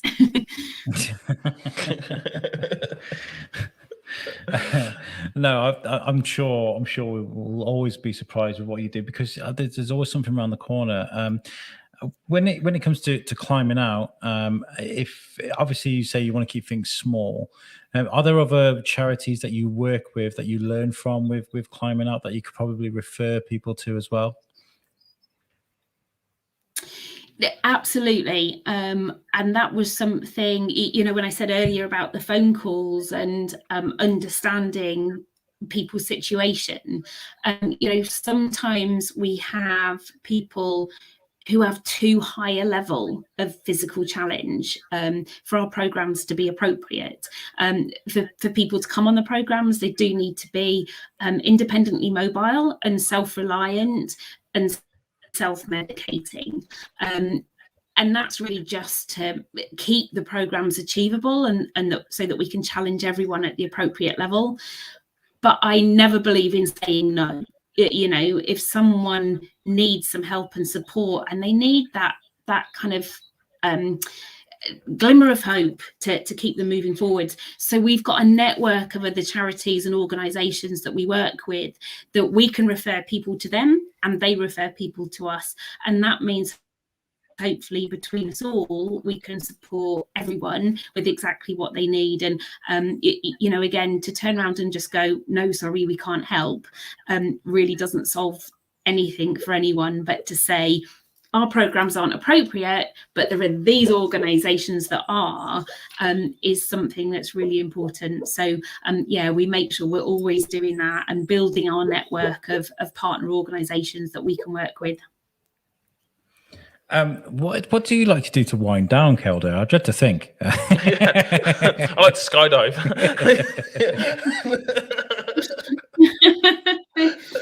Well, it's a really interesting that you should ask that now, Alex, because I went away last week for the first time in probably about 20 years. And the whole idea was to actually have a break. And for the first sort of 3 days, I was like a pogo on a stick, not quite knowing what to do with myself. And by the end of the week, I was like, this relaxing lark is really cool. I quite like this. And I think it's without getting kind of serious about it, but it's something that's really important, is that, we can push hard and we can work hard, but it is really important to take time out as well. And it's something, I've not been particularly good at, but it is, it's so important to get a balance. And and it kind of makes us better at what we do then, because we're not overstretched and we're not overtired. So it's something I'm going to try and learn to do better, is to take a bit more time out. But walking my dogs, as you probably gathered, that's my sanity. So as far as what do I do to wind down, walk my dogs and red wine. Yeah. Okay. Yeah. I mean, knowing your limitations, of course, has been like one of the main topics for today. But I mean, it really is important. But we're in a town. And carry on, Carla. You're right. Sorry, go on, Alex. I was just going to say, I can remember. Sorry, I'm not laughing at you. I'm laughing at the lag. It's Time lag. It's happening again. Yeah, you go, Kelda. You go. Okay. Yeah, I was just going to say there was a coach I was working with once who said to me, why do you always have to make things tough? Like, why does it have to be hard? And I said, because I feel like I'm being lazy if I don't. And she said, what does things being easier look like? And I stopped and paused for a moment, and I just went, I'd be better at my job. And that was a real light bulb moment for me, that, sometimes in taking time out, that's not about you not being committed. That's actually about you being more committed and recognizing that it's important to look after yourself, so that we're then in a position to look after other people. So that was a really big learning for me. Yeah, after Pod Aid, I was chatting to a friend the other night, and I was like, I'm just gonna. It was Brandon Cruz actually who sent the message that you guys saw from the Interdimensional podcast. And anyway, I was saying, like, after Pod Aid, I want to just drown in nothingness, just like lie in my pants on the sofa, just doing nothing. But I feel like that would be like that'd be like a nightmare for me, just to do nothing. Really? Can you see me just doing nothing for like a week? Seriously, just. I would love that. Yeah, I would like that too. I just wish I could switch off, but I'd be like, oh my God, I got this idea. I want to do this. So, I'm constantly, I just can't switch You'd off. be wanting to build a school next. Can we? Oh, no. The Shrewsbury Please, Biscuits no. School. School of Podcasting.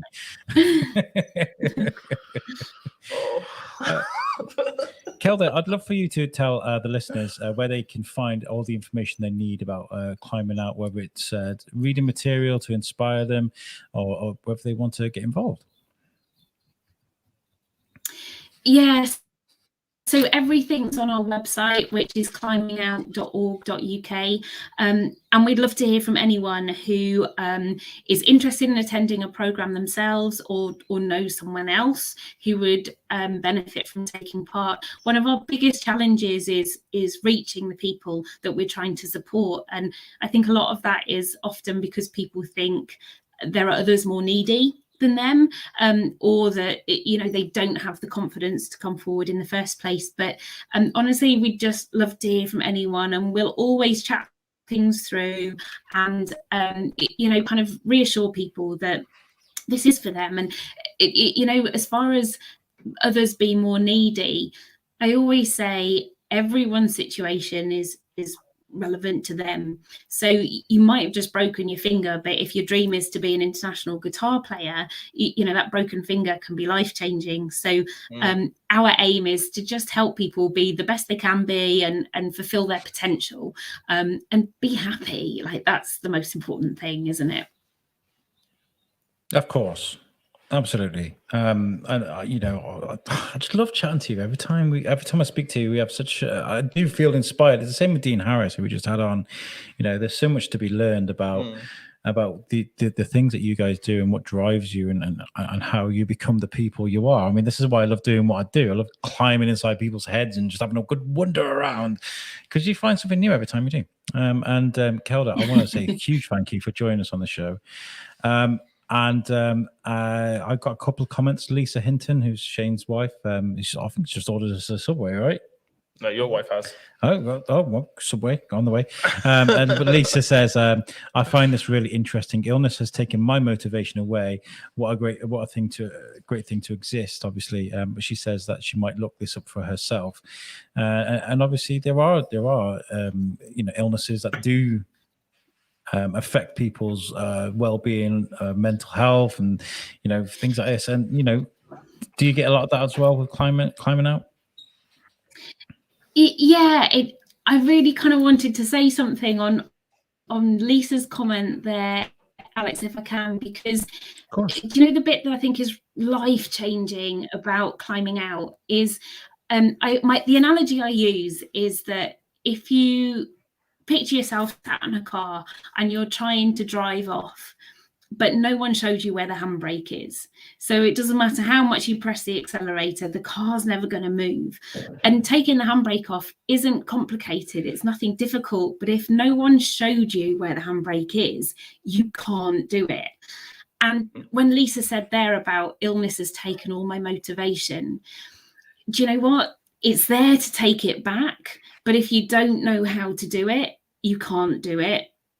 And what we try and do on the Climbing Out programs is show people how to do that, how to manage themselves, how to get that motivation back, get that sense of purpose, get that sense of control back. And it's actually really straightforward. It takes time, it takes effort, it takes practice, but it's really straightforward. But if you don't know how to do it, you can't apply it to life. So Lisa's words were really powerful there. That illness hasn't taken your motivation, it just feels like it's taken your motivation, but the motivation's still there. And our job is to kind of show you how to find it again. So thanks for that, Lisa.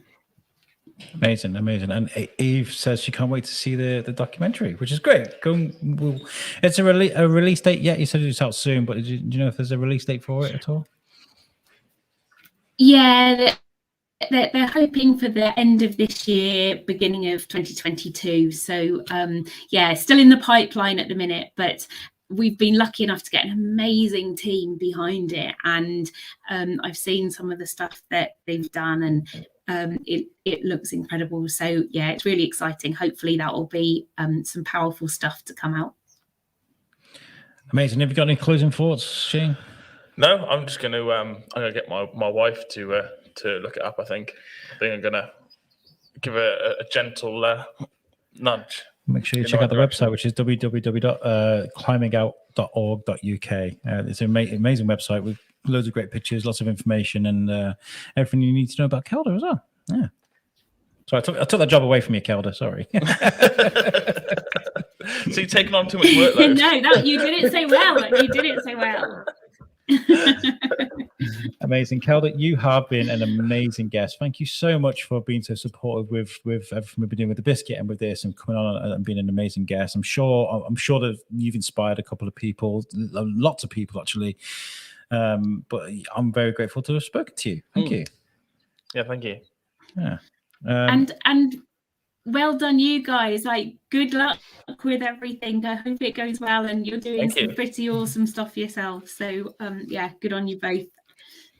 Oh, thank you, Kelda. You're ace. You're a good egg. You're a good egg. You really are. What we'll do now is we've got Pete White from Web Orchard, one of our sponsors, and a good friend of ours. Actually, he's helped me for a while with what we've been doing. He's due up next. We're going to have a bit of a chill with him and a bit of a chat. But what I'll do is cut away to a video of what we're working for, what we're fighting for at Lingen Davis. And what we're going to do now is I'm going to find the video. This is by the way, if you see me like looking really ignorant, leaning into my laptop, I'm doing things on the fly as we do this. So I'm not trying to be ignorant, but there's a chat here with Sally from Lingen Davis to talk about the changes that have gone on with the Lingen Davis Centre since she started. But Kelda, thank you so much for joining us. I really do appreciate speaking to you. Definitely. Thank you. It's a pleasure. Thank you.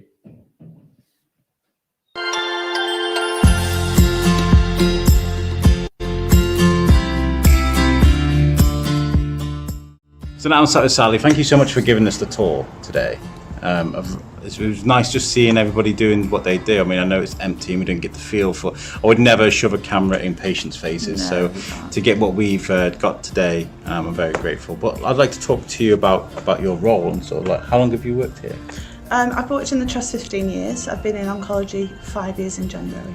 Yeah, and this place, it seems like it's constantly changing. From what I get, the scanners have to be replaced every 10 years, and they're knocking walls through, and all these things. Has this place changed since you first started?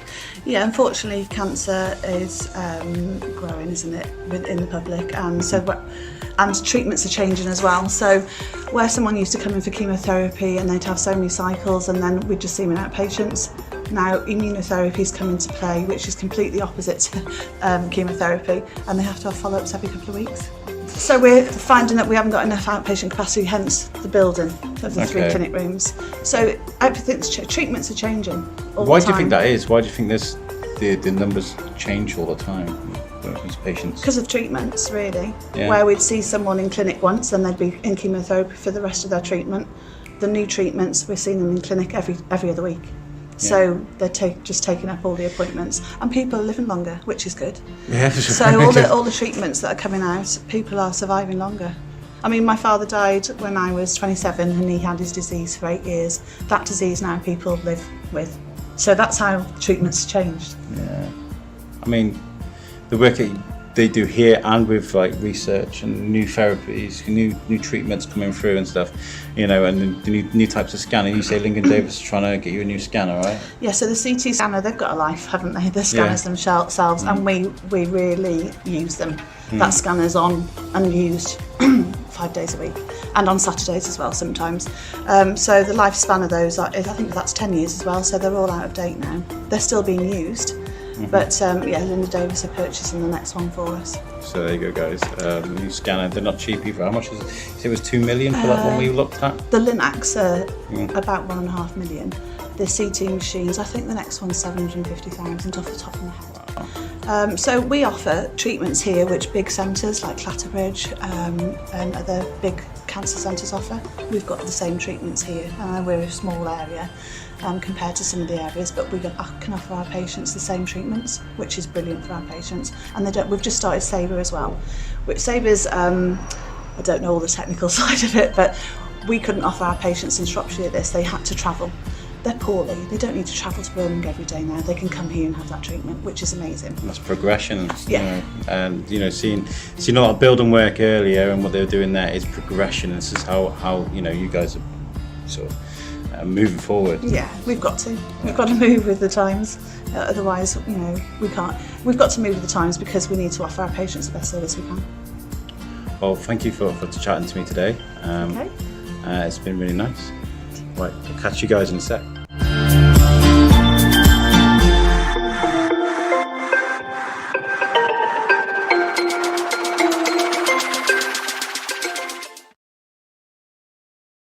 So hello, we're back.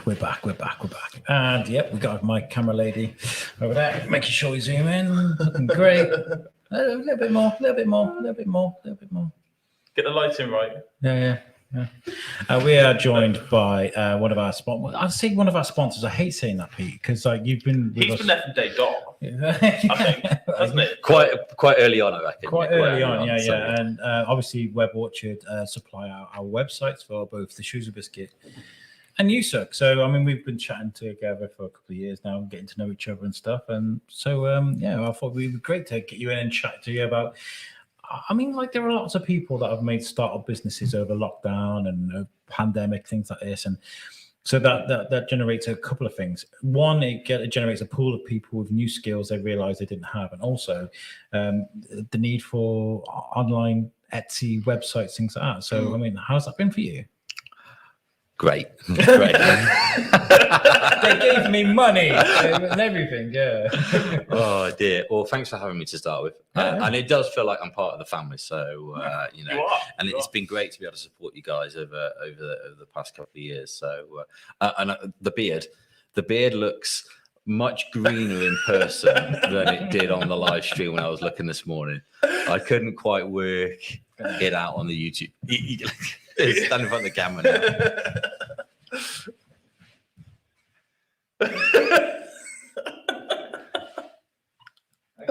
Was there a choice of colours? I mean, how did the green come along? For the Pod Aid logo, I guess? Yeah, it's all going green. Going with the brand, isn't it? Going green. Yeah. Yeah, it was just to go with the branding, really. I just thought, let's just do something silly, because to be fair, I don't do silly things. I just do podcasts and stuff. Do you know what I mean? So, thought let's do something crazy and wacky. I've forgotten the question now. What was the question? Sorry, I've gone off on a tangent already. And lockdown businesses and stuff. Yeah, obviously everything's gone online now, isn't it? With lockdown and stuff. So like, how is that kind of? Have you seen a massive boom? Yeah, I mean the whole industry has gone so much more online over the last couple of years, and I think we were heading that way anyway. But the pandemic certainly sped that along. I mean, we see that on both sides of it. We've got an IT business and a web business, as you guys know, and we've seen the demand on both sides increase because people have all had to move to Teams or Zoom and all the related sort of technologies around it. So good job, drink all my coffee, right? I'm trying to do it. There we go. I've got to try and find ways to get comfortable because we're doing this for 24 hours, right? So it's good to. So you started at 9 o'clock this morning, and you're finishing at, I'm guessing, 9 o'clock tomorrow. Yeah, 9 a.m. tomorrow. Yeah, and it's. I'm all right at the moment. I'm okay. I'm okay. And you got guests every hour. Yeah, every hour we've got a guest, which is going to be good. I mean, we've got. So let's have a look at the schedule, shall we? That's a great idea, Pete. Let's show people. He's definitely got to just be a podcaster. Okay, so this is stream 1, and obviously 1 p.m. is Pete White. You know, that's you. That's your name. And 2 p.m. we've got the mayor. Got the mayor, Mayor Dean. And Julian, what have I put? What have you done? We've got the mayor coming in. This is hour 5, right? This is yeah. And then we've got Charlie Adlog coming in at 3 p.m. It's going to be great chat to him because we discovered that I've got I've got over my crush now, Charlie. Have you? Yeah. Are you sure? Yeah. Are you positive? Absolutely. Yeah, have you met Charlie Adler before? I have spoken to Charlie before. Yeah, nice chap. So when we used to do the Shop Geek events, we wanted to try and get Charlie into one of those, but trying to get the right structure of the event to get somebody like him in. My yeah, God. It's, great. Sorry. We were just talking about the logistics of the show just a second ago. I nearly killed my laptop with coffee and then realised I spelt the mayor's name wrong. And we're talking about eating on this show. Yeah. And so we're going to have to try and work out how to do that later. Yeah, it's an interesting thing what you do because like would you say that when it comes to like websites, IT, I think it's still kind of a new industry. I mean, I know it's like 30, 40 years old, but for me, it feels well established. So. Yeah, but I live it all day, every all day, time, don't I? though, So yeah, it's a fast-moving industry. Yeah, but there you go, that's the best way of putting it. We're very much in the day-to-day of it all, and I think that reflects in the sorts of things that we get involved with, and how we operate basically. Mm. So where did Web Orchard come? What was the start of Web Orchard? Like, I mean, this is our 15th year now. Okay. So I guess I've always had an interest in websites. Yeah. And so have my 2 co-directors, and it just seemed a natural step from running IT to also working on the web side of things. And we wanted something a bit more creative. We wanted something that inspired. Hence the name Web Orchard came along. Yeah. Where it was information solutions, a lot more tech focused. Yeah. A lot of services, a lot of support side of things. But the Web Orchard is a little bit more creative, more that side of things. Find an apple. Oh, Exactly. Yeah. I used to take bowls of apples to events we used to do. Yeah. Here, throw it to the guy at the back row. Have an apple. That's inspiration. That's Web Orchard. Goodbye. Sounds like one of you. Sounds like the end of the USAC episode. Yeah. It does. Pretty much. By the way, Tom Bruno has been blowing you up massively. Oh, isn't it the Chronicles of Pete White? Like there's like a story. If I was to take for the listeners at home, we do for every show that we do. Because Web Orchard does the USAC website too. I get Tom. I don't get him. It's just like his own thing to do. And I mention website, and he goes, "Oh, website. Our website is made by the amazing Web Orchard. Pete White used to fight lions in the Colosseum in Rome times, and that's when he came up with the idea for Web Orchard. And he creates websites, and he comes up with these amazing chronicles. And if I collected them all now, we'd have about 3 or 4 hours of Pete White stories. So maybe one day we can collect them all and just play them all back. That's very kind of Tom. Basically, Pete White's a Stig. Yeah, he's like the Stig. Yeah. Some say. Character. We should write books about the adventures of Pete White and just go on what Tom Bruno says. Oh dear. I wouldn't like to read it. I don't think. Probably not. I was like, so we started doing this. And we started releasing the episodes. I was like, have we even asked Pete if this is okay? He's our sponsor. You can't just, talk about how during medieval times he put two sticks together and was like, this looks like a website. I don't know, whatever he says, we were talking the first time I got you on the Shrewsbury Biscuit when we were in the parade. We were sitting talking about sort of old school gaming and LAN parties and things like this. Yeah. Is that like a natural progression for you for computing and the way where you've gone with your career? Is that there's always been like a desire to get behind a computer, whether it's gaming? Yeah, always been interested in computers. I mean, I was the stereotypical geek at school before geeks were cool like they are. Geeks rule the world now, by the way. Days, yeah. We've got the Big Bang Theory to thank for that, maybe. But the kids today with their Minecraft and their Roblox, it's part and parcel of geek culture, isn't it? Maybe for me 20 years ago, it wasn't quite as cool, but I've always had an interest in that. Like you say, with the old school LANs gaming, before we could really game online, that was the only way you could get together a multiplayer game. You could get all around a table with your CRT monitors and game. That was what we used to do. Yeah. Nowadays, you just turn on your PlayStation and you're instantly connected to millions of people around the world. Learning the technology behind setting all of that up is where a lot of the roots of what I do these days has come from, really. So why start a business? Why sort of do that for as a business? Why not just sort of do it as a hobby? And well, you've got to earn a living somehow, haven't you? And families are expensive and all of that sort of stuff. I mean, there's lots of companies, right? There's lots of people that are able to do IT stuff. And I love the air quotation, Shane. Yeah. Why not insult our guest by going IT stuff? I mean, everything IT. Just like it's a broad comment. Okay. So sort of a lot of people can do IT stuff, but like, why sort of make that like your main kind of focus, and then focusing on the websites and the IT solutions? Why wouldn't you go to like game development or something like that? Good question. I mean, I've the website side of things, I've always had an interest in. It's always from an early age of having, your first websites and first blogs and that sort of thing. It's kind of a natural progression. And it's one of those things like you guys with the podcast and that, the more you do it, the more you get better at it, and the more you just kind of want to do more of it. Is that how it's supposed to go? Well, today is I'm still waiting. Today for you guys is the combination of years of podcasting, isn't it? Really, it's you build up the experience, you build up the contacts, and this is where the pinnacle is at the moment of podcasting for you guys. And I'm hoping it's a big success because. And me too. And of course, there is still the option there to donate for Lincoln Davis. So you can go to justgiving.com/PodAid, or you can text 70085. Look at that. I'm trying to find the button. Text 70085 and donate £3 to Lincoln Davis. You are right. I mean, if you're good at something, do it. Yeah, I mean, but was there ever a fear of I'm going to do this thing that I think I'm good at, and I'm going to probably not be good at it, and it's going to hurt? Do you know what I mean? Was there ever a fear of? Yeah, I still feel that every day. Like you guys say, it's such a fast-moving industry, isn't it? There's always the new technologies coming out. There's always new things to learn.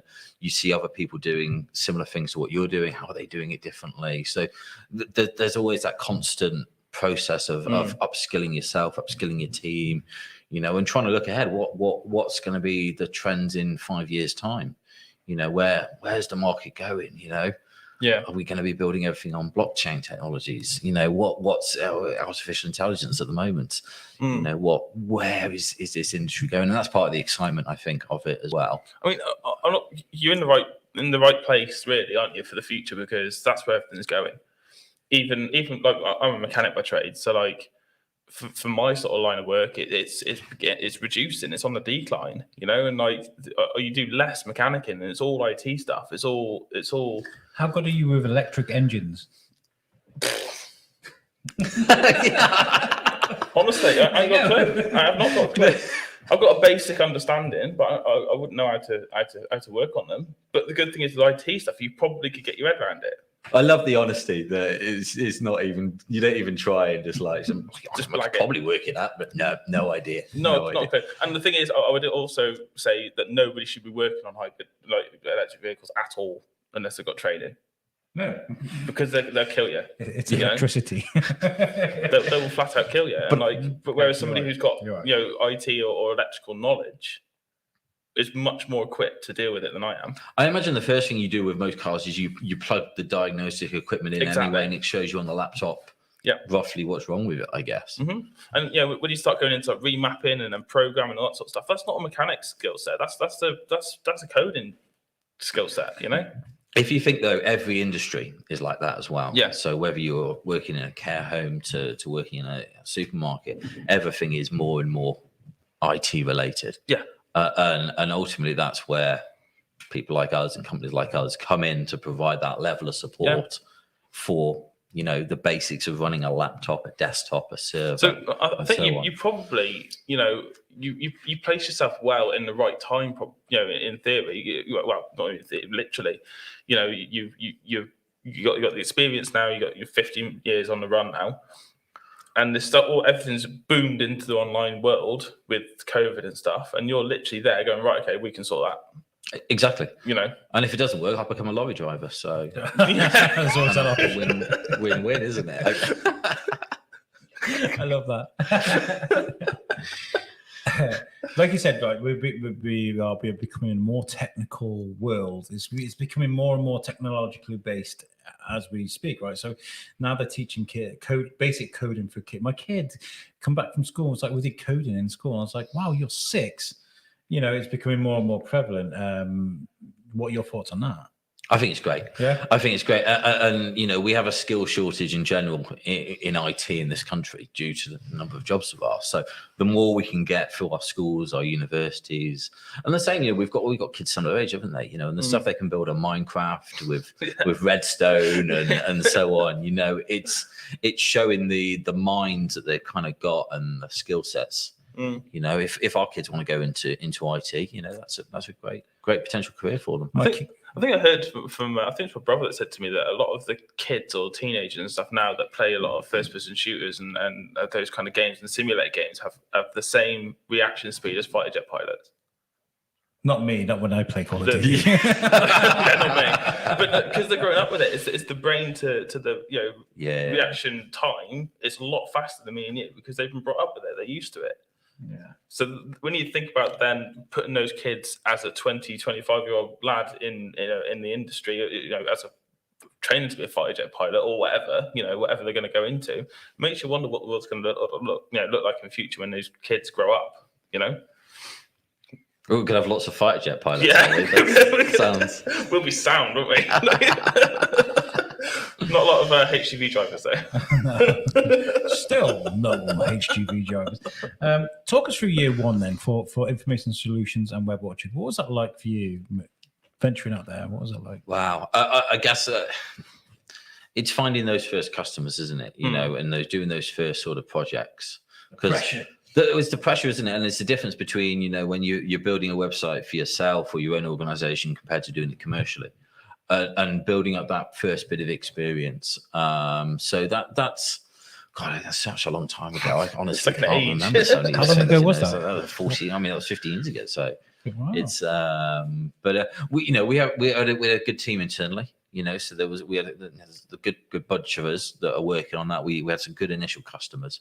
So I think that kind of made it easier, and you learn quite quickly what works, what doesn't work. And then you scale things up over the years so that you've got a well-oiled machine as to go back to a mechanic analogy there. So yeah, a well-powered electric engine. And I did this awkward thing, right? Obviously, because Web Orchard make our websites and Reach are doing this event, and I was kind of like, obviously you did the website and you've been advertising on the website, so I wanted to include you in this. But I was kind of like, these guys, there's Reach who do the same thing as what Web Orchard do, and I'm getting to promote the same event. And like, I felt so awkward about it. And I'll talk about it on the podcast because we're allowed to, right? And so, but this is like, are we allowed to do this in Shrewsbury and get away with it because we are in Shrewsbury? You know what I mean? Yeah. Well, we went to the pub and had a chat about it. Yeah, anyway, we did. So yeah, quite a few points. Yeah. Do you know what? It's great to be able to partner up with other companies, companies like Reach as well. So the fact that we can get involved in these sorts of events with them, it's all great, and it's for a great cause, isn't it? That's what we're here for today. Is trying to raise some money for Lingen Davies. Yeah, it can it happens quite a lot where you're waiting for me. No. Oh, sorry. What you're waiting? No, that's subliminal messaging. Just okay. Bring it up on the screen every now and again. Doing psychology. Yeah. Okay. Make sure you share the stream too, guys. I forgot what I was saying now. I updated the Biscuit website first thing this morning with a link to YouTube for the live stream. Fantastic. That's what I thought. Thank you. That's great. Live, yeah. So you can listen to us via the website, guys, as well. Go to www.theshrewsburybiscuitpodcast.co.uk. Brought to you by Web Orchard. Did you say website? What are you working on? Anything fresh at the moment? Is it? I mean, like when it comes to information solutions and Web Orchard, it's websites, computers. Does it ever get boring? Do you ever feel like I need to do something new, something fresh? The freshness comes in the new projects that we get come through. So, the sorts of projects that we're working on, they're always for different organizations. So, one day it's a bit of work for public sector, the next it's a private company, do a bit of work for a university at the moment. So it's quite a mixture on the web side of things. The IT side of things has probably changed the most in the last 10 years in the fact that 10 years ago, we'd be providing big servers and that sort of stuff. Whereas a lot of it these days, it's all web-based. We do a lot of Office 365 and the kind of the features that provides with email and Teams and SharePoint and OneDrive and the associated support that comes along with that as well. Once we put these systems into place, people then need help on the problems that that come up day to day, or help using these systems, and that's where we come in as a service provider to help them through those day to day problems. And as far as Web Orchard goes, do you work with companies internationally as well as locally, or how does that work?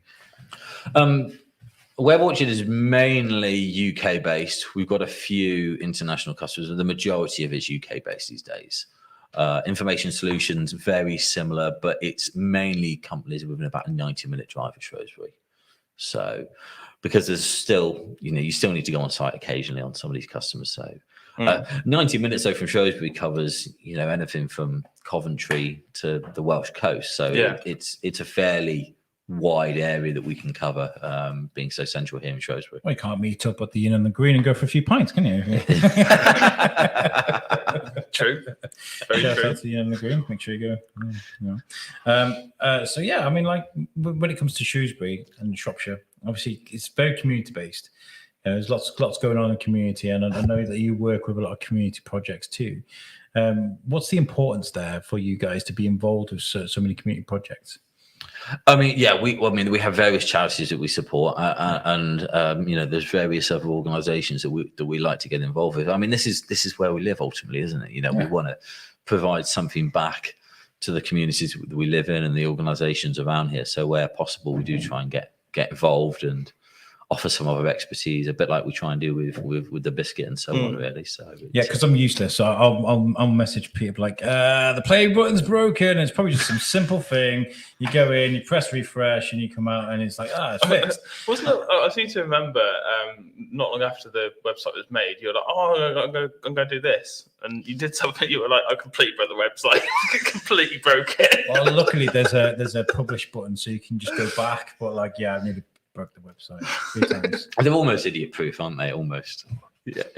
I mean, when it gets to idiot with the stuff like that I'm kind of beat the threshold, really. I mean, like, do you get that a lot, by the way? Like the laptop's broken, family member, Pete, come and help us. Like, Oh, it really depends. It depends where where it comes in. We, there's laptops in the office this week that have been dropped. Power supply has been pulled. So it's a mixture of hardware and software fixes. It really is. Yeah. Well, I think just like a mechanic, you guys are valuable. No, because seriously, right? You're a lifeline to people. Like with a business, like making sure a website's up and running so people can buy the things for a business that rely on you. You have as a valuable skill as a mechanic that keeps a car going. It's very important to have skills like that. Especially when businesses rely on that. In a lot of cases, their website is their main source of income. You have to provide that reliability. Because people lose out on sales otherwise. Do you remember the chaos when all the card machines went down a couple of years ago? It was like, actually, I forgot. I remember that. Yeah. Do you know what I mean? Like that's IT based. That's a web based thing, isn't it? So if something that's important like that goes down. I remember my story about being stuck in the multi-story car park. Do you remember that? What? I got stuck. No, it was. I got so I was in the multi-story car park in Shrewsbury. The chip and pin or the swipe cards had gone down. I had no cash on me, and I only had £8 in my bank, so I couldn't draw any money out to pay the parking guy to let me out, right? And I couldn't pay by card because it's broken. So I was like, I explained my dilemma, and he's like, "Well, can you not go and borrow money off someone?" And I was like, "Oh, no, I can't." And I was like, I had Timmy in my arms. He was only a baby. He's fallen asleep. I'm getting weaker, low blood sugars. So I was like, right. I was like, I'm going to get my car. I'm going to sit in front of the barriers and I'm not moving. So I did. I got in my car and I did exactly that. Sat in front of the barriers. People beeping behind me and stuff. There's a queue building up. I was like, I'm not going.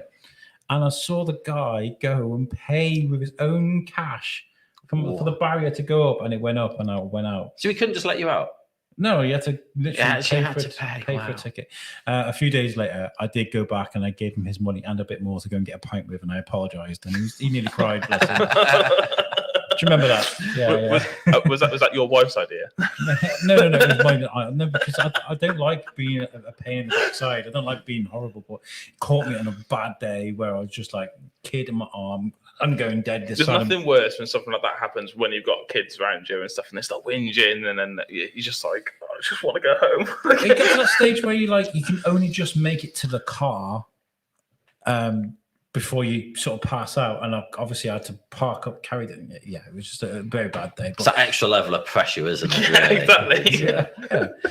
So I felt really bad for that. So I mean, that just goes to show the importance of being computer savvy. I mean, there's probably some guy, like the whole pressure of the whole nation because the chip and pin system's gone down, and they're going, "All right, Roy, fix it then." No pressure or anything. Well, just imagine petrol stations running out of petrol. I mean, that's a nightmare, isn't it? What's going on, people? Seriously, I mean, Stop it. Just stop it. I was very lucky actually because I usually chuck 20 quid in my car when it runs out, chuck another 20 quid in. But I decided to put 40 in. I thought, let's just do a month's worth instead of 2 weeks worth or whatever.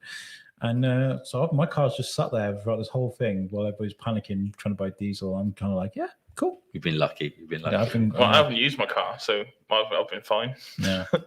If you've been affected by the fuel crisis right now, make sure you text PodAid free to 70085 to donate £3 towards Lincoln Davis. It will make you feel better. It really will. Well, I don't know. I think I got shouted at then. I don't know what that was. But what are you working on at the moment? I mean, you do Love Shrewsbury as well. You got the Love Shrewsbury. Yeah. So we set up Love Shrewsbury about it must be about 10 years ago. Now we set it up with a guy that ran the Seven magazine at the time. That's kind of the online version of the magazine, and the website has just gone from strength to strength over that time. And it's it's probably, I think it's the third biggest site for Shrewsbury after Shropshire Star and Shropshire Live. So it has a good following, has a great following on social media. But we do try and just do the more positive news stories. So, anything that's going on that's positive in the town, whether it's business, whether it's charity, and so on. It's all on that site. And it's, for someone to be mainly positive and to be in the top 3 is very good, because usually you need to shock people with news and stuff. I mean, some newspapers are very much the same. God, this terrible thing is happening. Clickbait, clickbait, clickbait. But you're doing positive things, and that's very encouraging. Fortunately, all that negativity is on social media these days. So yeah. And this, I feel like Shrewsbury is like a bottomless pit. I feel like with the Shrewsbury Biscuit, I don't even think we've touched the surface yet. I think there's so much we can cover with the show, and like with things like My Shrewsbury and Love Shrewsbury. There's constantly something amazing to talk about. Are you okay? Yeah. See you. So there's always something to talk about. Just made me jump then. I'm like, what's happening? But yes, I feel like Shrewsbury is just an amazing place. The Low Shrewsbury site is it's a real nice little project. It's like the office side project is the way we see it there. So it's. I think. Do you feel like things that run themselves? They kind of just tick over. People send stuff, post it. Yeah. Very much. It does run itself from that point of view. So I always feel guilty with the Shrewsbury Biscuit, because we get sent press releases, at least 2 or 3 a week. Wow. Okay. And we do get sent them, and all we've got is our social media. And I feel like we can talk about the website. I don't know, but like share stories and stuff, on the website, and then share the link to the website to the social media. I don't know how we do that, but I just feel like there's a missed opportunity there. Do you know what I mean? Yeah. I guess there's lots to talk about, isn't there, all the time? Yeah, they're working on something over there, and I don't know what's going on. It's making me very, very nervous. I'll tell you what we'll do, guys, is we're going to go to a message from one of our friends that we'll do, and then I'll find out what's going on with the tech. And we'll be back with you in about a minute's time, I believe. Here is a message from our friends at PodSecure. Enjoy.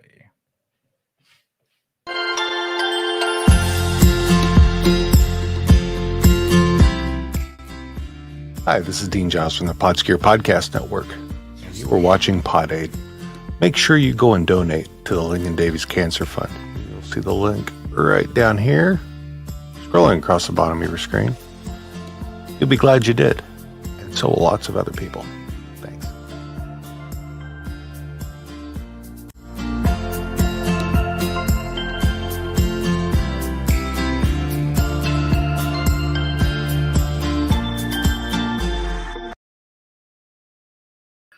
That ends so abruptly. I should have really slowly faded it in and just that's what we need for stream. Guys on StreamYard, we need a fade button, okay? That's what we need for this thing.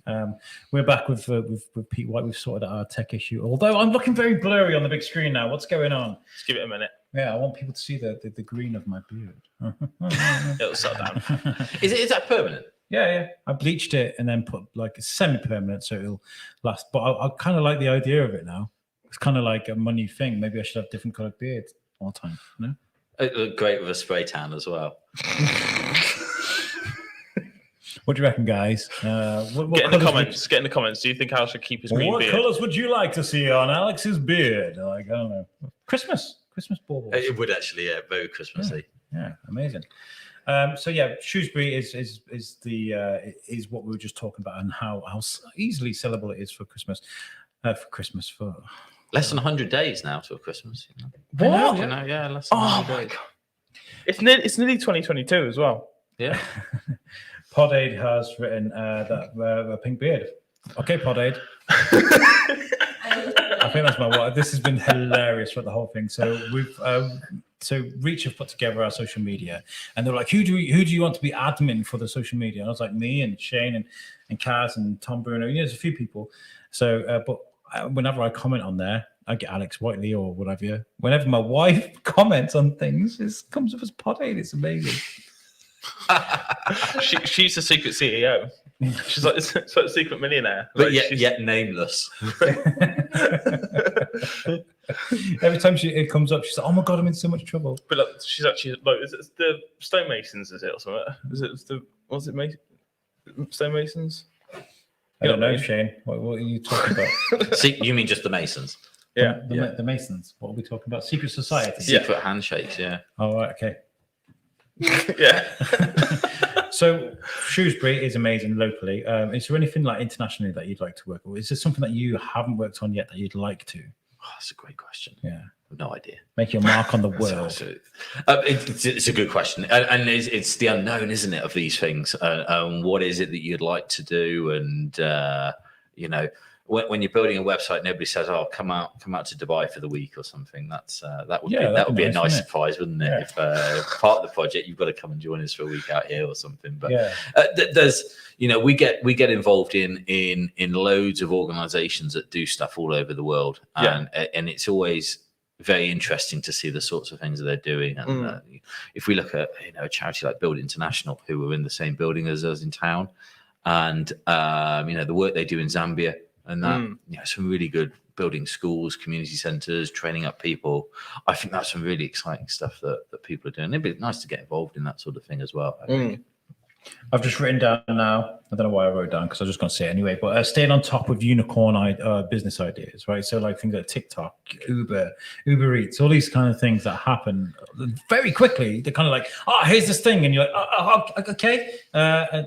You got to like keep your ear real to when you're running a company like yours, really pay attention to what's going on around you so you can see Yeah, I mean, TikTok came out of nowhere, didn't it? Really? It did. You know, the start of the pandemic, it seemed suddenly it was on. It's kind of weird, like, so I remember TikTok coming out, and I knew it was like the thing that was like the kids were doing, but like I couldn't do it. I didn't get it, and I was just like, this is really weird. So I just scrapped it, and I didn't bother. And then I'd come back to it months or years later, or whatever, and all of a sudden it just like bang, it was there, and I knew what I was doing with it, and it was just, you know, and that was it. It just boomed.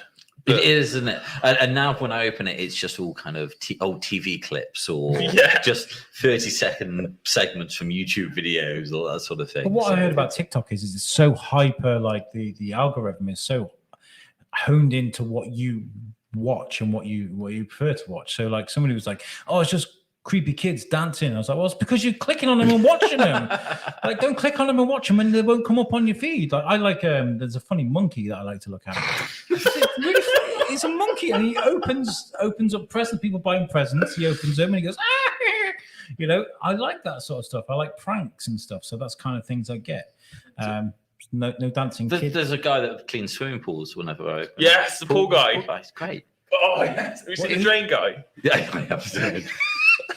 But yeah, I mean, he's making these 30-second videos of him just cleaning up. Yeah, they're so. I know. I've watched all of them. I'm not even joking. I've gone all the way to the bottom and watched them all. It seems like just a satisfying job, though, isn't it? You know, that you go and you see this green pool. Yeah. And sometimes it takes him days, but he obviously clips it down into a 30-second video that's just like before and after. It's like, wow. You look at it, you're like, look at that. That is beautiful. I was watching this video 2 days ago, and it was a girl. She sat there and she was like, she had an iron and 4 toothbrushes, and she sat there. She was like, I'm going to do this amazing thing. I'm gonna melt this. My wife's shaking her head because she knows what I'm about. What you need to do is you get the iron. You're going to repurpose these toothbrushes, and you're going to do this. And she's going on and on, kept repeating. And she eventually did. She's doing all this stuff. I'm clicking because I'm like, I'm not waiting 15 minutes. And it was literally nothing. She was like, here you go. It's chopsticks. And I was like, this is the power of just gripping. If you've got the power to be able to grip someone for 15 minutes to just melt the toothbrushes and, I don't know, clean swimming pools, or, you know, there was a guy that filled a swimming pool with red water or something, or the walls were painted red and just looked like a pool of blood. Like silly little things like that. I just got monkeys opening presents, you know what I mean? What does that say about us, though? I know. Started off with Vines, though, didn't it? Yeah, exactly. It's the natural kind of progression from there, isn't it? Really? Yeah. So, yeah, if you can grab someone in that short amount of time, you've got a skill. I think it didn't go viral. I think it was like 3,500 people watched a video I put recently of. I was in B&M, and they got 2 aisles full of Christmas stuff already. I know you said less than 100 days to go, but we still got 100 days to go for Christmas. Like, calm down. And I'm spinning around going, oh, this is terrible. I'll put it up on it was Instagram. What's the Instagram version? Reels. Yeah, 3,500 people looking at me complaining because of Christmas. Bar humbug. That's pretty good, isn't it? Have you had a mince pie yet? No. B&M, where's my mince pies? Unicorn ideas, though, they happen all the time. They come and go. What's the biggest thing that inspires you the most when it comes to like tech? Is there someone out there that you like aspire to be, maybe? It's so difficult, isn't it? With there's so many good entrepreneurs out there, and they come and go, and how do you follow these people? It's so difficult. I think ideas like TikTok. For every TikTok, there's probably 50 ideas that have come and gone already. Yeah. So how do you back the ones that are going to be? Yeah, how do you know? Exactly. How do you know until they do get big? So taking a gamble, isn't it? Exactly. Yeah. And you've got so many entrepreneurs out there, and so many of these projects. How do you know which one to back? I think it's about it's about not polarizing yourself. Well, it sounds daft, right? But when it comes to people with differing political opinions or religious beliefs, or whether they like one thing that you don't like, yes, they're going to say things you don't agree with, but don't necessarily rush to delete them off Facebook. I mean, if it affects your mental health or it causes you difficulty, then yeah, okay, whatever. But what you're doing is you have two different views of the same thing, right? So when it comes to I don't know, Bezos. Some people really hate Bezos, and they'll be like, "Oh, I hate Jeff Bezos. Amazon's the devil and stuff." Some people are like, "Oh my God, I love Amazon." If you look at these two things and you kind of really open about it, I guess you kind of understand the world a bit better, right? Makes sense. Definitely, yeah. But that went very deep, very quickly, didn't it? Yeah, well, I learned something about it. It was something about I think it was that is a documentary I watched, and it was about how YouTube can brainwash people or something, and it was all about it was on Netflix. It wasn't a YouTube thing about YouTube. But it was saying that don't be so quick to delete everyone off your Facebook, because then what you've got is no one on your Facebook. No news feed. It's all one-sided. It's all one-sided. Do you know what I mean? I'd probably just delete Facebook. Yeah. But LinkedIn's a good one though, isn't it, for business? Yeah, I try. I mean, of all the social media platforms, LinkedIn is probably the one I'm most active on. But there's a lot of good people on there doing some good business, and it's quite nice. It's a very strange platform, though, isn't it? Yeah. So I just find it very. It's a very obscure. Not enough cat videos for you. Yeah, pretty much. Well, no monkeys, mate. Opening presents. I posted a picture of me sat in my swimming pool earlier in the year, in a paddling pool, and that got the most likes I've ever got on LinkedIn. So it's go figure. Yeah, exactly. Yeah, I just find it a very, very strange platform, but it is also very good. I mean, I put on there that I just put because it said open to work or something, so I just pressed it open to work, hashtag open to work, and put it on my profile as profile picture as a frame, and literally within 5 minutes I had 2 or 3 people messaging me, recruiters and stuff. Yeah. Literally that fast. It's a gold mine for recruiters. It really is. Unless you want to be a world-class superstar DJ, you put that up on your LinkedIn, and you're not going to get many responses. Maybe one day. You optimize your profile, do you? Not really. No, I don't pay attention to LinkedIn, and I really should, because there are a few people on there that are really respectable people. Do you know what I mean? Like Pete White, like Pete White. Thanks, Shane. I saved him there. I found him for a picture of him sitting in a paddling pool. You know what I mean? But no, my problem is when I look at the podcasting thing, I feel like I see it as a progression. Do you know what I mean? I feel like there's somewhere I'm going with this. But I just don't know where. Do you know what I mean? I want to sit behind the microphone. I want to get paid to do this sort of thing. But who does that apart from DJs? I can do that. You've got somewhere today, though. Look at. I mean, we're doing this for charity, which is amazing. But if we could do this for a living and get paid for it, then that'd be great.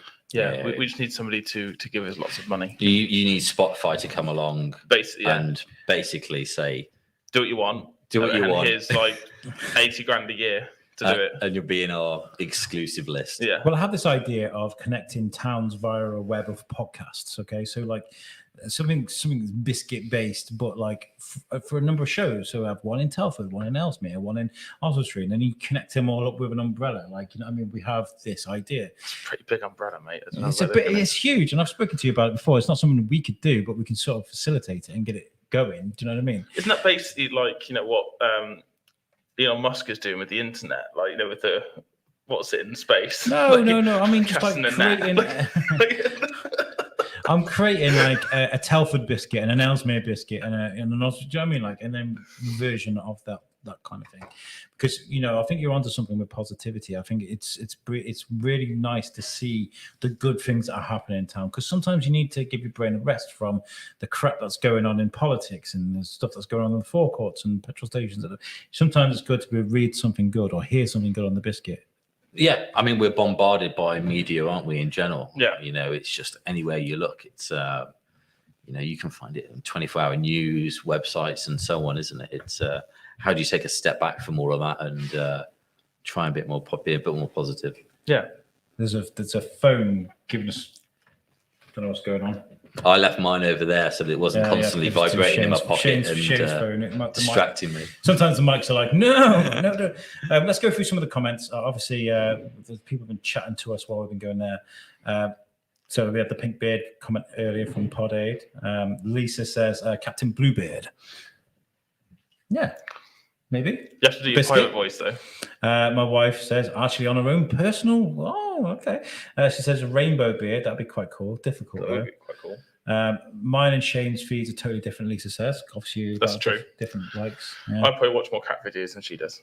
Ant McGinley, podcast OG and a really good friend of mine, says, dude, you are moving, you are creating, you are being noticed. Oh, thank you very much. I really appreciate When the green beard helps with being noticed. He was very impressed with my beard.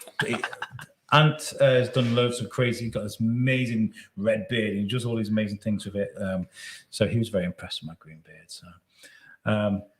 So, guys, I would like to give you guys a rundown of what we've got coming up for you later on in proceedings. We're doing this for 24 hours, Pete. It's incredible. 24 hours, did you know that? You're on one. Yeah, Pete's on one. At 2:00, we have the mayor. Mayor Julian Green is going to be joining us. We also have Charlie Adlard. He's going to be joining us, co-creator of The Walking Dead. He's going to join us in person. He's going to be here. And Rob from Reach is going to join us as well for that. And then we also have 4 p.m. What do we have at 4 p.m.? God, my head's gone scrambled. Do you reckon I need something to relax? We've got a Lincoln Davis expert coming in. Yes, we do. Yes, we have a Lincoln Davis expert coming in. I was gonna bring you a box of Red Bull actually.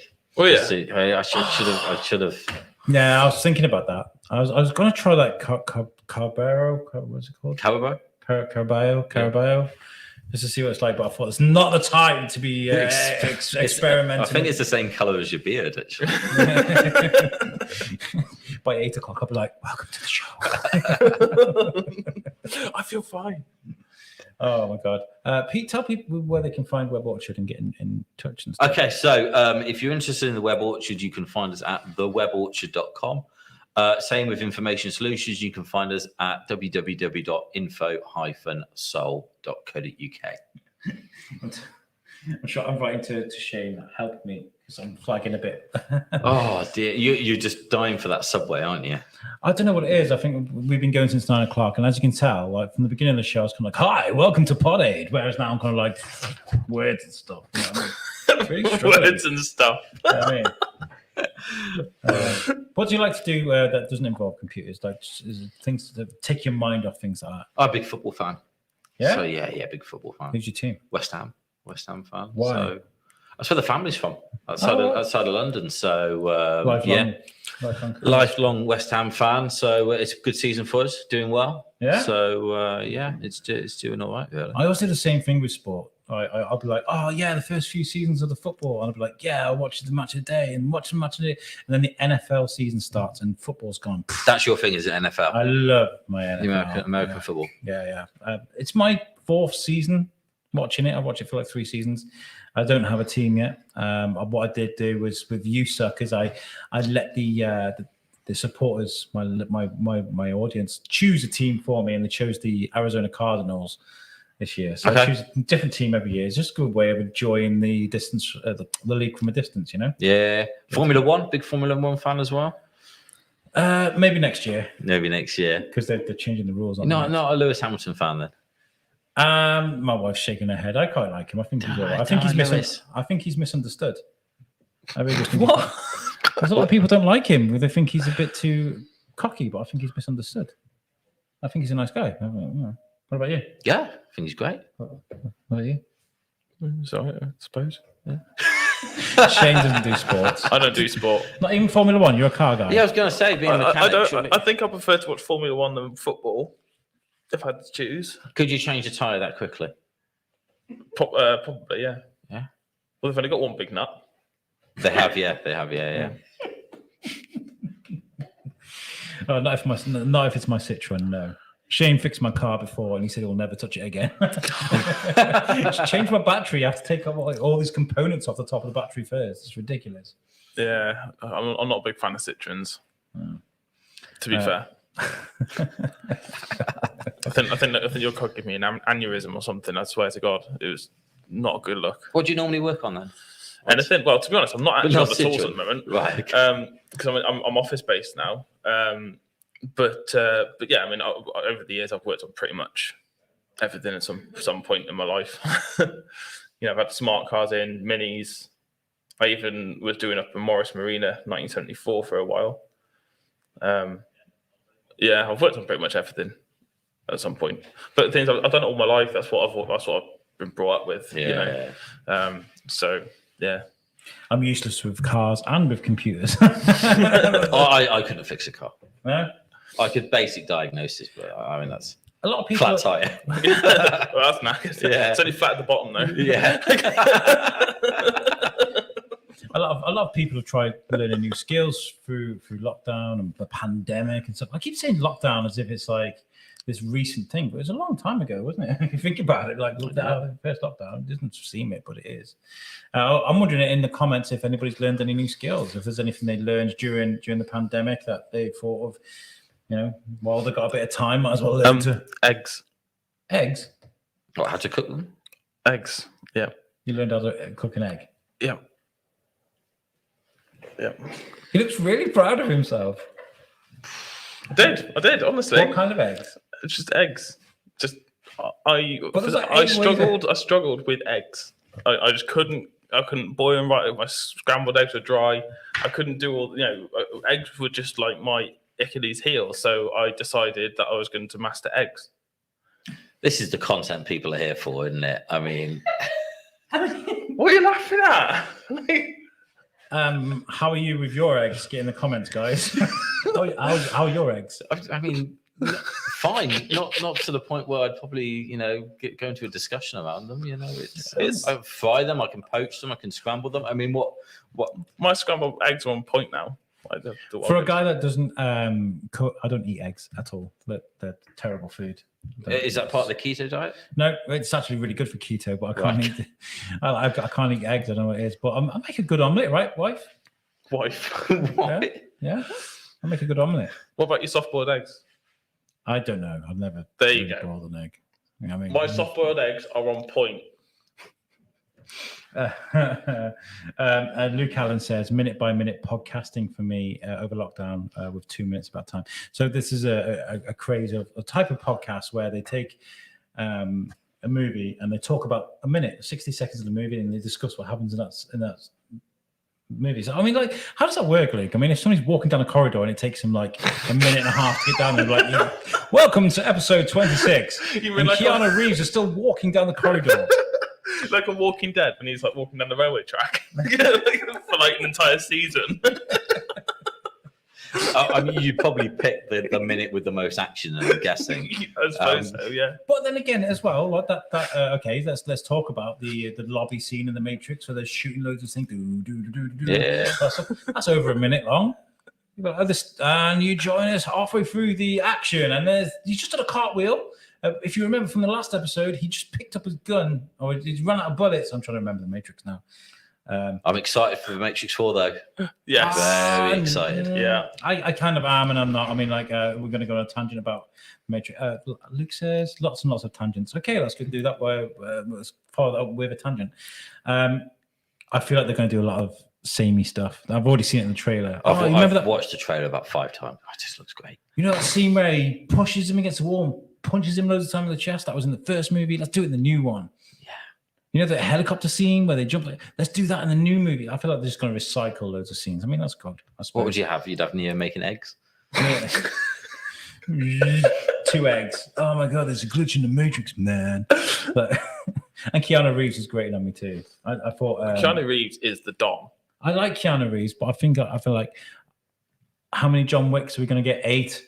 Yeah, but that's because John Wick is like hard as hell. He 3 can't was die. terrible. I mean, I like Keanu Reeves. I think he's a great actor, but let's not keep getting recurring the same roles, right? I don't know. I love John Wick. Yeah, John Wick is mint. I could have a million John Wicks. It's like the way you cast Liam Neeson, isn't it? Yeah. Some sort of revenge. But show. like, but it works. the thing is that he can actually he is actually John Wick. Yeah. He actually shoots like John Wick. Like, he's actually that good. Yeah, dude. At McGinnis says, during lockdown, I learned cold water swimming and how to breathe Wim Hof style. I also launched a fictional career as a wrestler in a new podcast. And also 3 things you can do with a banana skin other than throw them in Mario Kart. Banana skin, you can fry it and it makes like vegan bacon if you use liquid smoke. They're very specific things, like a wrestler in a podcast. They are, yeah. He is, and it's very good. I've forgotten the name of your podcast, and I'm very sorry. My head is fried. I can't remember which building we're in right now. I don't know what's going on, but I'm crashing like We've crazy. got another 18 hours of this. You need another coffee. So maybe you and Jules can take on the interview with the mayor while I refuel or something. What do you reckon? I've got to go and get Jamie. Oh, you do, yes. So maybe me and Jules can do that then. Pete, honestly, thank you so much for joining us. Thanks for having me. This has been great. I know I kind of dropped there. I think my blood sugars are low. So maybe it's the dye from my beard. Okay, it's affecting my brain.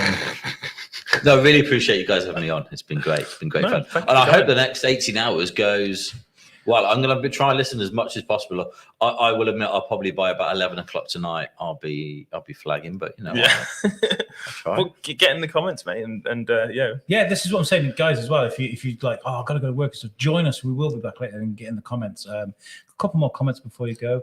And we will need the comments as well to keep us going. So please do. You are no excuse, Al. No excuse. I actually have the audio comments somewhere as well. I played what was it?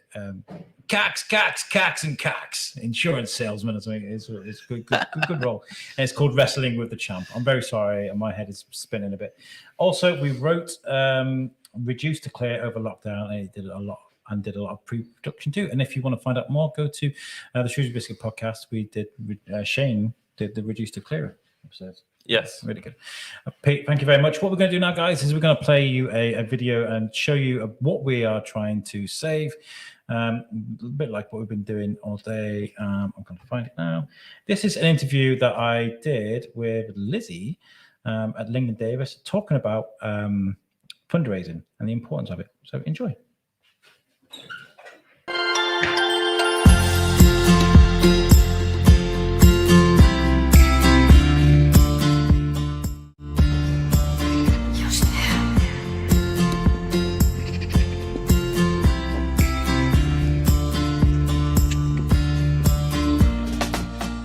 So we're at the Lincoln Davis fundraising office. Correct. Oh, well, this is Lizzie. And so I wanted to talk to you about fundraising and how important it is. Sorry, I keep moving the camera away from you. These spinny chairs are no good, you're always spinning around. It's terrible for cameras. So how important is the fundraising for what goes on over there where we just were? So important. I mean, we rely on our community for the majority of our fundraising, really. We always have since the 40 years, well, it's about 43 years now that we've been around. About 80%, maybe a little bit more, comes from our community, all of the fundraising income that we have. So all of that money that people fundraise for us can go into projects that help with the centre, so a piece of equipment, nurses that we funded, but we also fund things out in the community as well to help people after they've had cancer and adjusting to life, either continuing with cancer. Some people just continue their life kind of forever really with it going on inside them, and obviously some people recover and it's adjusting to life after they've been through that. It's a massive trauma, isn't it? Absolutely, yes. Yeah, it's a big change in people's lives. Like I say, even if they are cured and they go on to live a healthy life, it's still a big impact on their life and they still live that forever really. So. And what kind of activities and events do you guys run for you guys to make money? Yeah, so we run our own events. We have things like our colour run that we do annually. We have an annual fundraising ball. This year we started our Pedal the Borders cycling route, which is 100 kilometres, starts at Oswestry. That was hugely successful. We were so happy with how that went this year, so we're going to continue to do that annually as well. And then we just do other little bits and bobs throughout the year, really, whatever we come up with that we think people might like to come to. So we've done afternoon teas before now, we're looking at ladies' lunches and things like that, golf days, all kinds of things really. Amazing. So if people wanted to do run their own event through you guys, how would they go about that? So they can get in touch with us at the fundraising office. We're based at the Hagemar Centre at Royal Shrewsbury Hospital, or they can go to our website, linganddavis.co.uk, and there's some information on there about how to kind of set up your own event, but we would love you to get in touch with us just to talk about what you're going to do really, and we can help you to raise more, give you some hints and tips, give you some nice branded t-shirts and banners and things to help with your event. So please do get in touch if you wanted to do anything for us. And what's your favourite event to do? My favourite Or event one, to a do? couple, something that you enjoy doing. I love doing the colour run because Yeah. everyone is just so happy, and at the end they're all covered in paint and they just look so happy to be there. In the past we did race day at the Lowlands course. That was loads of fun to organise, and again hugely successful. So that was an amazing day for me. That was one of my first events after I joined the charity as well. So Because how long have you been here now? it will be 4 years in November. 4 years. Doesn't feel like it. It feels like yesterday. Have things changed much in those 4 years for you? You know, the way you campaign and, you know, sort of the diversity in the events that you run? Yeah, absolutely. Before my role came on, I'm events and fundraising officer. The charity hadn't run their own events before, so at that point they did rely solely on the community for their income. So I've developed the events calendar, so my workloads got a lot busier once we kind of got it off the ground and we got our supporter base up and running. Like I say, that made me a lot busier, so we're branching out into doing lots of different things so that hopefully we can get to everyone in the community and do something that everyone wants to attend. Yeah. So it's this, guys, this is all symbiotic. So the fundraising office funds the centre over there, and the centre relies. It all kind of works together, doesn't it? Yeah. And so everything that we're raising today is hugely important to better the lives of the people that come through the Lincoln Davis Centre. Thank you very much. Thank you, Alex. Thank you so much. Thank you.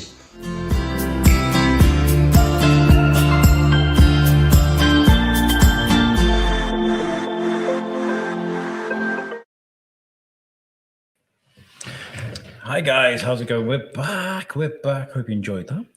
I have just had a Dorito. Both Shane and my wife were pushing Doritos. I'm like, eat! And I was like, okay, I will in a second. Because it's getting to a point like we've been doing this since 9 a.m. now, and so we've been doing this for a very, very, very long time. And we've got a good few hours to go. And I am joined by the Mayor, Julian Dean. Thank you so much for joining us. You're welcome. We also have backstage, I'm very sorry to cut you off, sir, but we also have Biscuiteer Jules backstage. How are you, Jules? You all right? I'm fine. Yes, thank you. Hi. Yeah, thanks. You'll be coming to us in person later when you. I will. Yeah. Yeah. Yeah. Just in between jobs at the moment, so obviously, yeah, having to join in remotely. Yep. Fox and Hounds. Yep. Dog walking. How's that been going for you? I don't think I've spoken to you on the Biscuit about it for a while. No, really busy, to be honest. There's a lot of people that obviously have gone back to work in offices. There are people that have had job changes, shift changes, and then people that are now working at home are obviously locked away in home offices, seemingly more busy than if they'd have been at an office. So I've been flat out, to be honest. Yeah, which I'm not going to complain about. But yeah, no, been very busy. You made your bed, lie in it. So Exactly. You enjoyed it. No. you love doing what you do. And Mr. Mayor, you joined me on the Biscuit a while ago. We had a good get to know you. So this is going to be a little bit repetitive. I do apologise because there's some people watching now from around the world possibly that may not have met you. So first of all, let's talk about sort of what was young Julian Dean like? What were you like as a kid, and where did you hail from originally? What was young Julian Dean like? Well, okay, so I grew up in in Bridgnorth, which is in South Shropshire, for people who don't know Shropshire, which is a great town. It's a lovely town. My experiences there were the ones that I really remember are. I'm rubbish at remembering stuff from when I was very young, by the way. But by the time I got to being sort of an older teenager, I was involved in the music scene. And in particular, I was involved in the Theatre on Steps, which still exists. It's a fantastic little venue, terrible in terms of accessibility because, you know, as the name tells you, it's halfway down these really weird ancient steps on the side of Bridgnorth, because Bridgnorth's on a very steep cliff with Cliff Railway, and it's very near the Cliff Railway. Anyway, so the experience of being involved in the Theatre on Steps for me was that I got involved in the band there. So I played in the band for Cabaret. What was your role? Wizard of Oz. I was, you know, a clarinet player and saxophone player in in the sort of show band for various shows there. In fact, my dad, Christopher Dean, who died about 12 years ago now, he wrote the music for one Peter Pan production that they did there. And my brother used to play in the bands there as well. So we all got involved in the local theatre scene. And then out of that, I met musicians and ended up in a rock band, as you do as a later teenager. So I was the saxophone player in a sort of a rhythm and blues band, playing lots of Rolling Stones and Bob Dylan songs and that sort of stuff. Saxophone's such a sexy instrument to play. Yeah, everybody comes out with the 3 solos, and I don't play any of those. So I play other stuff. But yeah, I don't mention Baker Street to me, please. We have Helen Hinton in the comments. She says, "Can I see the donation details again, please?" Of course you can. You can text PodAid3 to 70085 to donate £3, or you can go, if you want to give more than £3, you can go to justgiving.com/PodAid, and you can donate whatever you like there. We'll check it in a sec. I don't like to keep checking it every hour. It kind of pushes the donations on people, but you can donate, please do. So yeah, saxophone and to clarinet, saxophone. Where did you go from there then? Music wise, did you try to pursue a music career then? Yeah, I mean, for me, it's always been about, do I do music or do I do politics? Really, all the way from being young, because I was interested in political stuff as well, and I was interested in music. So yes, I was in this sort of rhythm and blues band with people who were a bit older than me, and then I was in the Telford Youth Jazz Orchestra, which was a fantastic outfit in the late 70s. That was organised out of Madeley Court School, as was then, now Madeley Academy, and that was great fun, because I actually went to school in Madeley, as it happens. But I'll explain to you why if you want to know. But anyway, I did, and I was also ended up in a sort of punk band. So shout out to St Mick's in Madeley, which was the home of the punk scene in Telford. We used to rehearse there. Absolutely fantastic little place. It was a boxing club, half of it, and the other half was these sort of grotty little practice rooms. But it was really great fun, really good scene, some really, really creative people around it. You know, didn't create any international stars, but we certainly created a great little scene. So that was for me music. It was all of that, plus, you know, the sort of traditional doing your grades on clarinet. Got me grade 8 on clarinet. But at the same time, trying to work out, you know, do I do this or do I get involved in the other stuff that I was really interested in, which was the politics and history. So I ended up not doing A-level music, which I sort of regret, and did other things instead, and then went off and studied politics and history instead. And actually, I didn't play for several years. I played a bit of bass guitar with a band in London where I was a student, but didn't really play for years. And then I got burgled and my saxophone got stolen. Oh. And it hadn't been played for ages, but I thought, no, do you know what? I'm not going to be without a saxophone. So I went out and bought a replacement, and that got me going again, actually, along with other things. So thank you, Mr. Burglar, even though you took a very nice, historic Selma saxophone. And they're not cheap, are they? No, it wasn't. No. It's very interesting progression now. I mean, obviously, like he's playing in punk bands and music to politics, history. It's a certain pathway, isn't it? I mean, you could have gone one way with the music and followed the punk career, and I guess like politics, I guess can be kind of punk, can't it? It depends on what you're doing with it. It can be. Right? It can be kind of punk. Yes. I think probably where I am now with it, it's not punk. It's definitely about. It's definitely more. What is it, mate? If it's not punk, what is it? It's well, it is jazz, because jazz is all about collaboration, and it's all about imagination and improvising, but in a collective situation.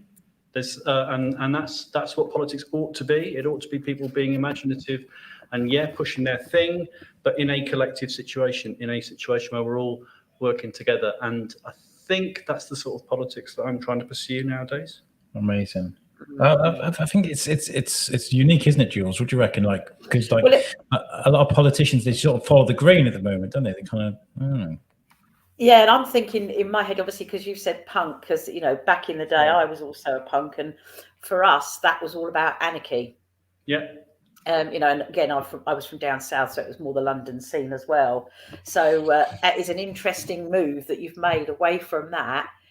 Down the route and the line you've got now, but also going from like punk bands and then picking up clarinet and jazz, because again, people of the punk era wouldn't necessarily associate those, would they? No, but you will remember all those punk bands like I'm going to forget all the names now, but Laura Logic, she was a saxophone player with I think it was XTC. Ska bands as well. Yeah, so they all Ska definitely. But a lot of them had one saxophone player. That was a bit of a thing for some of the punk bands, and that's what I played. I played sax in this band. Yeah. By the way, you might have noticed I put the Web Orchard logo up there. That's because they paid £100 donation towards this hour. So this hour is brought to you by Web Orchard. If you need a great website, make sure you go to weborchard.com. You just heard Pete for the last hour talking about Web Orchard, but make sure you go to the website if you need a website. Thank you very much for your donation, Web Orchard. Politics isn't an easy game, though, and I take it you knew that from a young age, that it's whatever you choose to do, whether you feel it's the right path or the wrong path, there's always going to be people that are going to disagree with you, right? Is that something you have to learn from a young age? Yeah, I guess so. But I think I don't know how to approach that. It's So there's people have got lots and lots of different ideas. But I think that probably there is, when you get down to sort of brass tacks and you get down to local politics, there's more common ground than there is different ground. And people who you would, strongly disagree with on sort of big issues, when it comes to, how do you deal with, I don't know, pedestrianisation in Shrewsbury Town Centre or social care or, some of those sorts of issues, actually, there's some very clear answers, and okay, there's outliers, but there are some very clear answers, and I think we can sort of try and work together on making those clear answers happen. When it comes to political, I was just taught on this weird rant. I was kind of like low blood sugar, kind of like, let's find something to talk about. Well, I was talking about polarization when it comes to like social media, things like this, because like I feel like people are so quick to like unfollow someone that's got a different political opinion. I've done it before, religious opinions or whatever it is, unfollow, you make them feel uncomfortable. But do you feel like it's important to keep your ear to the ground and understand what's going on from both sides of the fence? Absolutely. So I don't think I've ever unfollowed anybody. I'm sure there are people who've unfollowed me. I should just say I am blocked by the local MP, but then so lots of people. So that's not just me. I think keeping the dialogue open with there are people who will be on the fringe, frankly, who I wouldn't keep the dialogue open with, but most people I've come across absolutely, and certainly people who are not, if you like, organised politically. So just residents, absolutely completely rude if you block them. So even if they are being a little bit tetchy to you, and actually by and large, if you're polite and you explain yourself properly, then people are not rude back. I actually haven't. I know it's been a bit of an issue recently because we just had a member of the cabinet resign, saying that people are rude, and I'm sure that has happened to him. I'm not suggesting people are rude, though, aren't they? It hasn't happened much to me, So I think if you feel like it's something that you deserve to be fought for, then you're going to come across as rude to the person that they feel like you're wrong. Do you know what I mean? This is the political thing that's going on at the moment. It's like everybody seems to think they're right, and it's not. It's just a case of you're airing your passion, I guess. But it comes across as different, as a differing opinion, as rude. I don't know, whatever. I think there's perhaps a bit of a British thing about that we struggle with disagreeing with each other, and actually there's nothing wrong with disagreeing with each other. It's perfectly healthy. You don't have to then make it a lifelong feud. You can just disagree with each other because you probably will agree then on something else later on. You know, so I think it's good to be comfortable with disagreeing. Actually, yeah, I agree. I definitely agree. I think what probably a lot of the cases with people is that it's perhaps they've not had things explained to them in a certain way, and particularly if people are feeding off of social media, which at the moment appears to be quite toxic. Yeah. You know, you're not ever getting a particular side of the story in a way that's truthful or explaining in a bit more in depth. And I think that's where a lot of the problems stem from at the moment. And obviously it's easy for anybody to jump on social media, literally anybody, and set up fake profiles just to create more sort of tension and that. Yeah. So I think, I agree. But I also think that's really difficult because, you know, we should all be just evidence-led. We should all be just looking at what the facts and then working out some conclusions from that. But it doesn't work like that, unfortunately. No. People are led by their values, and so I think one of the things that I've discovered is that you've got to work out where the shared values are, because they're there. You know, we don't all share values on everything. That's clear. No. But we do all share, you know, there are some values that people share. And actually what's interesting from my point of view in terms of where I am now politically in the Green Party, there's probably quite a lot of our values which are shared right across the board from people who would traditionally see themselves as being on the right and on the left, interestingly. Yeah, we talked about this when I spoke to you on the biscuit. I was saying I always thought I was just left, everything's left. But then I thought, actually, no, there are some things that I believe in that would probably be considered politically right. You know, yes, I feel like people definitely deserve help financially when they can't get out to work and stuff, but also I feel like some people probably could make more of an effort, you know what I mean, to get to work. So it's kind of like, that's kind of a right-wing view of mine, but at the same time I just want everyone to be safe and happy and have what they need. But you can't always have that with politics, can't you? You can't look after everybody. There's always going to be someone that disagrees. And what's that like for you or any politician to live with that turmoil? Sorry, so what in terms of not actually being able to deliver? Or well, no, because if you do one thing for one person, you're going to upset this person over here, aren't you? So you could not be able to sort of please everybody. You're never going to be able. No politician ever has, I don't think. I mean, what is that like to deal with? I don't think it's actually necessarily true that pleasing one person means that you're doing somebody else down. Actually, I think that we all benefit from a slightly more just society. Absolutely, that's, you know, and there's been. I mean, you know, to go back to the evidence-based thing, there's been loads of studies on this that inequality actually makes everybody miserable. You know, not just the poor. Actually, it makes society more tetchy, more aggressive. You know, it leads to more extremism. Actually, those places which have tackled inequality the best, and nowhere has done it perfectly. And you know, I've given up on the idea that we'll ever get to perfect, but we can get to better. And the places that do that better, that have you know brought people more together and dealt with those inequalities, actually are happier places. So we all benefit from addressing. You know. I'm going to end up quoting Star Trek if I'm not careful. But, please do. The benefit of the one outweighs the benefit of the many, and it's not that quote. It's something like that. But the point being that when you include people, when you look after minorities, actually we all benefit from that because it just makes society a nicer place, a fairer place. And I don't buy the idea that, you know, just because you're giving benefits to one person, that is making somebody else's, you know, that's robbing from somebody else. I don't think that's the way it works. It's not a zero-sum game, to put it, you know, in those terms. Yeah. But you know, when you talk about politicians, I always it grates me a little bit when you see people getting really personal when it comes to politicians and political views and stuff like that, because you forget, like, you're a person, you're a human being, right? That's got your Thanks own, for that. you know, you know what I mean? You've got a family and you've got your history and you've got places you visited and people you help, people you love, you know. And so, like, when people get really personal with politicians, I'm like, come on, like, I mean, unless it's something really bad they've done, like, you know, Donald Trump or whatever. I mean, some of the things he said, he probably deserves a bloody tongue wagging on whatever it is on social media. I don't know, but when it comes to becoming like the mayor of a town like Shrewsbury, It's is it have got to be completely unfocused on what you're doing politically? Is it just like the ceremonial role? How does that feel for you? Yeah, it's slightly tricky. Yeah, To be honest straight about it. So it's a ceremonial role basically, but you're there to represent the town. So there are things that I'm doing which, if it was just me, I probably wouldn't. Well, there are things I certainly wouldn't be doing because I wouldn't have been invited. But there are, that I'm involved in stuff which is perhaps from a personal point of view a little bit uncomfortable. I mean, to give you the example, there are quite a few church services that I have to go to now.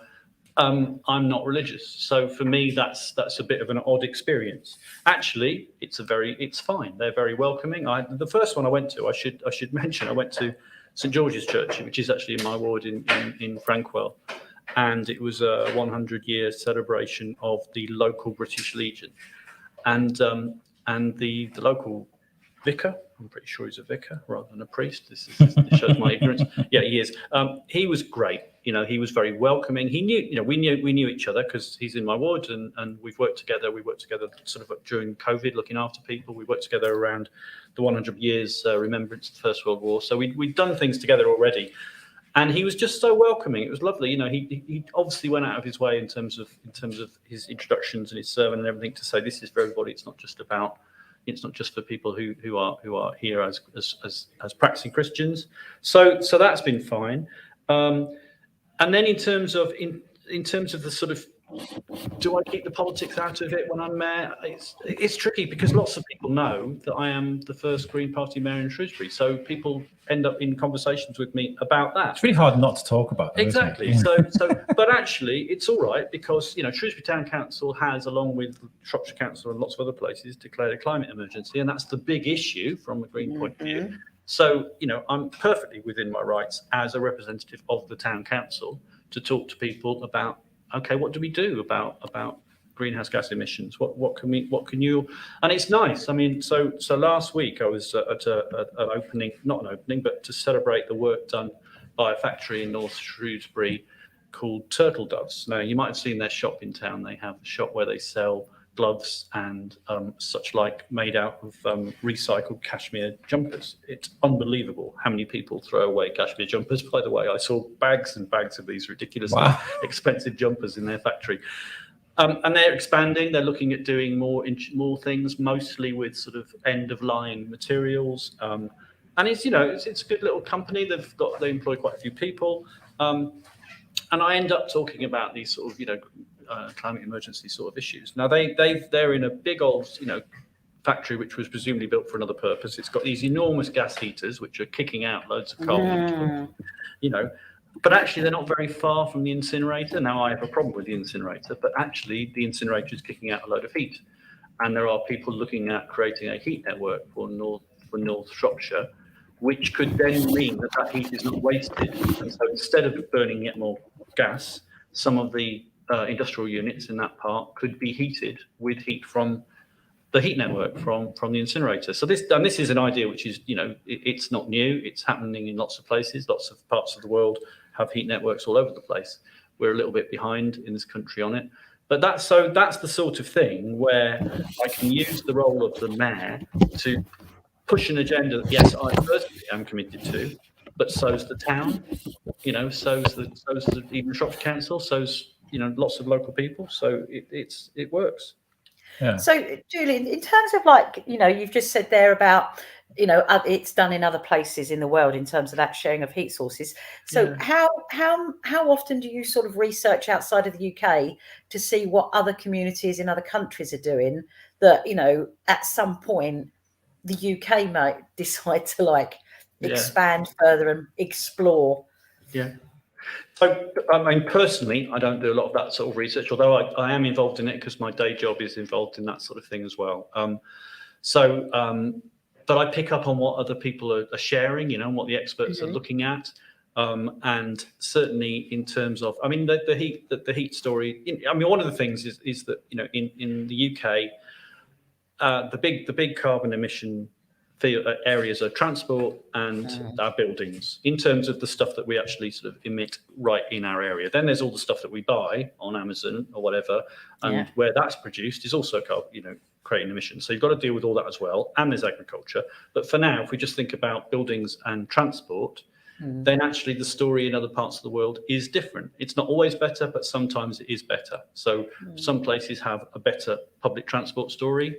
They didn't go through the privatisation of the railways. They didn't go through as much commitment to roads, and so they have a better story. They have more linked up. There's some great examples in places like Germany where you've got really well linked up buses and trains, and then the ability to walk around, and your pavements have priority over the cars. So, and I'm not talking about just cities now. I am talking about places the size of Shrewsbury and smaller. This is common in small towns.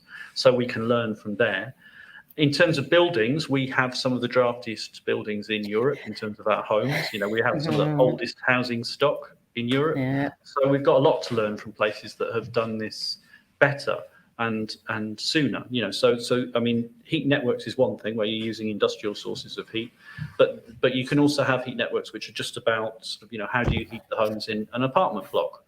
Now, in Europe, people don't. If you live in an apartment block, everybody doesn't have their own boiler. That would be mad. There is a shared heating system. You have control over it. You have control over how much of it comes into your radiators, but it's from a shared heating source, and that does happen in blocks in this country as well. But for many of us, because we live in houses much more than in other parts of the world where they live in apartment blocks, this is so unfamiliar that the big builders refuse to say, yes, we'll install a heat network, because they think they can't sell it, because people will walk into the house and go, oh, what's that? And it's a real shame. We need to sort of, we need public information films on this stuff, actually, which says, yes, we need to convert to heat pump. This is what a heat pump is. This is how it works. It's very simple. It's like a fridge in reverse. That is all it is. That's what we need to replace your gas boiler with. In order to make this work optimally, we also need to insulate your home. Sign up here. That's what we need. And we learn. And in order to do that, some of that is learning from abroad. To answer your actual question. Yeah, well, I suppose. I mean, there's a lot of. I suppose what I always find quite inspiring now is when, especially with a lot of new builds, because it's not normally what you associate it, but with certain new builds I've seen going up, it seems to be standard now to have the solar panels on the roofs as well. Yeah, it's not standard, unfortunately. There's still plenty of homes being built by the nameless big developers, which are absolutely still not doing that. I'm sure they've got all the plans in their offices, but until they're forced to do it, they won't do it. It's mad though, because it must be so easy and so simple to just, But Shrewsbury's full of old buildings. I mean, like you say, in terms of that would be a massive challenge, I would imagine, in town, because of the Wild Cop alone. I mean, what's that? 15th century buildings. We've got longest row of them ever, haven't we? Well, we're the oldest, I think. That's a huge challenge, and people are working on how to do that as well. It's not impossible, but it is tricky and it is expensive. And then we need the skills. We need people who know how to do this. At the moment, we're not churning those people out of our colleges, because there's not the jobs aren't quite there, because the supply line isn't there.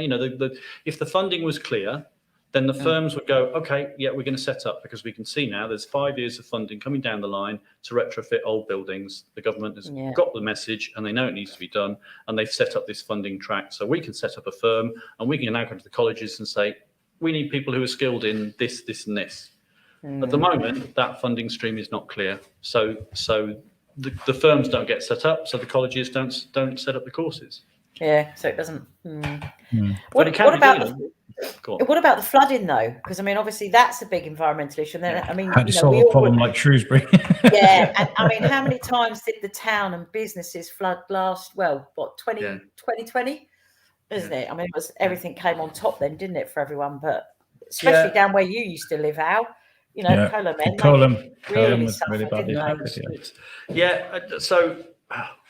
So we've got two stories, and we've got one is to reduce the carbon emissions, absolutely, so that things don't get so terrible, and the other is to deal with the fact that things are getting worse anyway. There's nothing we can do now about some of the some of the global warming. It is just locked in. We're stuck with it, and that will have an impact, and that includes more flooding, more flash flooding. More, the rain that we get is heavier when it comes down. It's more intense.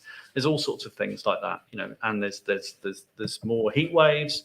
So we've got to deal with that as well. And the specifics of the flooding story, we've just got to deal with it upstream. That's the story. You've got to slow it down before it gets to the problem areas, and that's. It's just crazy how quickly people politically, how countries can sort of flip-flop on things. 1 minute there's a climate emergency, it's like no, it's not, it's absolutely fine. There's a climate emergency again, and then it's constant. Oh, yeah, I don't think we're flipping on that anymore. No, they can't do. I mean, I think that story is well and true. It's people now say in my world, people don't do climate denial anymore. They just try and slow it down. They just you just get greenwash. That's what you get instead, where people are pretending to do the right thing or avoiding the right thing by doing a little bit, by suggesting I don't know, buy bamboo toilet rolls, that'll solve it. Well, it might be a nice thing, but actually no, we need to do a lot more than that. But like you say, in terms of Shrewsbury, and obviously it's about for us in the town, obviously we're getting it because it's coming in further upstream. So, or it starts upstream and then just seems to be one massive crescendo carrying all the way down. So in terms of obviously what you can do for the town, and obviously with your party background and the party that you represent, how do you help? Perhaps I think it's nudging and pushing and cajoling and persuading and being nice and being occasionally a bit pushy, and what we talk about inside the Green Party, we talk about the green in the room effect, that just by being there, people suddenly want to talk about this agenda. And that's certainly been my experience. But also it does mean that, because every party now signs up to this in one form or another. The question is, are they doing enough? I think by us being there and everybody knows that's the top of our agenda, then everybody else pushes the issue up their agenda a little bit just because we're there. And so it sort of shifts things a bit. So it's really hard for me. If somebody said to me, can you show me exactly what you've delivered? Well, I could in terms of my ward, but in terms of the whole of Shropshire, no, I'd struggle to do that. But I am convinced that that the fact that there's me and now there's 4 of us in Shropshire Council has shifted the story a bit, along with a load of other things like Greta Thunberg and XR, and actually the fact that the climate is changing. That's the big one, and people are recognizing that. But having people in the room who are reminding you of that, who are prickling your conscience or whatever the term is, it makes a difference, I think. Absolutely. So okay, then let's talk about the big topic at the moment that everyone seems to have gone. The fuel crisis that isn't actually a fuel crisis, etc. And the need to go electric with a lot of vehicles over a certain period of time. But again, the commitment. So electric cars are brilliant for like tootling around town because you can get home, you can charge them up, you can go again.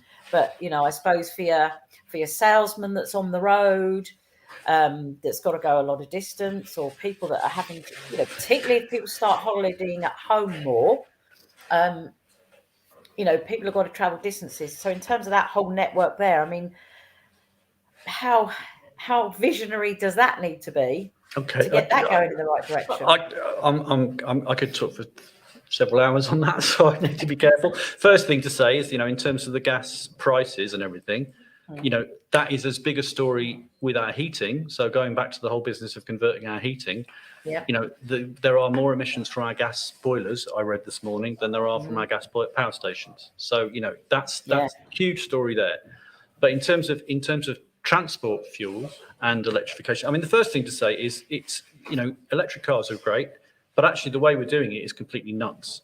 We've got a system where everybody's saying we need more charging points. We need more charging points. Yes, the reason we need more charging points is because every car has to be individually charged, and they've all got different types of batteries. If you imagine that the petrol stations converted to being battery swapping stations, just think about it. You drive in, you say, I've got a number 3 battery in my car. It's down in charge. They measure how much charge is left in it. They whip it out. They put a fully charged one in. You drive off. They charge that one overnight when it's cheap. That should be the way we do it. Instead, we've got this mad system where the batteries don't come out.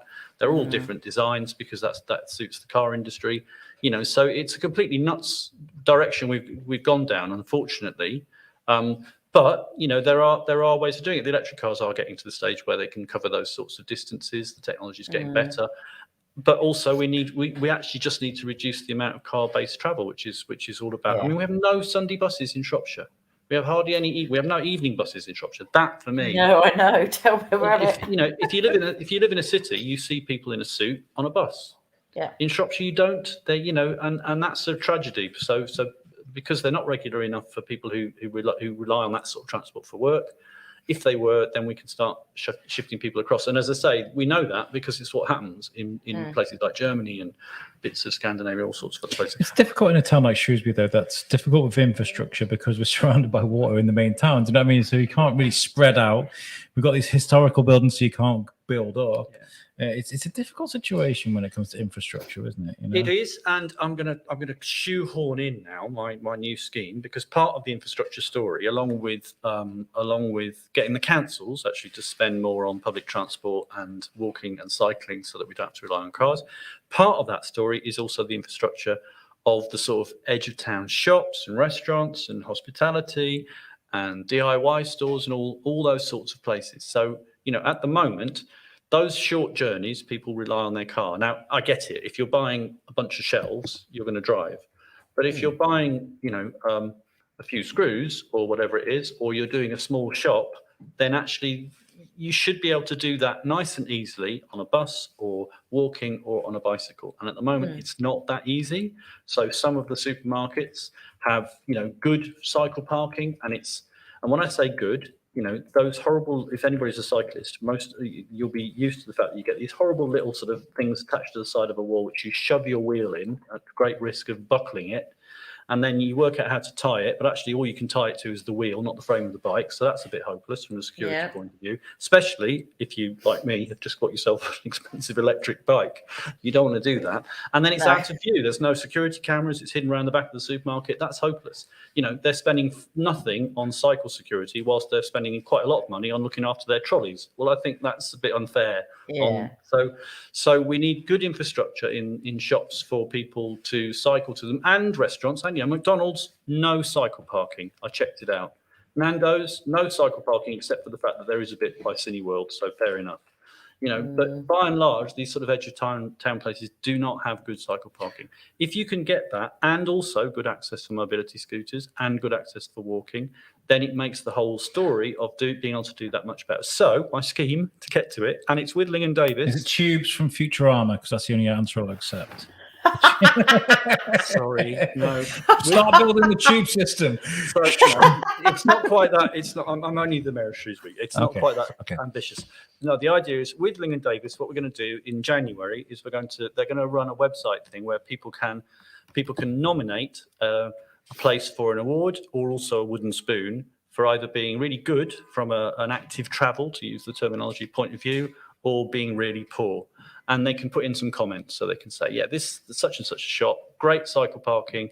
The access for mobility scooters not that great because there's steps from the main walking entrance. Do you know what I mean? So that we get a bit of a story, and then we can do some awards, but we can also send those stories out to all these places and say, look, you could do with actually improving your... A bit like the sticker you get on the fridge. But like an award ceremony. Exactly. So you get to wear this thing. I won this award for being so good. Yeah. And I'll give one now. So the little Tesco's in Ditherington got two nice, proper, full-size cycle parking things, the high ones rather than the little ones, right outside the window, so you can see them. So nobody's going to nick a bike from there. And it's a small shop, so two's enough. Great. That's what we need, you know. But there's plenty of other convenience stores that don't do anything like that. Amazing. And just to say, so the Ling and Davis connection is that they will run this as a website, and you'll just make a donation when you go in and make your nomination. Okay. That's really good. That's a good idea. Yeah. I was going to ask you actually about speaking about Ling and Davis, and you know, you've got a connection there, obviously. But like you, every mayor when they become a mayor, they have a task to complete or some focus, right? Yeah. Phil last year had the Samaritans, and what's your goal? So my adopted charity is Ling and Davis, actually. Yes. And the schemes that I was going to try. So Phil jumped out of an airplane. I'm not doing that. I'm sorry. Do it. I'm much more into getting other people to do things. That's my style. So the two things that I was going. So that's now my third one, by the way. The one I've just told you about. This sort of unofficial awards for active travel. So that's new. But the other two I was going to do a music thing because of my musical background and because musicians have had a really, really tough couple of years. Yeah, they haven't been able to gig, they've hardly been able to rehearse. And so I wanted to celebrate the return of live music. And so that would have been now, but we can't get away with it. It's too early. I get that we're all, most people nowadays are not wearing masks. People are going into venues, but the number of people in hospital is still relatively high, and people who are in for COVID stay in longer than other people. So that is keeping beds from other people. I'm not accusing anybody of doing that; they're ill, but there is that issue. So as mayor, I think organising an event which is encouraging a load of people to go into small pubs to listen to music, is probably not. I can't do it, not just yet. But I wanted to do that, so I'm hoping still to do part of it, which is to get all the musicians or as many musicians as possible together in town for a photo shoot. That's based on this fantastic photograph from the 1950s in Harlem in New York, where all the jazz musicians got together. And if you're a jazz buff, then it's just ridiculous because everybody's there, all the sort of big names from the 1950s lined up outside this brownstone building in New York. It's a classic photo. I don't think we can quite duplicate that, but we can do something, and also we can modernize it. So I've got people who are going to do some drone shots, video shots, get all the musicians together in town for a bit of a photo shoot to celebrate that they exist, because it's not just about the music, it's about the musicians.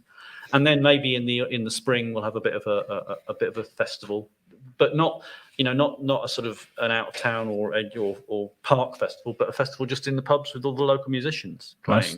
Like a fringe. Yeah, absolutely. And then the other one is I'm going to do a walking festival in Easter. So that will be about the town. So it won't be about sort of putting your boots on, going out to the hills, much as that is lovely. It'll be about celebrating the roots in the town and about the town. And I've got lots of people involved in that. And again, Ling and Davis is involved. So they're going to sign people up for the route, and then people make a donation, and then they get a map. But there'll be loads of different routes. So people could sort of collect them, get themselves a badge for each route or something. We haven't quite worked out all the logistics yet. And different organisations are going to run these walks. So we've got the Flax Mill, for example. They're going to run some history walks. Got the Wildlife Trust who will run some, wildlife walks. We've got the town council itself, we've got people there who know all the green spaces, so they're going to do some stuff around the countryside little parks within the town. So that's the scheme for Easter. Nice. So it's sort of self-guided tour. It'll be a mix. It'll be a mix. There'll be some self-guided ones where you just get the map, and there'll be some other where you'll actually join a tour. You'll have a guide. Yeah. I just want to give you guys, the guys that are watching right now, first of all, get sharing this stream if you haven't done already. Tell people what's going on today. But if you would like to ask the mayor a question, please get in quickly, because we've only got just under 20 minutes of this interview left. So if you've got a question for the mayor, get it in.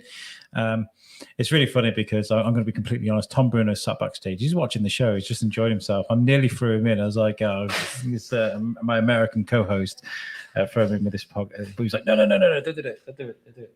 He's laughing now. He's giggling like a little girl. I can see him.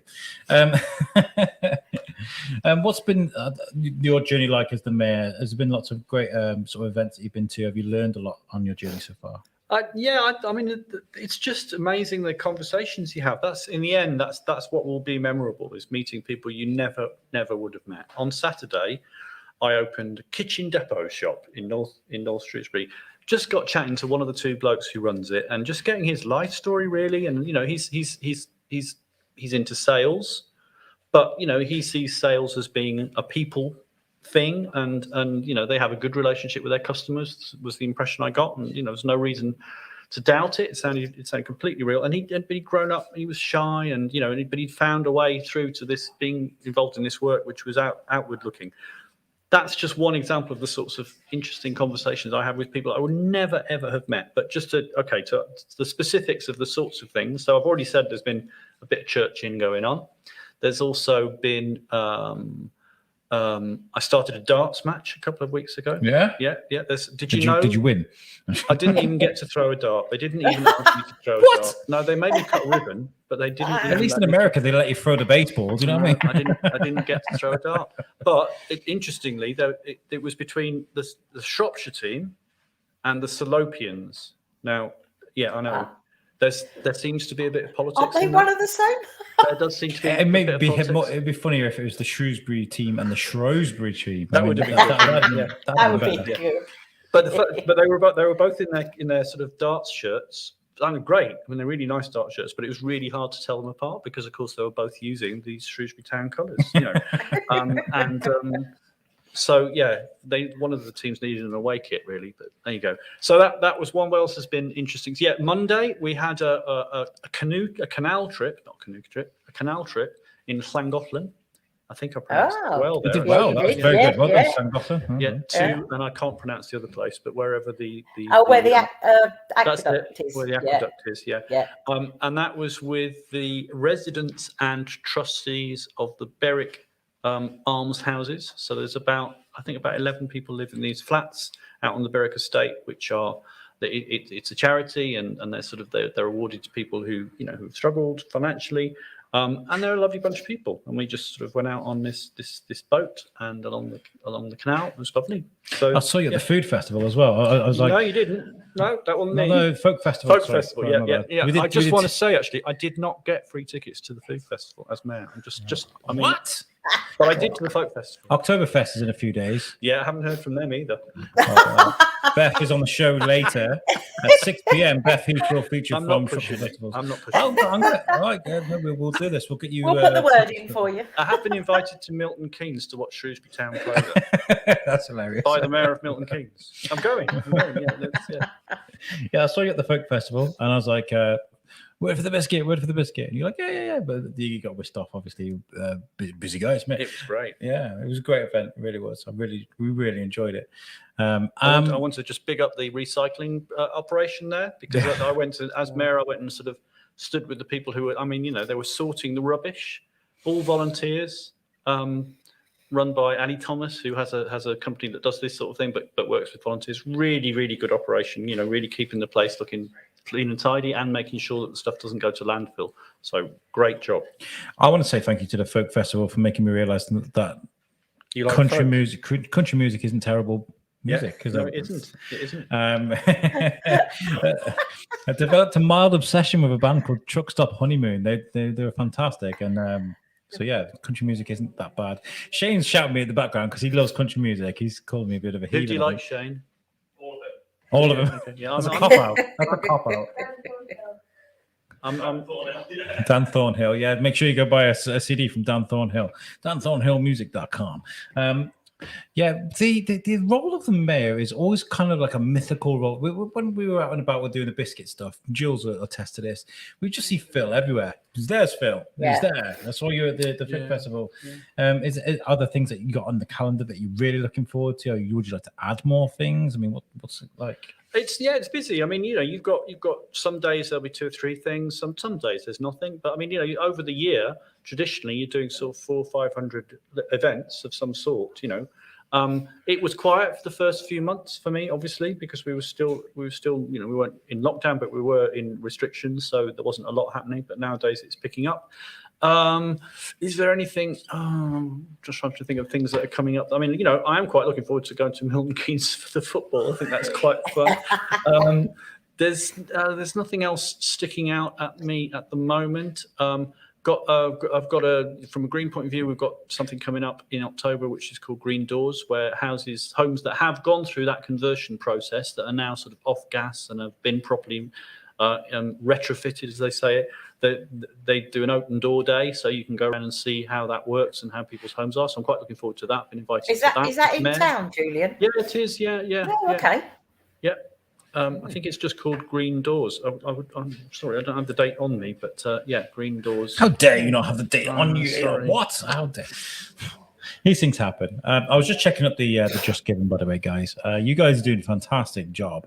Would you mind if I tell people how much Go we've ahead, got so please far? do. What we have now reached. Well, that's the wrong one. Why does that happen? Drum roll again. No, Now. wait. Let's find it. Okay, it's It's me doing because a drum roll. I changed the name of it. There we go. It's got to upload. we've got a goal of £1,000, and at the moment we are at £603. So we've got a bit of work to do, but it's going up, and that's the most important thing. That's just on Just Giving. So if you want to give more than the £3 on the tech service, you can go to justgiving.com/podaid, and you can give us as much as you like, 20, 30, 100, 1,000, whatever you want to give us. But if you do just want to text donate £3, should I say, text PODAID3 to 70085 to donate £3. There we go.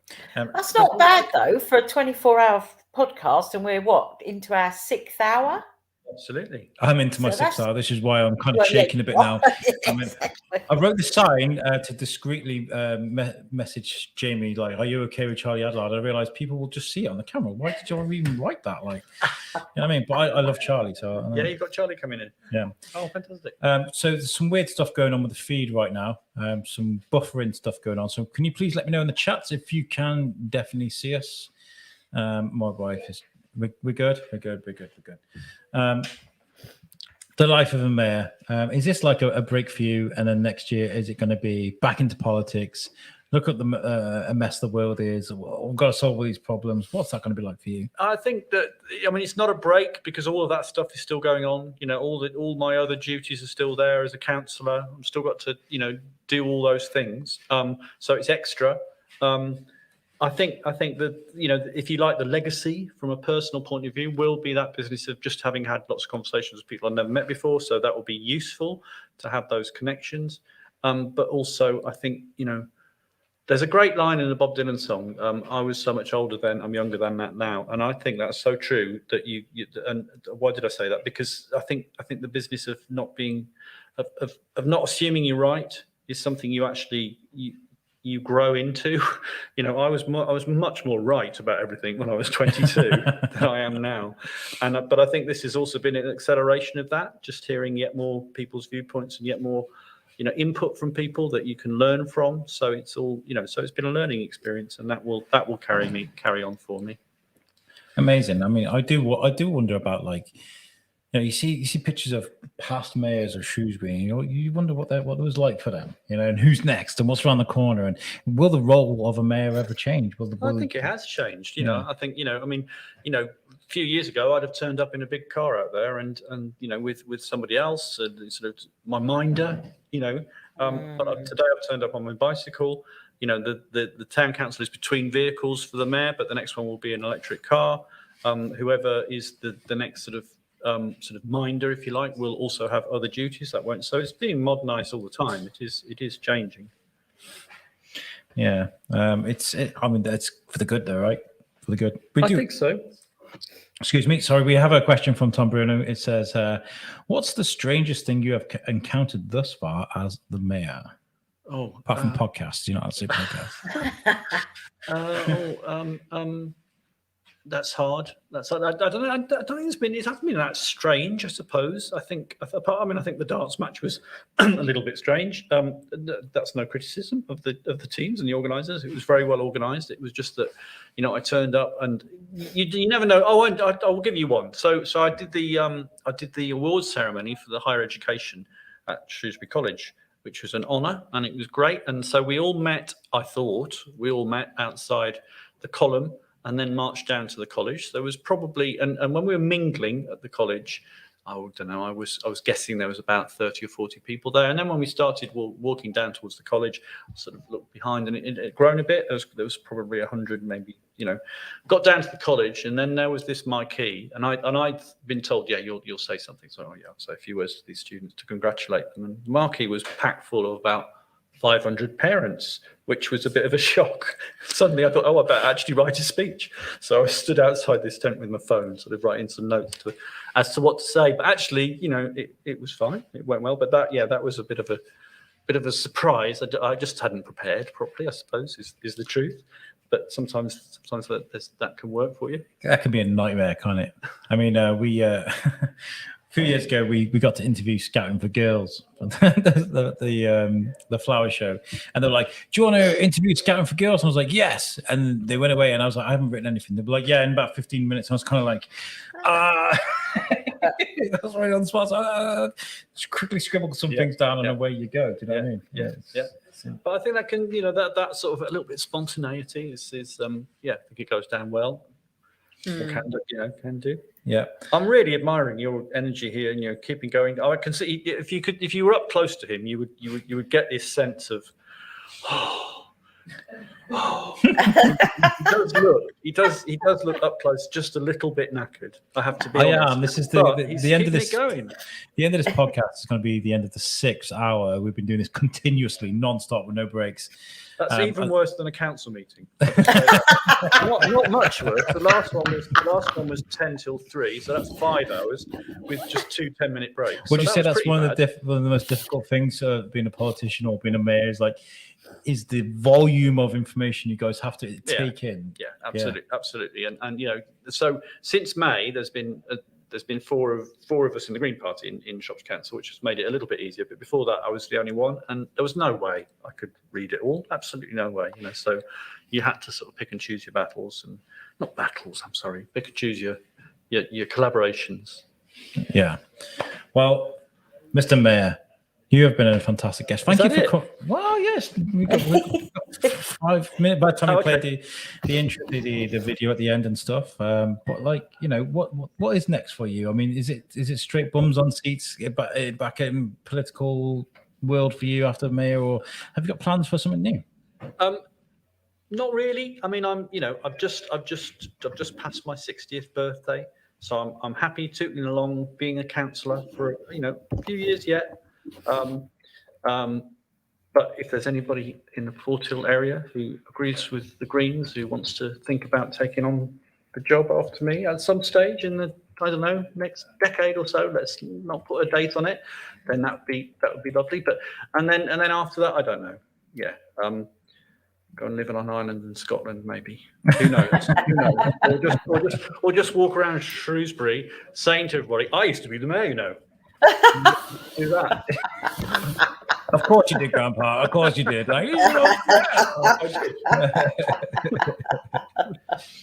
Well, you guys have been an amazing guest, and yes, I'm flagging a bit. So what I've got now is I've got Tom Bruno backstage going, "Can I do this?" I've got Jamie Westwood, who's just walked in, who's another Pod 8 star, Jules as well here, and then we've got Shane. So we've got loads of people to help me out. So I'm going to have to bow out, I think, for this next bit and let somebody else speak to Charlie Adlard. I'm going to give you a round of applause, even if nobody else. Oh, thank you. Yeah, put that out. And I will be bowing out because I've got to go and walk a dog now. Okay, well we'll figure something out. But I'll see you in a couple of hours anyway. So just one question: that Pod 8 text thing with a number 3 on the end. If you put a different number on, like a higher number, does that work too?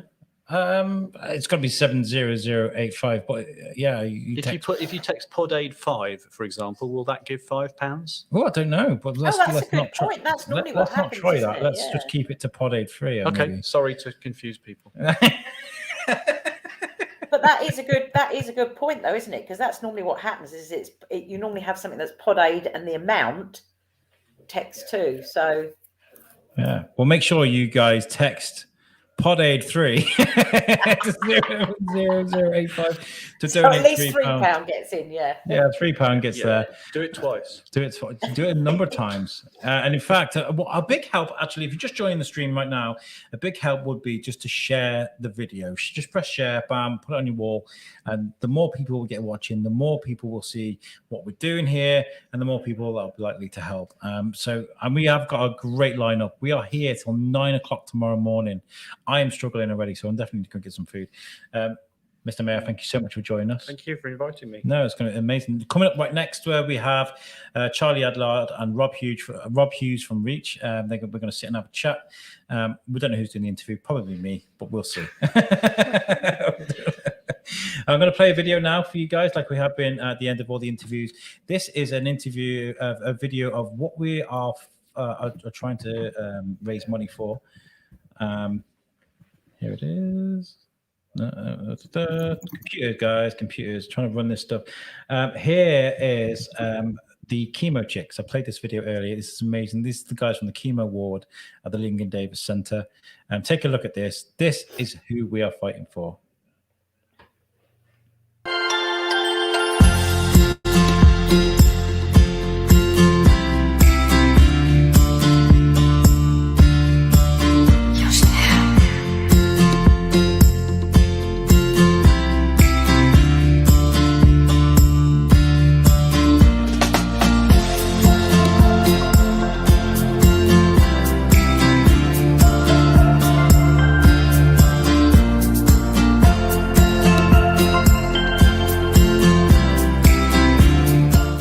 What is it like to manage this area? Great, great team of staff. All work hard. We're almost like we call ourselves the Chemo family. So, and the Chemo Chicks. Great patients. The Chemo Chicks. I like that. Yeah, like that. We've been known. Chemo Chick race on the dragon boat in chick outfits. Really? Yeah. Amazing. It's very social as well down here, and it's. I mean, we're probably better off because we know what's coming through the door in the morning, don't we?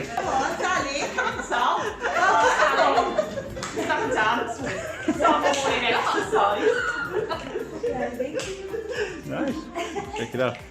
I think it's really important to keep that morale good and fluffy. We've got a reputation, have we not, Sal, of having good A morale reputation, down huh? here. A good morale, amongst other things. And the staff don't leave. The No. staff are retained, aren't they? Retain And the they staff. enjoy- Yeah, well, lots of applicants when we do have a job or a temporary job. Nice. So, yeah, no. And obviously we get to know the patients really, really well because they're in for years, some of them. So, Yeah. and they say the atmosphere is really nice down here. I like got the feel from that. We saw the dancing, Josh. You know, Yeah. guys, just getting those positive juices flowing. I think it's really important. Isn't it? And very look, positive we've down got here. a great admin team as well, so they join in. Everyone's a Chemo Chick family. Basically. Yeah. So when new people come to work with you guys, is there initiation, get dancing, or you know? Yes, yeah, absolutely. And a social evening out normally to introduce them. So yeah. Oh, well, you guys are amazing. I really, honestly, I smiled so much watching that. So thank you so much for Thank chatting. you. A couple of times a week, hopefully. I'll join in next time. Don't know whether it's doing us any good. It's me. Just a de-stress before we even get It is. Shake it off. Thank you very much. Okay, nice.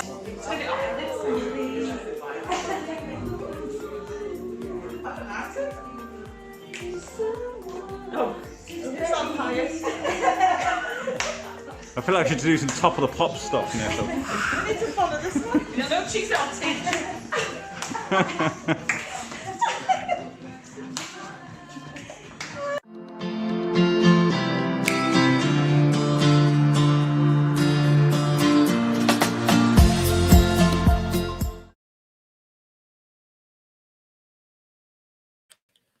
Hey guys, we are back and we are joined by a very special guest. Well, first of all, I need to introduce Jamie Westwood over here.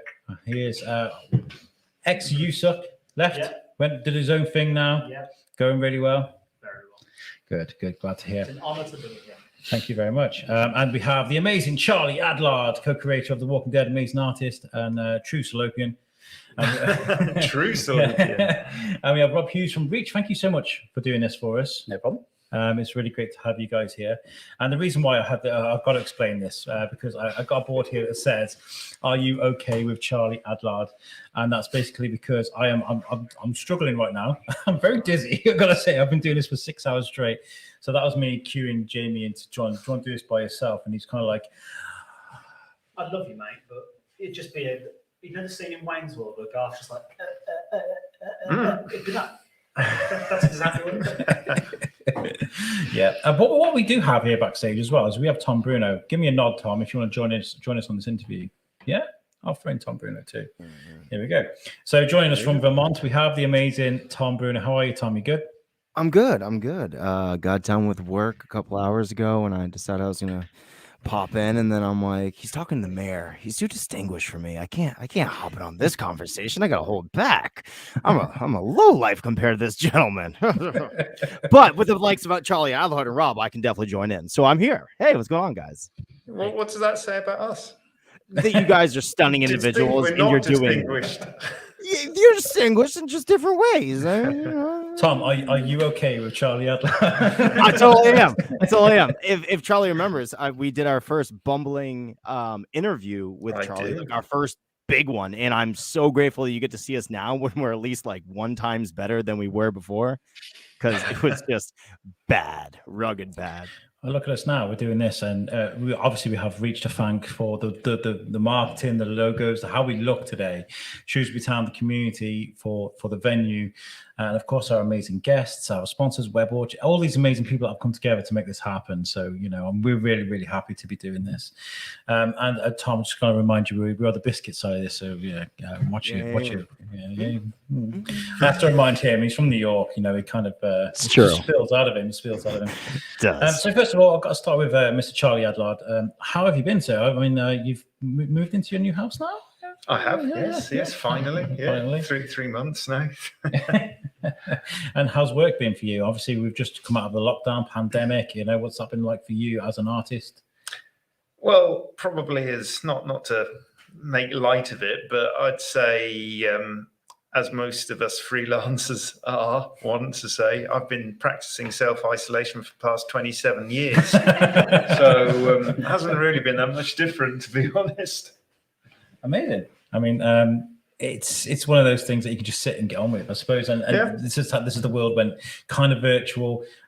We spoke to Charlie Adler, who's an amazing voice actor, and he was saying, like, when it comes to animation and voice acting and the world just carried on like normal, right? They just carried on doing what they do. Yeah, I mean, obviously, I sympathise with, obviously other freelancers who had not such a time of it, shall we say? But for me, it was kind of business as usual. Yeah. So to be fair, it's nice to hear that though, because obviously there's a lot of bad stuff happening in the world at the minute, and it kind of makes you smile on the inside to hear that it's not bad for everyone. Some people go, it's good. Yeah, I know. I keep emphasising not to make light of it, but I got outside a lot more, and I quite enjoyed the peace and quiet. It was almost sort of, oh God, we're coming out of lockdown now. That's a shame. Oh, the traffic's back on the street, and I can't hear the birds anymore.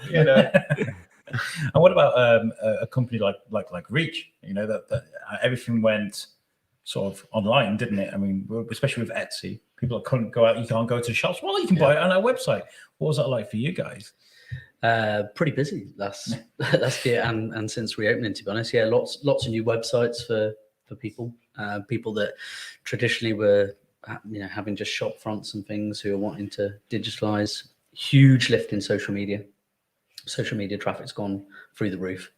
It's been interesting times. Really has. I'll tell you what we'll do. With Charlie, I want to talk about you and sort of like your progression as an artist as well. And if anybody's got any questions, please throw them in and on the comments too. So what is young Charlie like as an artist? Where does this start for you? Young Charlie. I was always into art, even when I was a young kid. But my sort of true breakthrough moment was probably when I was about 6 or 7. And my dad brought home The Mighty World of Marvel #1, which was a British reprint comic of Spider-Man, Incredible Hulk, and Fantastic Four. And it was anthologized because that's what British comics did. That was how, I suppose that's what they were successful doing that. Whereas obviously American comics were successful doing it in another format, doing it as standalone stories, etc., etc. And yeah, I think I was doodling before that, but literally after reading that first issue, all I drew after that were generally superheroes or sort of genre-based stuff. And at the same time, my dad also introduced by buying petrol from this petrol station. There was one that used to be under the old multi-story car park, which they, because I'm a local, they demolished years and years ago, where the short stay car park opposite Montgomery Towers is. And yeah, there was a petrol station under there back in the day, and he used to sell, well, he didn't sell, they did a promotion, and if you filled your car up enough times, you got an Asterix book. I love Asterix. So, for one side, I was being fed American comic books, and unbeknownst to me at the age of 6 or 7, I was being also fed European comics as well. So, this is what you see before me now is what developed. So that was your influence as a child. Yeah. I mean, my kid, obviously, he's 6. The world is now full of superheroes and comic books, and he's kind of like, it's everywhere now. And when he's drawing and things, he will not, his lines are of the basic figure of what he's looking at. And he won't bother to stay in the lines when he's coloring, but his color schemes are perfect. So if he's drawing the Hulk, he'll do the basic shape of the Hulk, scribble over it, purple shorts, green legs. Yeah. I've got there you go. There's Robin there. We can see in the background. Oh, very That's cool. basically what it is. I guess maybe he could go on to be a comic book artist because he can understand colors and stuff like this. Or at least a colorist. Yeah. Yeah. Where do you step into comic books as a profession? I decided to do it relatively late in life. I didn't get in the industry when I was sort of just left school or whatever. I went to art college got my degree in film and video, funnily enough. And then had a brief sojourn in London. I mean, I felt like I was already living in London because I was down in Maidstone studying art or studying film and video down there. So basically, Maidstone being a commuter town, most weekends were spent, because there's nothing going on in Maidstone. Yeah, most weekends were spent, in London anyway. So I moved there for a bit, failed at everything. I decided to attempt down there, and then I eventually moved back home, back here, and by this just weird sort of process of elimination, I know it sounds really crazy, but I remember just thinking, I suppose I could try this old comics lark again. And as soon as I started drawing again, I mean, I was sort of always doodling a bit, but nothing serious. As soon as I decided to try and take it a bit more seriously, it just felt like the most natural thing in the world. And this is what I should have been doing right from the beginning. So an absolute leap of faith, and just let's do it. Let's go all in. Yeah. Well, I was lucky because I moved back to my mum and dad's for a few years to sort of, obviously save money and try and give myself enough time, to get a portfolio together. And my parents were brilliant. They anyone that knows me in the name knows that my dad's fairly. Kind of has a fame in town for being Adlard's tobacconist, and he never ever once suggested I join the business or whatever. I mean, thank God, because it wasn't exactly doing very well by the time he retired and everything. But so they supported me, amazingly. Perhaps they just recognised, they could see I had talent, and that was. It's nice that you got that. Yeah, it was nice for your parents to actually go, oh, well, I know he's going into a very risky business, sort of just basically saying, it's not like being an illustrator or a designer or something like that, where you can go into a studio, you can get, a proper job. It literally is you're literally there going, well, I've just got to kind of sell myself and my work, and hopefully, fingers crossed, I can make a living out of this.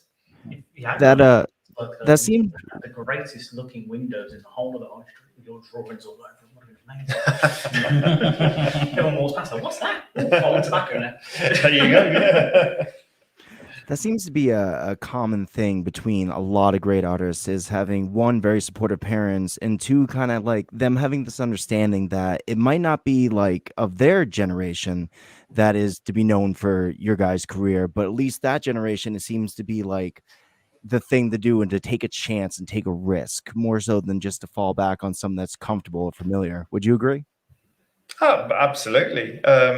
I think, you know, any shall we say progressive parent would realize that really, you know, and hopefully I'll be like that with my children. I mean, my eldest son is at university now studying fine art, so he's kind of following in my footsteps, even though he doesn't read a single comic book. Yeah, I mean, you know, I've always been a big advocate of, you know, and that's a cliche, follow your dream. But I think if you seriously want to do something, you're passionate about something, you want to do something, get out there and do it. As long as you can put the hard work in, you know, I think anything's, you're capable of anything. I preface that by saying you've got to obviously have a bit of talent at what you're doing, but I also believe everyone's got talent, a talent of some form or other, whether you choose to use it, you know, in your life as a career or something, that's up to you. So, but you know, I think my mum especially was very supportive, because the other option when I was in London was being a drummer in a rock band. So I think she saw comic books as bizarrely the safer option. Well, Charlie won't get nearly as hurt if he's not waving around sticks. So drawing's a good thing, right? Yeah. So, all right, cool. Less drugs in comics. We do have a question as well from somebody from Reach Media. Hi, Reach Media. Hello, Reach Media. Hello, Reach Media. It's everywhere. But it says, who's your favorite character you've created in The Walking Dead? I had many. That's your favorite child, right? Yeah. Actually, it is probably Michonne, to be honest. Well, yes. Michonne and Negan. Yes. Because, well, how can you go wrong with a badass katana wielding, you know, woman of color? You know, she's cool in every aspect. Whereas Negan, I love Negan because he isn't your typical bad guy. You know, but what we did with him, you know, anyone that's familiar with The Walking Dead, was he was introduced as this just horrendous villain who destroys the head of one of our favorite characters, you know, after a few issues. And spoilers, man. Sorry, spoilers. God, it was a long time ago. How long? Yeah, by the end of the book, he becomes a kind of, well, an anti-hero. So, you know, to do that with a guy that turns up as the person you love to hate, you know, to turn him into something like that, I think, and we could only do it because of the longevity of the comic book. Yeah, I thought it was a great character arc for somebody like that to completely transform him.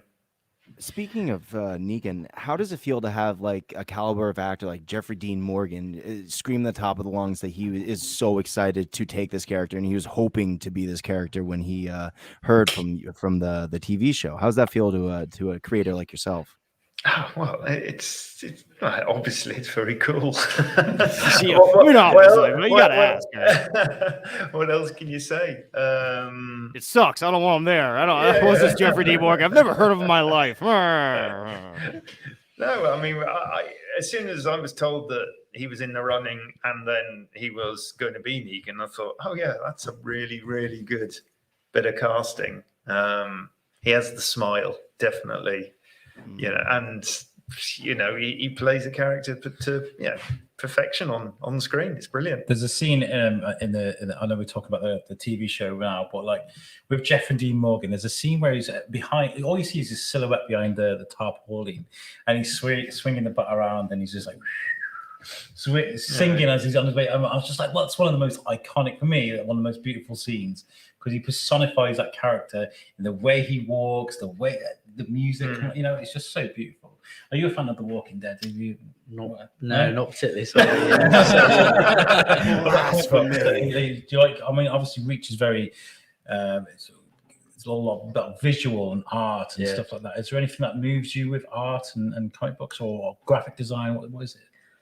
More kind of just sort of graphic design for me rather than comic books, I'm afraid. But like watching films, but not the comic books themselves. But yeah, my background's kind of more in brands and design and kind of typography and things like that is of interest to me. Well, one of my favourite artists of all time is Saul Bass.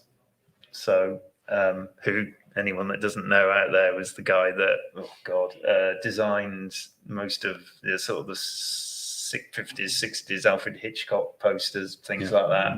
Anatomy for Murder. He designed the sort of the clawed sort of kind of graphic hand, and you see his stuff all over. And I think master of minimalism. And I think you can learn a lot from that sort of stuff. The simplicity, the honing down of detail, taking out until you're left with the information, which kind of is, I suppose, graphic design. Absolutely, less is more. Yeah, exactly. No, I'm a big advocate of that. Definitely.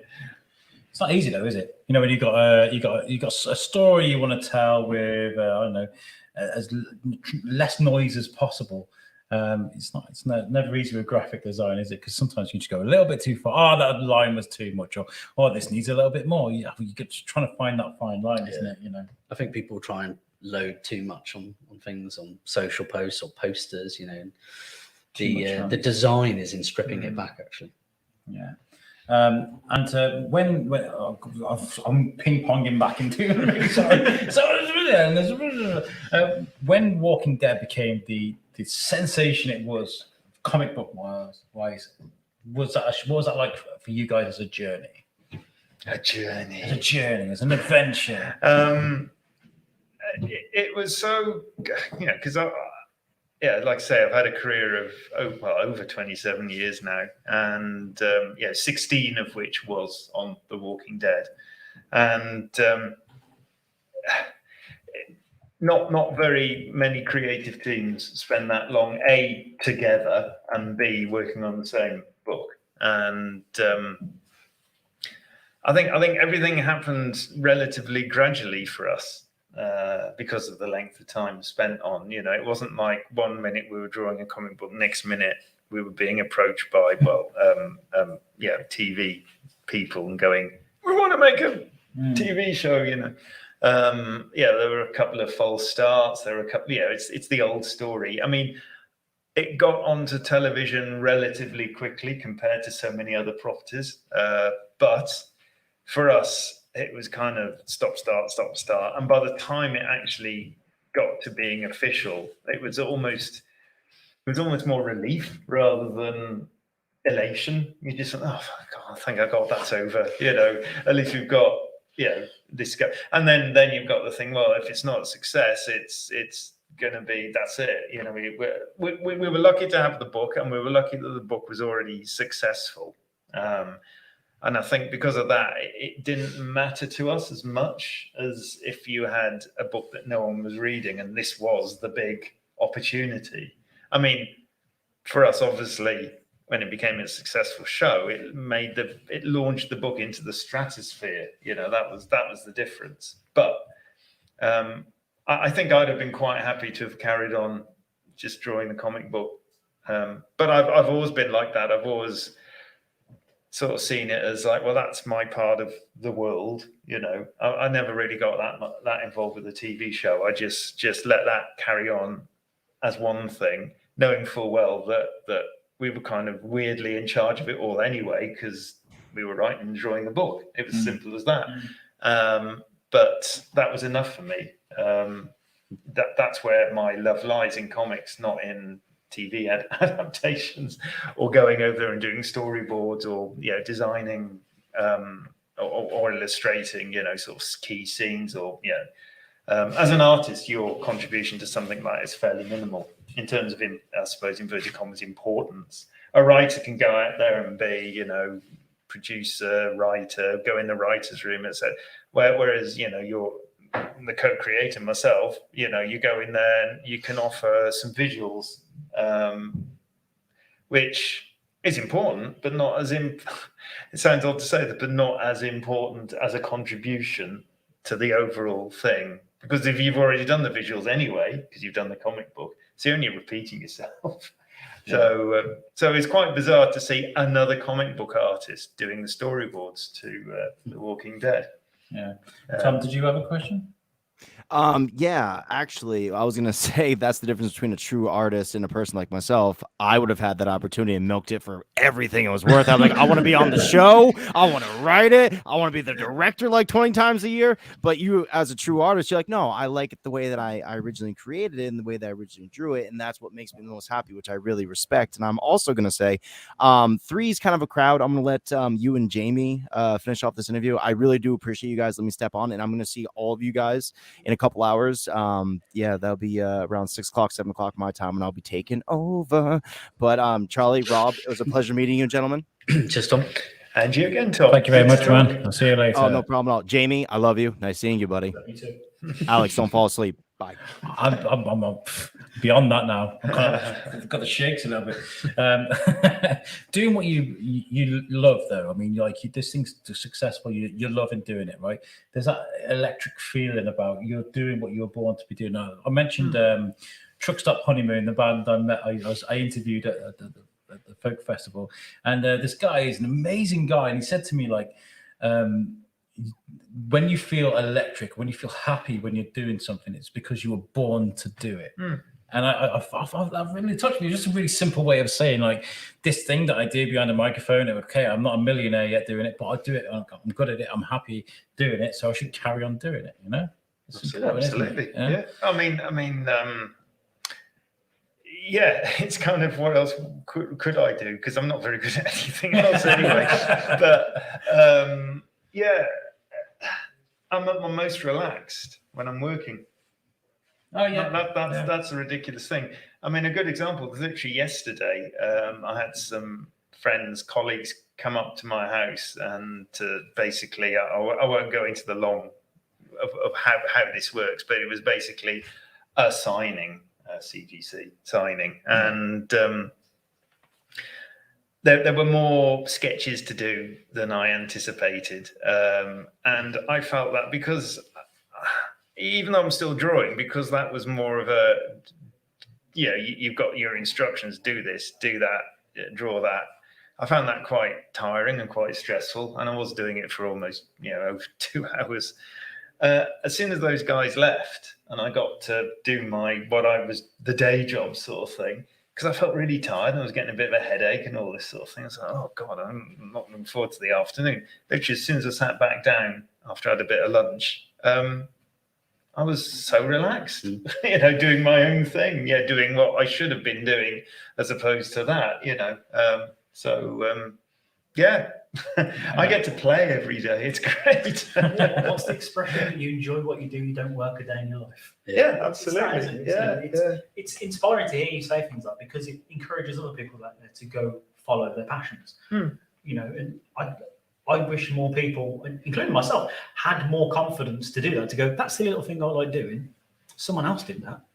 And they are so successful. They've inspired this, they've inspired this, they've inspired. So, if you hadn't have decided one day, I really enjoy drawing, I'm going to do this for a living. You create The Walking Dead.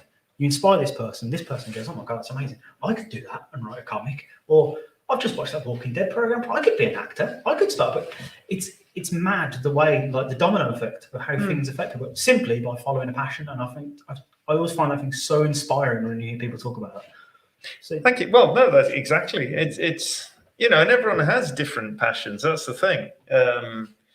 God, if your passion is stacking shelves in a supermarket, for Christ, keep doing it. Do you know what I mean? If you really, really enjoy doing it. I mean, again, I always have to preface this by saying, I know people are obviously in certain positions, but they literally have to put money on the table and they can't afford to do that. But sometimes there has to be a way out of it, and do you really want to spend, the best part of your life, i.e. from, so shall we say from possibly 18 through to retirement, getting up every morning going, looking forward to the weekends because that's your time off work. it's God, that's no way. That's not a great way to live, is No, it? it's not at all. I've been there, oddly enough, stacking shelves. Ooh, I love me stacking some shelves. No, I mean, oh, those shelves, they so need stacking. I can't wait. I mean, we've all been there. Me and Mark, we used to take pictures now. We worked together years ago, and I was like, "Oh, you did your time. You've done your time, yeah." And that's it. Like that's the start of life, isn't it? You do the jobs you don't like, but when you do the jobs that you do like for Reach example, we've seen this logo behind us, the beautiful building you drive behind. You made that. Do you know what I mean? And obviously, these things aren't overnight successes, like you said, Charlie. You got to work at these things. But when you see that name, though, that logo, what does that do to you when you see your logo everywhere and you see these things that you put together? Yeah, it's absolutely brilliant. Yeah, I mean, my background is it's taken a long time to kind of to get to what it is now. I mean, you see our logo now and you kind of recognise it, I guess, but. There was a long time when nobody would give us any work in the county, and I used to have to go and work. I was in Carlisle one day and London the next because there was no reputation locally. That's changed now, but that's taken 12 years to get to that point. Yeah, it's a graft, isn't it? And it's worked.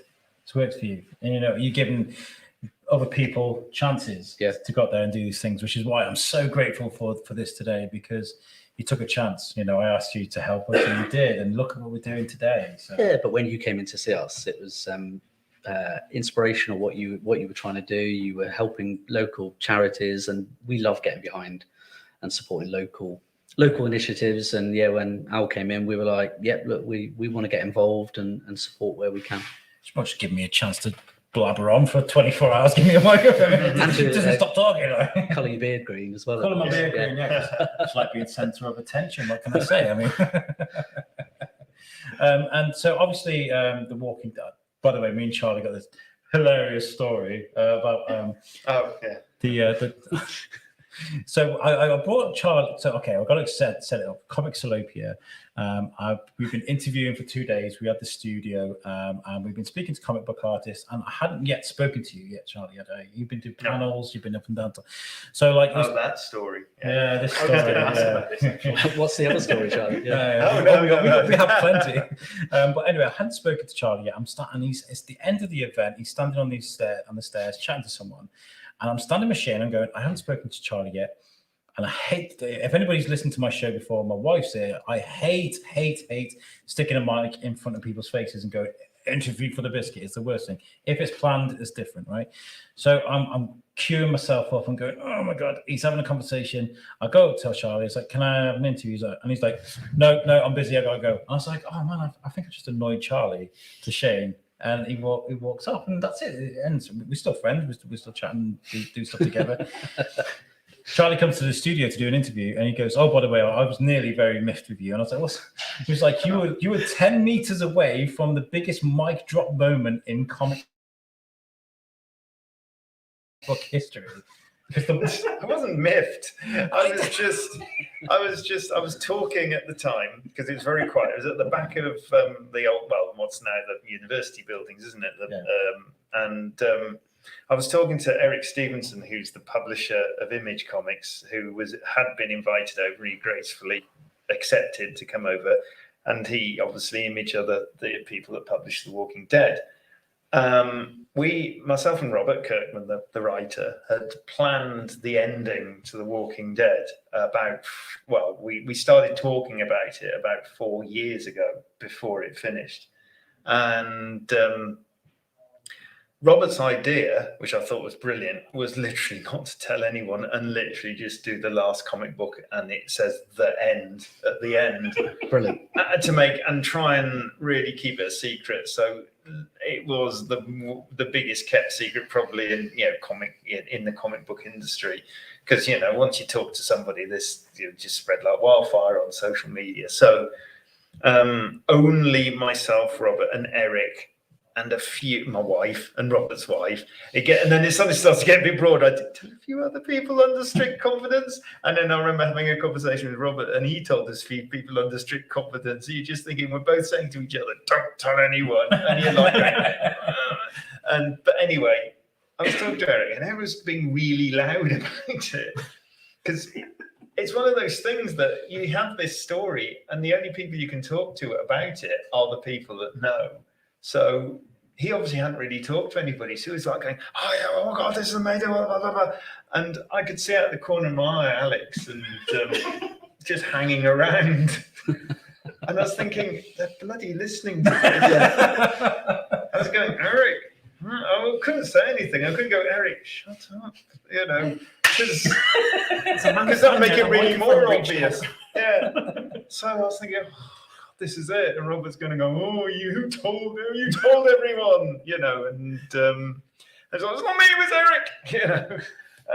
And it felt a very long 5 minutes as Eric was just going, and I was, because you did to me, it looked like you were, eavesdropping on a microphone, just like, yeah, getting all the good stuff. And I was totally amazed when you said afterwards that you hadn't a clue, because I was thinking, God, because it was so quiet at the back there as well. It seemed to be echoing around around the space and everything. So it's probably a good job you didn't grant him an interview afterwards, because he probably just went, "Did you hear anything? Did you hear anything? Tell me you heard nothing." Well, this is the thing. My social anxiety is that crippling. I probably heard everything, but I'm just kind of like, "This Charlie had the microphone. This Charlie had the microphone. I didn't hear anything." Yeah. So yeah, even if I'd have heard it, I probably wouldn't have said anything, because I've got like that kind of integrity. That's probably why I'll never make it in the big leagues. So how are things for Reach now then? Actually, spinning it back to you, post-pandemic, or would I say post-pandemic? Post-lockdown, at least. We're in the middle phase. Obviously, there's this huge surge in businesses that want websites and they want marketing and stuff, like what you do. So I think you've had a huge surge of people come to you. Has that sort of leveled up now, or is it continuing to grow for you? Still continuing to grow, actually. Yeah, it's Really? yeah, from kind of January till now, it's been very, very busy, which is surprising really, because we didn't know kind of which way it was going to go, but lots of people rebranding, as well as kind of digitalizing themselves, just reviewing how they look, whether or not they're still relevant, modernizing themselves, etc. So an enormous amount of business coming to us for rebranding exercises, lots of new businesses starting. It's the most new businesses started in the UK for some time.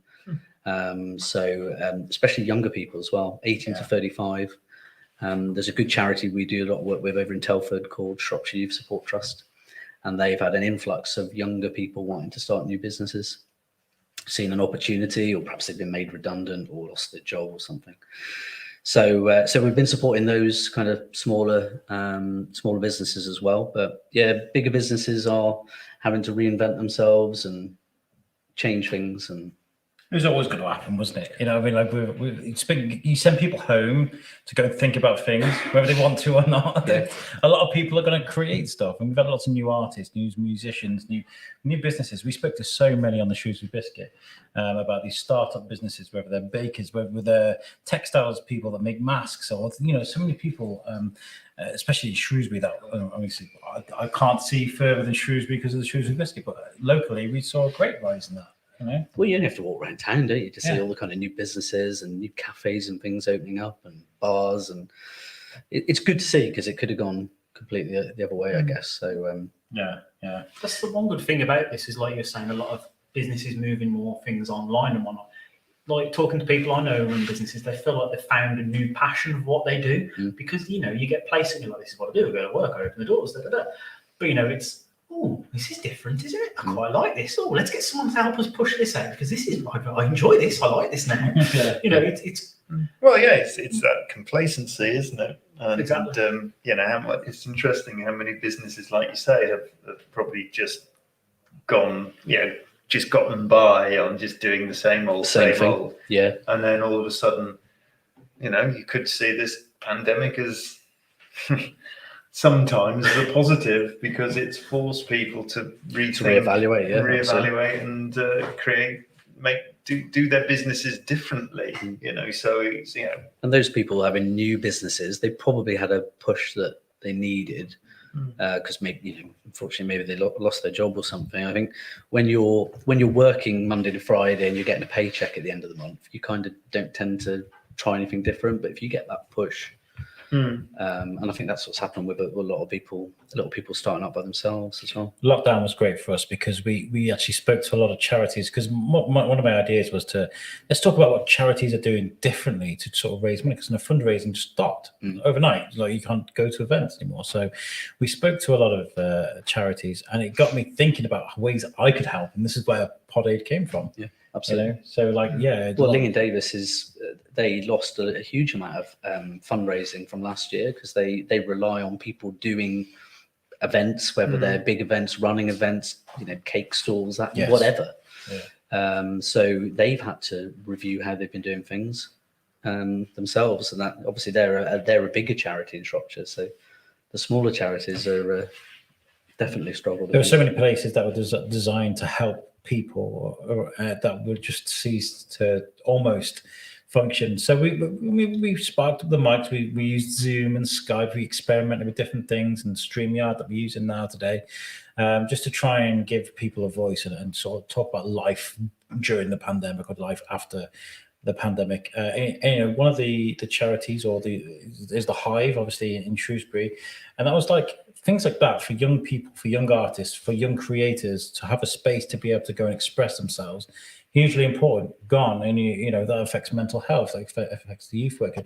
You've been an ambassador now for the Hive for a while, and what have you seen anything that's been promising locally, artist-wise, that's made you go, are you constantly looking for the next Charlie Idol? I don't know. Do you know what I mean? It's Shrewsbury's got a real little secret in terms of creatives. I've found. I mean, I don't know if it's the same throughout every other town of a similar size, but the more I get to know the place, and I've probably, I suppose, it's benefit of being, having some modicum of inverted commas fame, that you suddenly get introduced to more people and things like that. But especially with the Hive and everything, you suddenly realise, oh God, it's not just me out there that's a local guy and I'm drawing. There is, well, just in the comics community, there's quite a healthy burgeoning of talent, local talent. Professionals. There's 4 professional comic book artists live locally now, and a couple of writers. So, but yeah, I've just met over the last sort of 5 or 6 years, just different artists, different creatives, writers, whatever. You think, my God, and they've all either chosen to stay here or move here. So you think something about here is encouraging people to stay.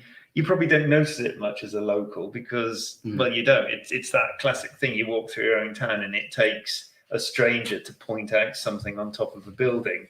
You might not have just looked up for the last 20 years or whatever. But, it's the same sort of thing when you get a bunch of people moving in and you suddenly realise, oh, God, there's loads of creatives. This is quite exciting. We find that from an employment point of view that a lot of people that are maybe from Shrewsbury or Shropshire go away to London and do 10 years down there or something, and then they come back.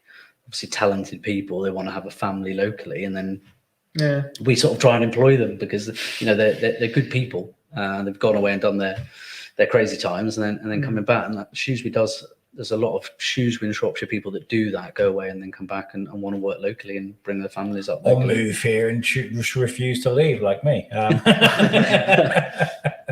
no, creatively, that we are blessed. I mean, there's Kerry at Bloom Studios, there's the Hive, there's so much going on with artists, creatives, and one of the things that we want to do with the Shrewsbury Biscuit actually is look at the hospitality sort of industries. We'll speak to musicians, bands, and I wanted to do like this Zane Lowe style interview, get everyone around the table, a couple of pints, for the interview, fade into their live set at Albert Shed or whatever, then fade back into the interview. Very Zane Lowe MTV too, because musicians need a lot of help too. And you're in a band, I guess you appreciate that. How are things going with you guys? Are you guys still obviously? Well, we've rehearsed a couple of times now. Yeah, it's kind of weird to think, God, we haven't been together. We did the classic thing as a band, because I am still in bands. We did the classic thing of writing and recording stuff in the first pandemic, and that kind of, well, it was quite good for me because I got to learn how to use GarageBand on my Mac finally, that was quite useful for me. But yeah, we did a bit of that. Then sort of, I think as a lot of people did, as the lockdowns and the pandemic just dragged on, we sort of just lost the momentum, I think. So we were just more itching to get back personally, and thankfully in my new house I've built a room that we can rehearse in. So so they've popped over a few times now, so we're getting back into the rhythm of it now. But yeah, I think we're a bit rusty. Should play locally, do you, Charlie, or not? Or you... Well, we did, yeah. I mean, not so much in the last 4 or 5 years, just because it's been a bit of a struggle to maintain the same lineup. And as I'm sure most bands know, once somebody leaves, then you have to spend the next, arguably, 4 or 5 months, hopefully getting somebody new, and then getting them to learn all the stuff and blah blah blah blah. So if you've got a constant revolving door of people, it felt like at one point you never get to that point where you can gig, because you just get to that point, then someone leaves, it's like, So, but yeah, it'd be nice to get back and do some live stuff eventually. Yeah. Did you release an album in the first lockdown? Or was it just before? Just before. Yeah, conveniently just before. So by the time it was ready to go out, it was lockdown. And we did as Cosmic Rays, which is the band I'm in, and we've been functioning with that name for a long time now. We did 2 albums. The first one, well, we never sold beyond comic book shows or whatever. We sold the odd one, online privately, but nothing much. This one, I actually hooked up with CTR Records, which is they were a local record company here, and but to be honest, I think the albums, because I just wanted to do vinyl because I love vinyl. I love vinyl. So I got a new love for it. My wife bought me a record player. Then we went to move house. Everything went into storage. And it stayed there for a year for reasons. I've just picked up my vinyl player now. It's beautiful. All right. Cool. Yeah. Well, I mean, as an artist, you see, I just love the format.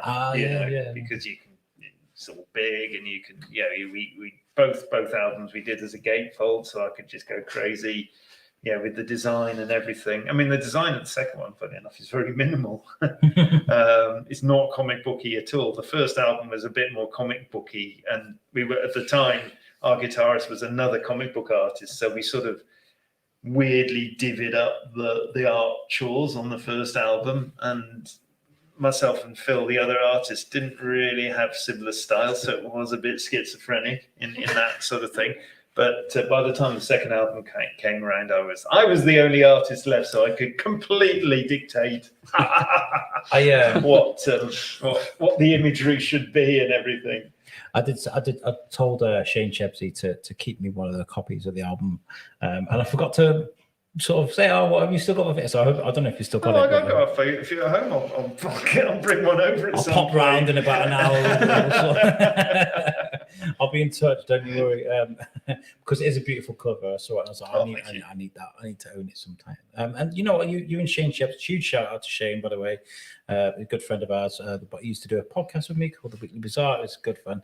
But you guys did the comic books trail as well, didn't you, through town? We did, yes. So if you want to see exactly what my artwork looks like, just go to the library, and it's just in the garden sort of bit there to the side. But yeah, that was great, because we got a bunch of a couple of us locals contributed, and various other national and international artists that myself and Shane know quite well to contribute in it. So yeah, it's a great thing. It's also written by John Wagner, who is another local, who also was the creator of Judge Dredd. So He's a good guy. He's a good guy. He's a great guy. So he's written the story. It's basically the history of Shrewsbury done through images and pictures. It's great. Yeah, I think it's a great idea. And you actually Wagner blocked me at Comixolopia. Yeah, what? Wagner blocked me. So we were doing it was the open evening. We'd just done the auction, and Cosmic Rays were in the corner getting ready to start up. And me and you and loads of other artists had done this like really big interview at the Hive a few weeks before. So I kind of interviewed John, but I never really introduced myself properly. I saw him sat at a table, so I went over and I was like, I'm going to introduce myself to John Wagner, you know? And I walked over, I got his hand, I went, hi, and as I went, hi, your drums went, and I was like, and he's like, what? I'm like, he's like, I cannot hear you. I was like, it's okay, have a great evening. Just left him. Sorry. I was expecting a case of you just shoved you out of the way. It's like, I'm more important than Charlie Adlard. How you doing? So, what's life like after The Walking Dead? What are you working on at the moment? A lot of people forgive them for thinking that whatever happened to Charlie Adlard, because publishing-wise, nothing has come out since. Which doesn't mean I haven't been busy. It's just the way the publishing sort of schedule has worked. That I've worked with a really good friend of mine, Robbie Morrison, who is one of the writers that live here. He moved here about 5 or 6 years ago, and Robbie and I have worked together on various things before. He's a brilliant writer. He is also now a critically acclaimed novelist, so he's got another string to his bow. His book Edge of the Grave, folks, go out and buy it. Crime noir drama set in about 100 years ago, I think, in Glasgow. Very good. Let's get him on the show. Absolutely. And I said to Robbie, I said, when he moves, I said, it's inevitable we'll work together since we're literally down the road from each other. And obviously he did agree to that. And we sort of concocted something as I was coming. Robbie was one of the people I did tell about the end of The Walking Dead, because it just felt like it would be a bit weird not to tell him, because he'd be thinking, how come we're doing this thing, but you're working on The Walking Dead? So, I kind of had to tell him. We've done this book called Heretic, which is a 120-page comic book, standalone story. It's going to be published next year, late next year. I've finished it all by Image, the publisher of The Walking Dead. It's a 16th century set tale with using real historical characters but telling a fictional story. It's all centered around sort of the witch hunts, it's like that, but using real historical characters. The main character, Nicholas Agrippa, being he was famous for being sort of slightly more advanced for his time, and he actually got a witch off on a trial. He was the first person to do that. So he was not a friend of the Inquisition, as you can imagine. And he was a scholar. He was a knight. He was a sort of just an all-rounder. Good all-rounder. Good all-rounder. It's we've just concocted this sort of fictional murder mystery thing around all these events. Excuse me, that was very cool to work on. But I finished the artwork to that late last year. So now I've been working on something, another passion project of mine, which is a French comic book, and it's called Altamont. Which anyone that knows that name, it was the scene of an infamous Rolling Stones gig back in 1969, and it's sort of always used with the Manson murders as a sort of a significant end to the 60s ideal sort of thing. Because at the gig, it was the Stones wanted to do their version of Woodstock, basically. So they wanted to do this free concert. It was at this racetrack called Altamont, which was just outside of San Francisco. and I think there was about 4 deaths there. There's one fan literally gets murdered in front of the Stones, in front of the gig by Hell's Angels, who are acting as security. Oh, wow. So it's all this terrible stuff is happening. I think a member of Jefferson Airplane, because it was a big old famous lineup of 60s bands, gets stabbed in the leg. Somebody else gets beaten up, another band member of another famous band. I can't remember which one, but so it was a catalogue of disasters, and it just all, it was just, and there's a really good documentary about it actually as well. But what myself and this French writer wanted to do was to not tell the story of Altamont, because that's obviously been told, and that's, in rock circles, it's almost been over told, So we wanted to tell a story just at Altamont, but it's about 5 other there. They all meet up at the end. Oh no, they don't meet. They're already met, but they go there.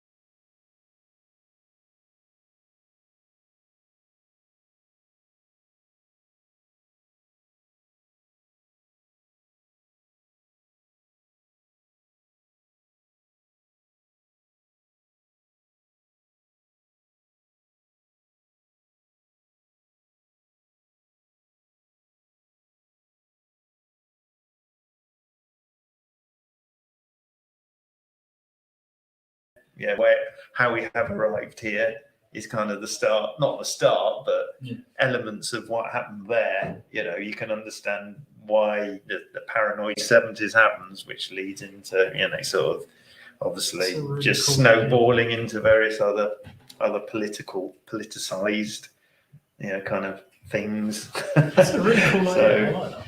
Yeah, so I'm colouring it as well, so it's taking forever.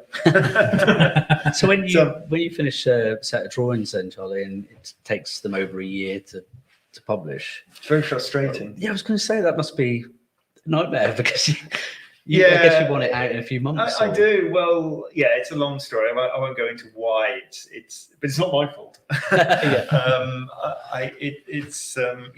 It is. It just takes time. It's the longest. Well, it's the longest. Because I'm sure, as you know, in publishing now, digital publishing, it shouldn't take that long. No.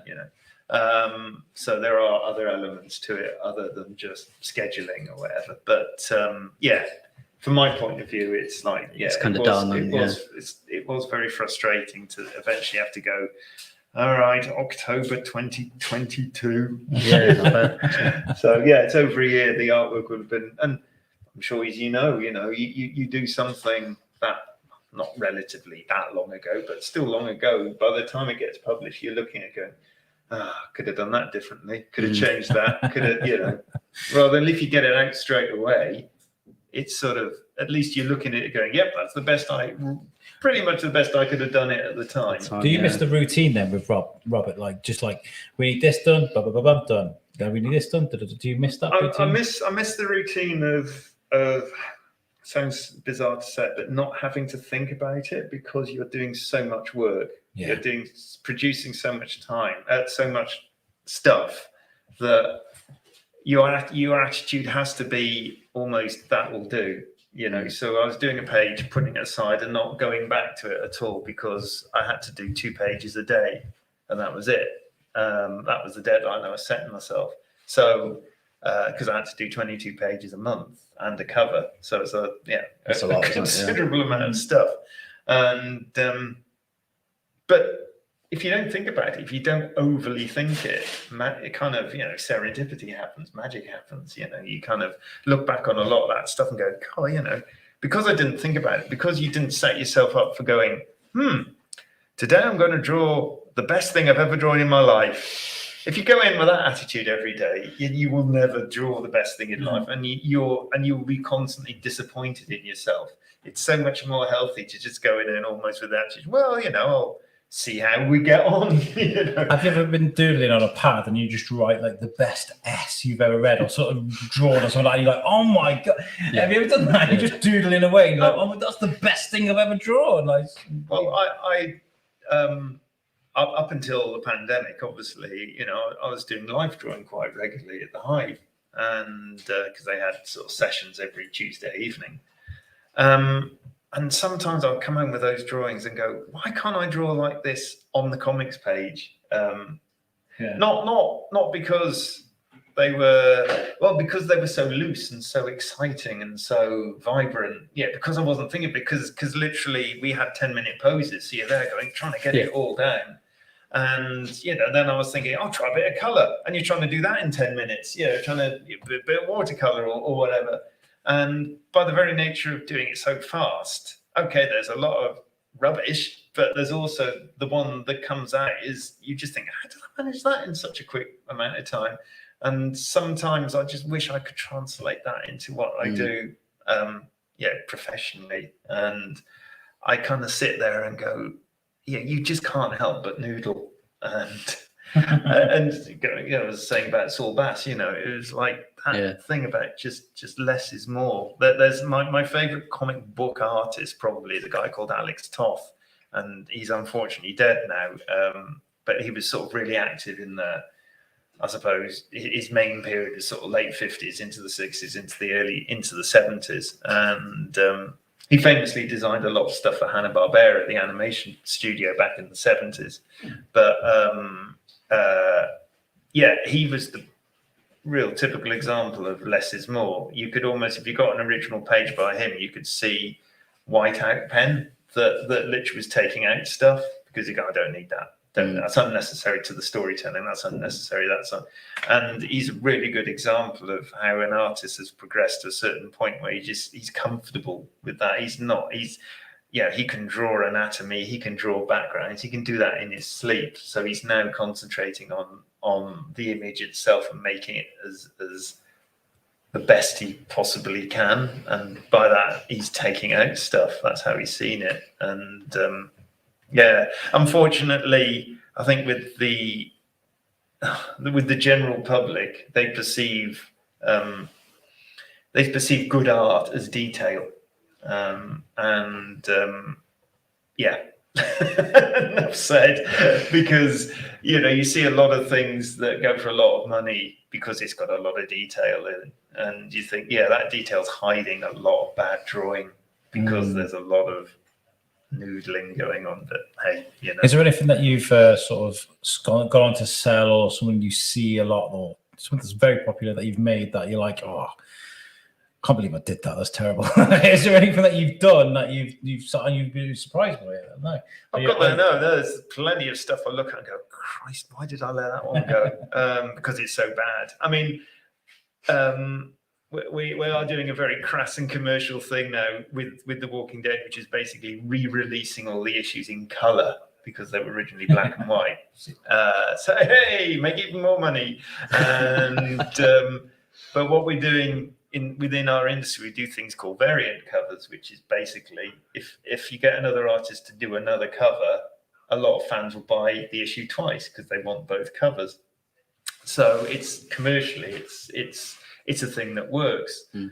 So obviously I've been doing a lot of variants for what we're calling, it's called The Walking Dead Deluxe. And I don't want to do a variant cover to every issue, A, because I haven't got the time, and B, I just don't want to. I don't want to sort of, over-egg the pudding sort of thing.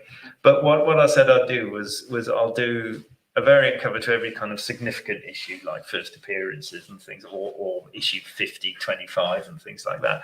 But I said, what also I want to do is do a better cover to the covers I absolutely hate of myself. What a great opportunity. So yeah, it's an opportunity just to basically, unfortunately, I can't wipe history because Robert said to me right at the beginning, he said, you do realize we'll still publish, because what they're doing, they're recoloring every single original cover as well. So I'll have my rubbish covers recolored really well, but they'll be still badly drawn. So, I'm just basically got a long list of all these covers I look at now and grit my teeth. And I've basically said to the publisher, this is my list. These are the ones I want to do as a variant because I absolutely hate this cover. So, so that's what I'm doing. You know, when you're doing, you said you're doing 2 pages a day. Is that, how many hours does that take? Is that, is that an 8-hour day or is that a 12-hour day? What's that sort of look like? About 7 hours. Does it? So you're just solid for 7 hours? No, I'm not solid. No, I break it up a bit because I think you do your eyes. Oh, you can't work. I'm sure you must have the same sort of thing. You can't work at that level, that intensity for that long. No, what I tend to do is work sort of morning, have a break in the lunch basically. You used to go to the gym, now I go running, but and then do an afternoon shift. Nice.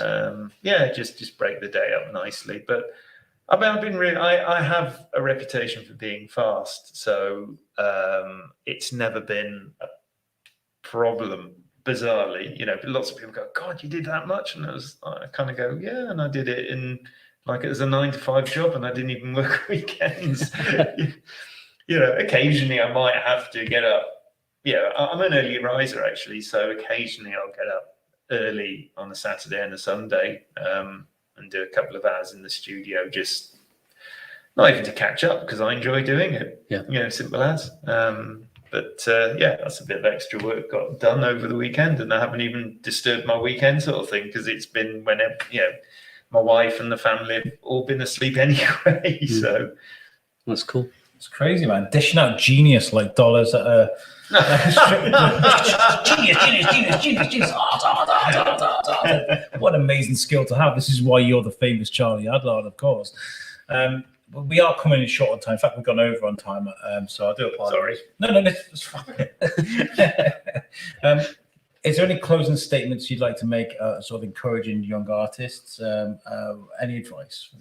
Well, just as you were saying, it was like just get out there and if you're passionate about something, in whatever field you're working in, especially in the arts, as we're talking about, just try and find a way to do it. It's as simple as that. I know it's not, sometimes it's not as simple as just saying just get out there and do it, but if you can, pursue your dreams, for crying out loud, because isn't it great to be able to enjoy what you do for the rest of your life? Amazing. And Rob, anybody that wants to go out and become the next Reach or start their own business, become what you've become, any advice for young entrepreneurs out there and how to do that? I think if you've got an opportunity to do it and start your own business, or be a graphic designer or a photographer like Mark is here today, just to do it. And sometimes you do need that push, but go for it, and you can kind of run with it as much as you want. But I'd also like to say just thanks for inviting us on today, and also for you brainstorming this. I think it's really cool. I think it's great for Shrewsbury, Shropshire, the town. Fantastic for Lincoln Davis. So really appreciate you guys putting your time into it. Thank you. We look this good because of you guys. It's feelings mutual. Thank you so much. We have somebody from Lincoln Davis coming to speak to us very shortly after this. But what we're going to do is I'm going to play a clip that I got from the Lincoln Davis Centre, just to show you guys what it is that we're fighting for. So please enjoy this clip, and we will be joined with you very shortly with an expert from Lincoln Davis. Thank you so much, guys, for joining us. I'll catch you guys in a few minutes. Cheers. Cheers. Thank you. Thank you. Let's find the video first. I'm getting better at this, I promise you. Here's the walk of a patient. This is the walk you would do if you're a patient at Lincoln Davis, just to show you guys. Okay.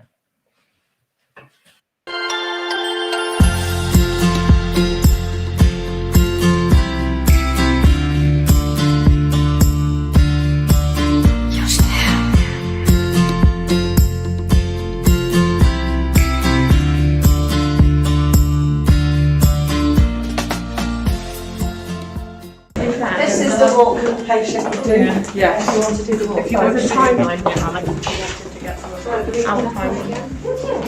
Oh, that's it. So we have got progression pictures up as well. This is a waiting area down here. Move the bucket.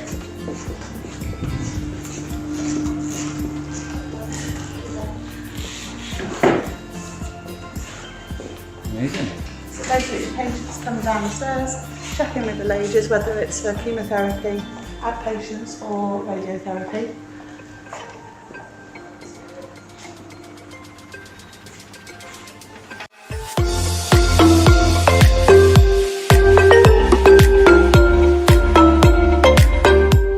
Consultation.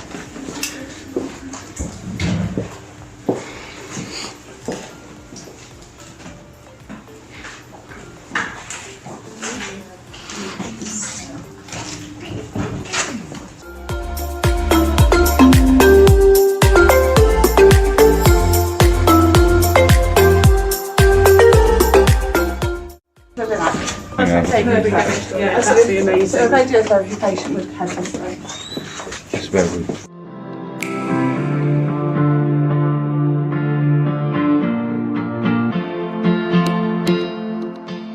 The old CT machine, obviously Lyndon Davis are actually funding our new CT machine. They're actually going to be replacing this one. Wow. Not in this room, I can take you into the room. I've never seen one of these up front. Sounds daft, but I've never seen one. So. Oh right, okay. They're massive, aren't they? Yeah. Wow. Wait till you see the Linacs. Hopefully you never get to see a Linac. No, you don't want to be in here. No. So this is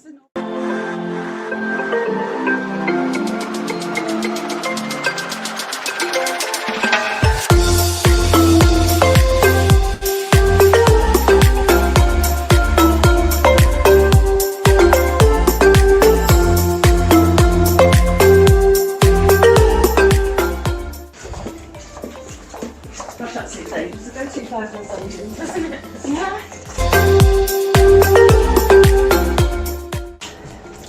This is like something out of, I don't know. If you think a CT was big. Oh my gosh. So basically, the patient lies on the couch, and then the couch goes forward, and the machine can go round, and there's lasers and beams, and if you want more technical stuff, you can get one of the technicians in. That. And then there's these green panels, there's beams that come across to make sure, because the CT they have is then put into this machine, and they lie on top of each other to make sure that it's so precise, the actual treatment. That's amazing.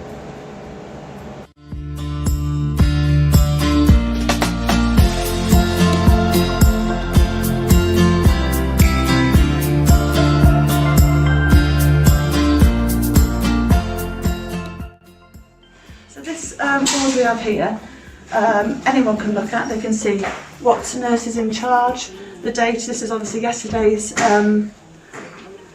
diary really. How many nurses are on duty, how many clerks, how many HCAs, which doctor is on call, how many visitors are, but we don't have any visitors at the moment because patients are coming on their own. How many staff are off sick, how many patients they expect for the day, and how many. So we expected 50 patients yesterday and 296 for this week having chemotherapy or immunotherapy. Massive numbers. Yeah, it is. Yeah. Huge. And you think that's a backlog because of COVID? No, this is we are normal. busy, That's normal. but we are full. We've always been full. Unfortunately, cancer grows, isn't it? And you know, more people are catching it, and it's 1 in 2 now, isn't it?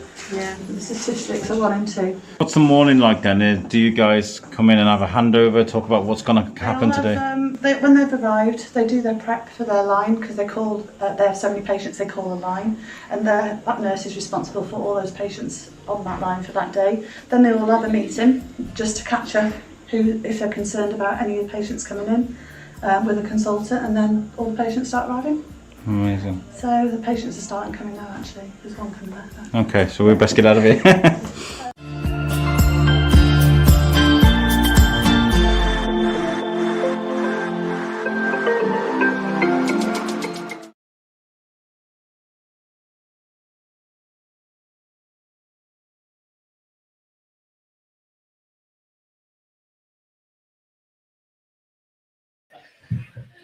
and definitely since I've taken my youngest son to school, I'll be logging on. Have a look, see what state you're in. Hi guys, how's it going? We're back.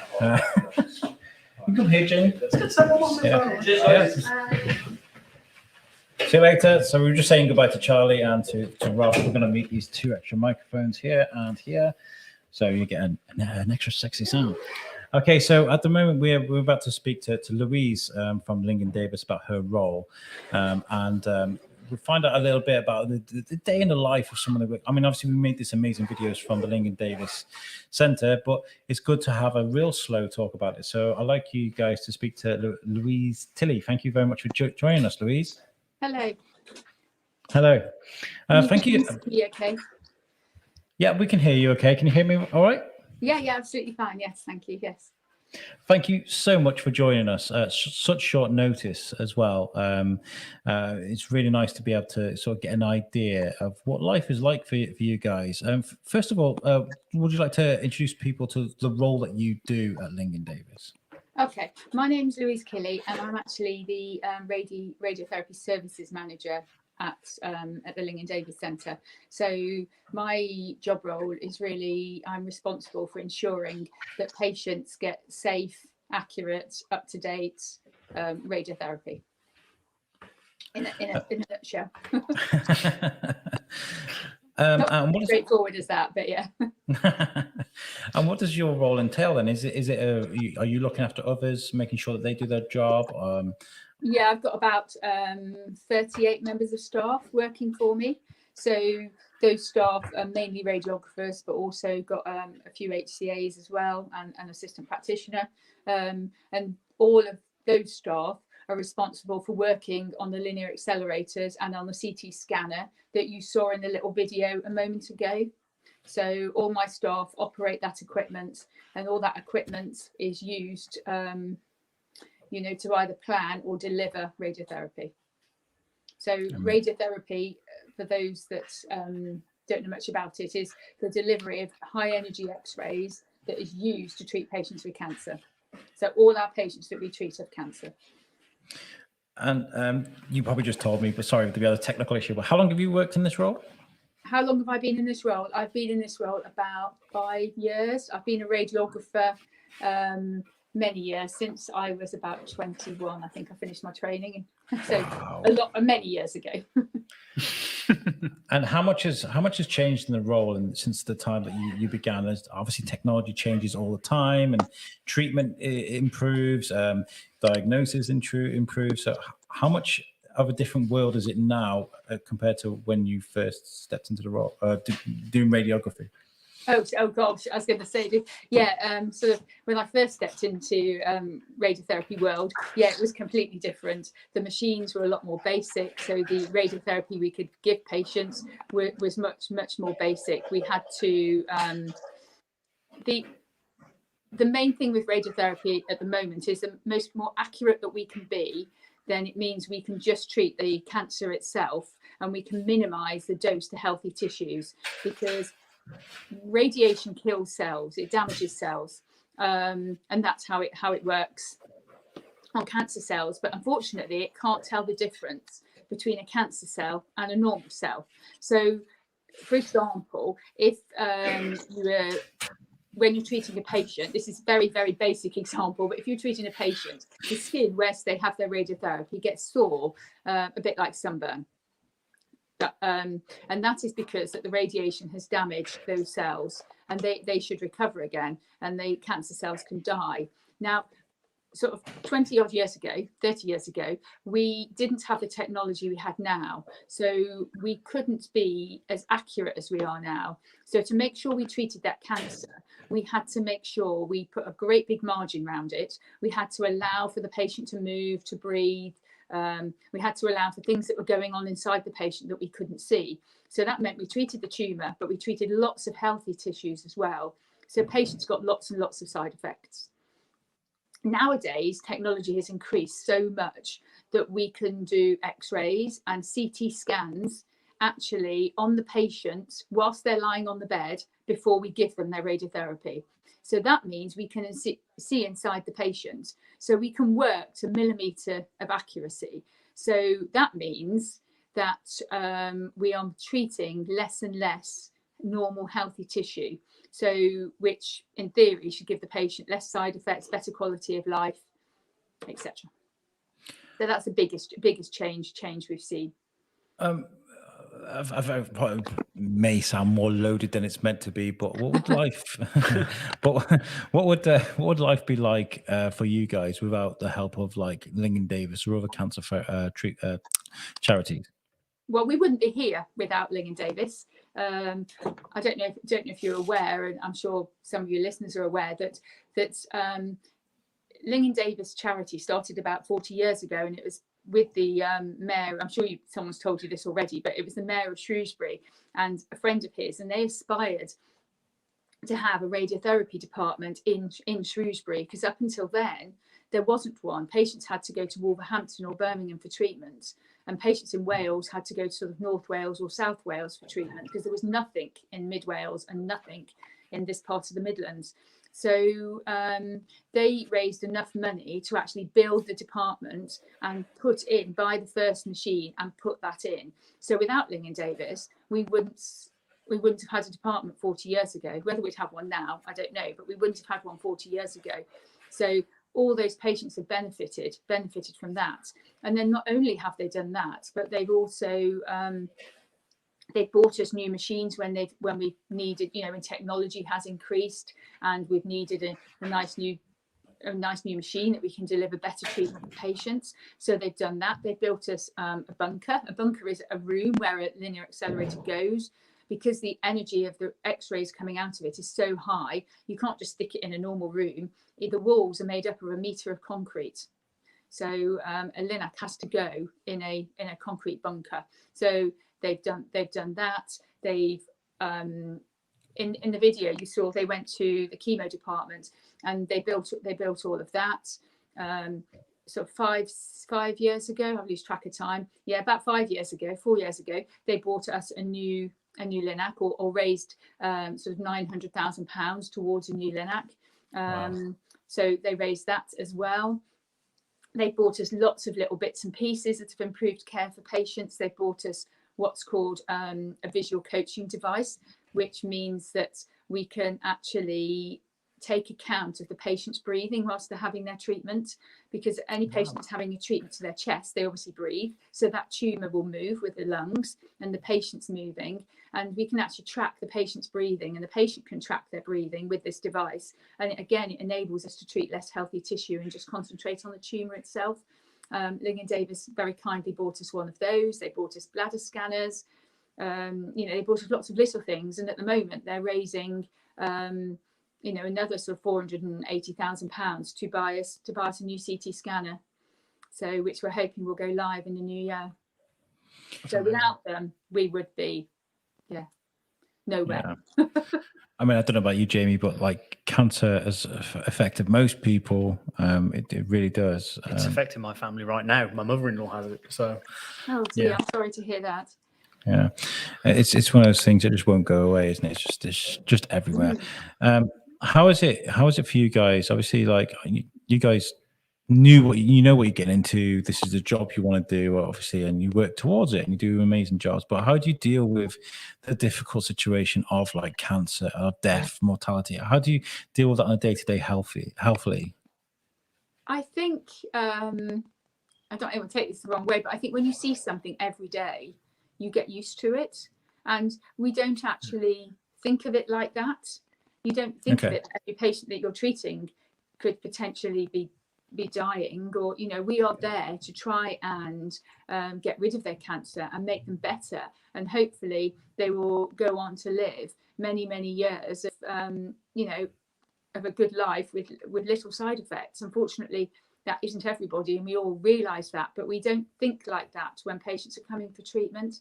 And I said this to somebody the other day actually, but I remember many years ago, probably about 20 years ago, when I worked in Bristol, I was chatting to a patient who just finished a course of treatment for breast radiotherapy, and she had said to me how worried she was about coming for her radiotherapy, how terrified she was. And the biggest thing that she worried about was actually coming somewhere where there were lots of other cancer patients, because she thought it would be really, really miserable, and everything would be really quiet, and it'd be full of people without any hair, and everyone would look as if they were about to die. And, you know, and she said when she got there, she couldn't believe that it wasn't like that at all. And the waiting room was really jolly, and there's lots of laughter, and all the patients get to know each other because they come roughly the same time each day. And she couldn't believe how that was, and how it made her journey through having her radiotherapy so much easier. And, you know, up until the last 18 months, and we've had COVID, you know, our patients used to make cakes for each other and bring in biscuits and chocolates and eat them in the waiting room, and they make friends that, you know, some patients make friends that is sort of long-lasting friendships after they've finished their radiotherapy. So it's not all doom and gloom. Yeah, it's surviving through a situation as well. And you know, cancer survivors have, you know, they all share their own paths, but something familiar as well to a lot of people that have suffered from cancer, and you know, that's probably where that the connection is that can create friendships. I know a few people that are suffering at the moment. You know, it is a terrible thing, but at the same time, they have this unified sort of kinship with one another that can really help people through it. It's nice to see. It's also having someone else to talk to. You know, it's also, you know, you might be halfway through your treatment or whatever, and you've got this problem, and you think, God, is it something to worry about? And I've got this, and, you know, it's just having someone to talk to go, you know, hey, no, this is happening to me. Has this happened to you? You know, am I the only one? Or, you know, it's having somebody to talk to, isn't it? To compare stories to reassure you that you're not the only one that this is happening to, and it is completely normal. You know. Yeah, because I suppose a lot of people, they don't. This is going to sound worse than I mean it, but sometimes they don't want to talk to their families about it because, you know, they don't want to bring all that doom and gloom home. You know, it's like, no. This think is they're my space worried. away. Yeah. You know, they don't want to worry their family, but also they think, are they fussing? And, you know, if you can speak to somebody that's been through it or going through it as well, then it just puts your mind at rest, doesn't it? It's that Lanac machine as well. You'll see you'll even hear it like the first time I come around the corner on that video we just watched. That's genuine shock by me. I've never seen a CT scanner and never seen a Lanac machine. It looks like something from a sci-fi movie. It's so daunting to look at. And we did make this really good video with the face cages that you could see, but unfortunately the video was compromised by a name that was on one of the cages, so we had to So I can't GDPRS, and that, you know, what you got to understand if you didn't see it in the video, obviously because it was left out, is that they make cages for your face, custom cages, and then they pin the cages down to the bed, right? Is that right? Is that what? Yeah, we call them shells. We don't call them cages. Okay, my bad. Sorry, it's to make it sound scarier than what it is. We don't intimidating people, but yeah, they're what we call shells, and they just do clip onto the patients. Lie on a board, and they've got a support under their head and neck, and the shell is attached to that board by some little pop-up clips that are very easy to pull up. If somebody needed to get off the bed, it is very easy. You could just break those and get off. You're not completely trapped. This is why you do what you do, and I do what I do, because you're like, no, you just pop on the bed. I'm like, we're going to change your face, right? And we're going to attach it to. Like, I'm very, very sorry. I don't mean to sound so sinister. No, don't frighten everybody. So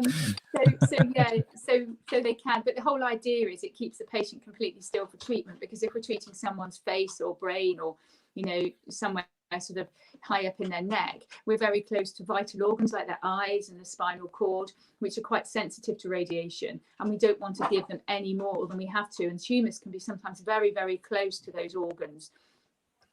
So we have to make sure the patient cannot move at all, so that we can really get a high dose to that cancer and stand a chance of curing the patient, you know, whilst not giving too much radiation to the spine or the eyes or what other sensitive organ is in the way. So that's why we use it.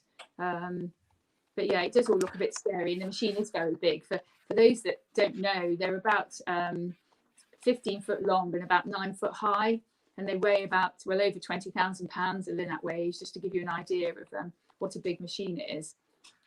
But that is just because it's complicated, and it's because it can take CT as well as deliver radiotherapy. It can take CT scans as well. So okay, the CT scans aren't as good a quality as a CT scanner would produce, but we can take a CT scan and see what's happening inside that patient before we press that on button, and then we can really make sure that we are treating exactly what we need to treat every single day.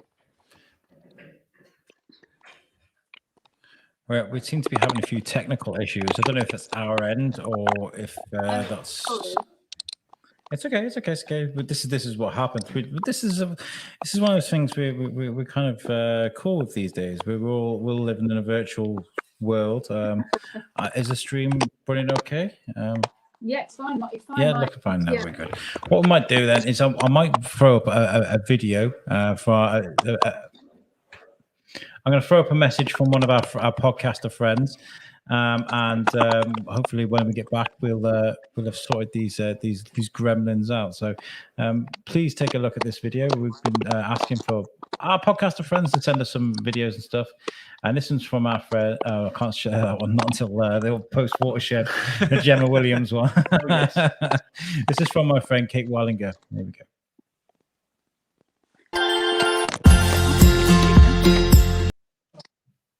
Oh, not bad. Press the wrong button. Okay, no, it's not.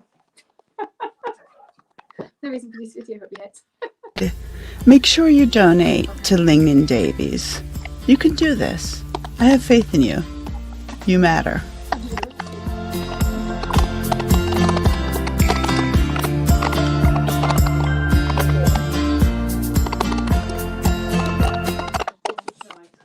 Yeah. Okay, that's okay. See, I'm not going to leave the because she's got to stick it out. All right, we're back. Sorry, Louise. No, it's all right. Sorry, it's a bit crackly my end, but I can see you and everything okay. Are you? I mean, sometimes it might be easier to go to 4G. It's okay. It's okay. This is just one of those things we have to live with. Living in the virtual world. The joys of modern technology. The joys of modern technology. Okay, so while Louise is sorting that out now, I mean, you work in a hospital, Jamie. Yeah. You've had to learn to sort of not desensitize yourself to some of the things you see in the hospital. Yeah, as Louise was saying, you have to. I don't know how to word this. It's not desensitize yourself, but at the same time, try to take it on a case by case basis, and not be like, this is a person. Just because otherwise you get yourself attached. And it can be really upsetting. Part of my job, but for those that don't know me, I'm a porter in Queen Elizabeth Hospital in Birmingham. So I move people, I take people to CT scans, I take people to MRI scans, but at the same time, I also take people down to the morgue. So you see a bit of everything. I see everything. I see people at their greatest moments, and they're like, yes, I'm going home. I get to take them to the front entrance. And at the same time, I see people, as I said, they don't get to go home.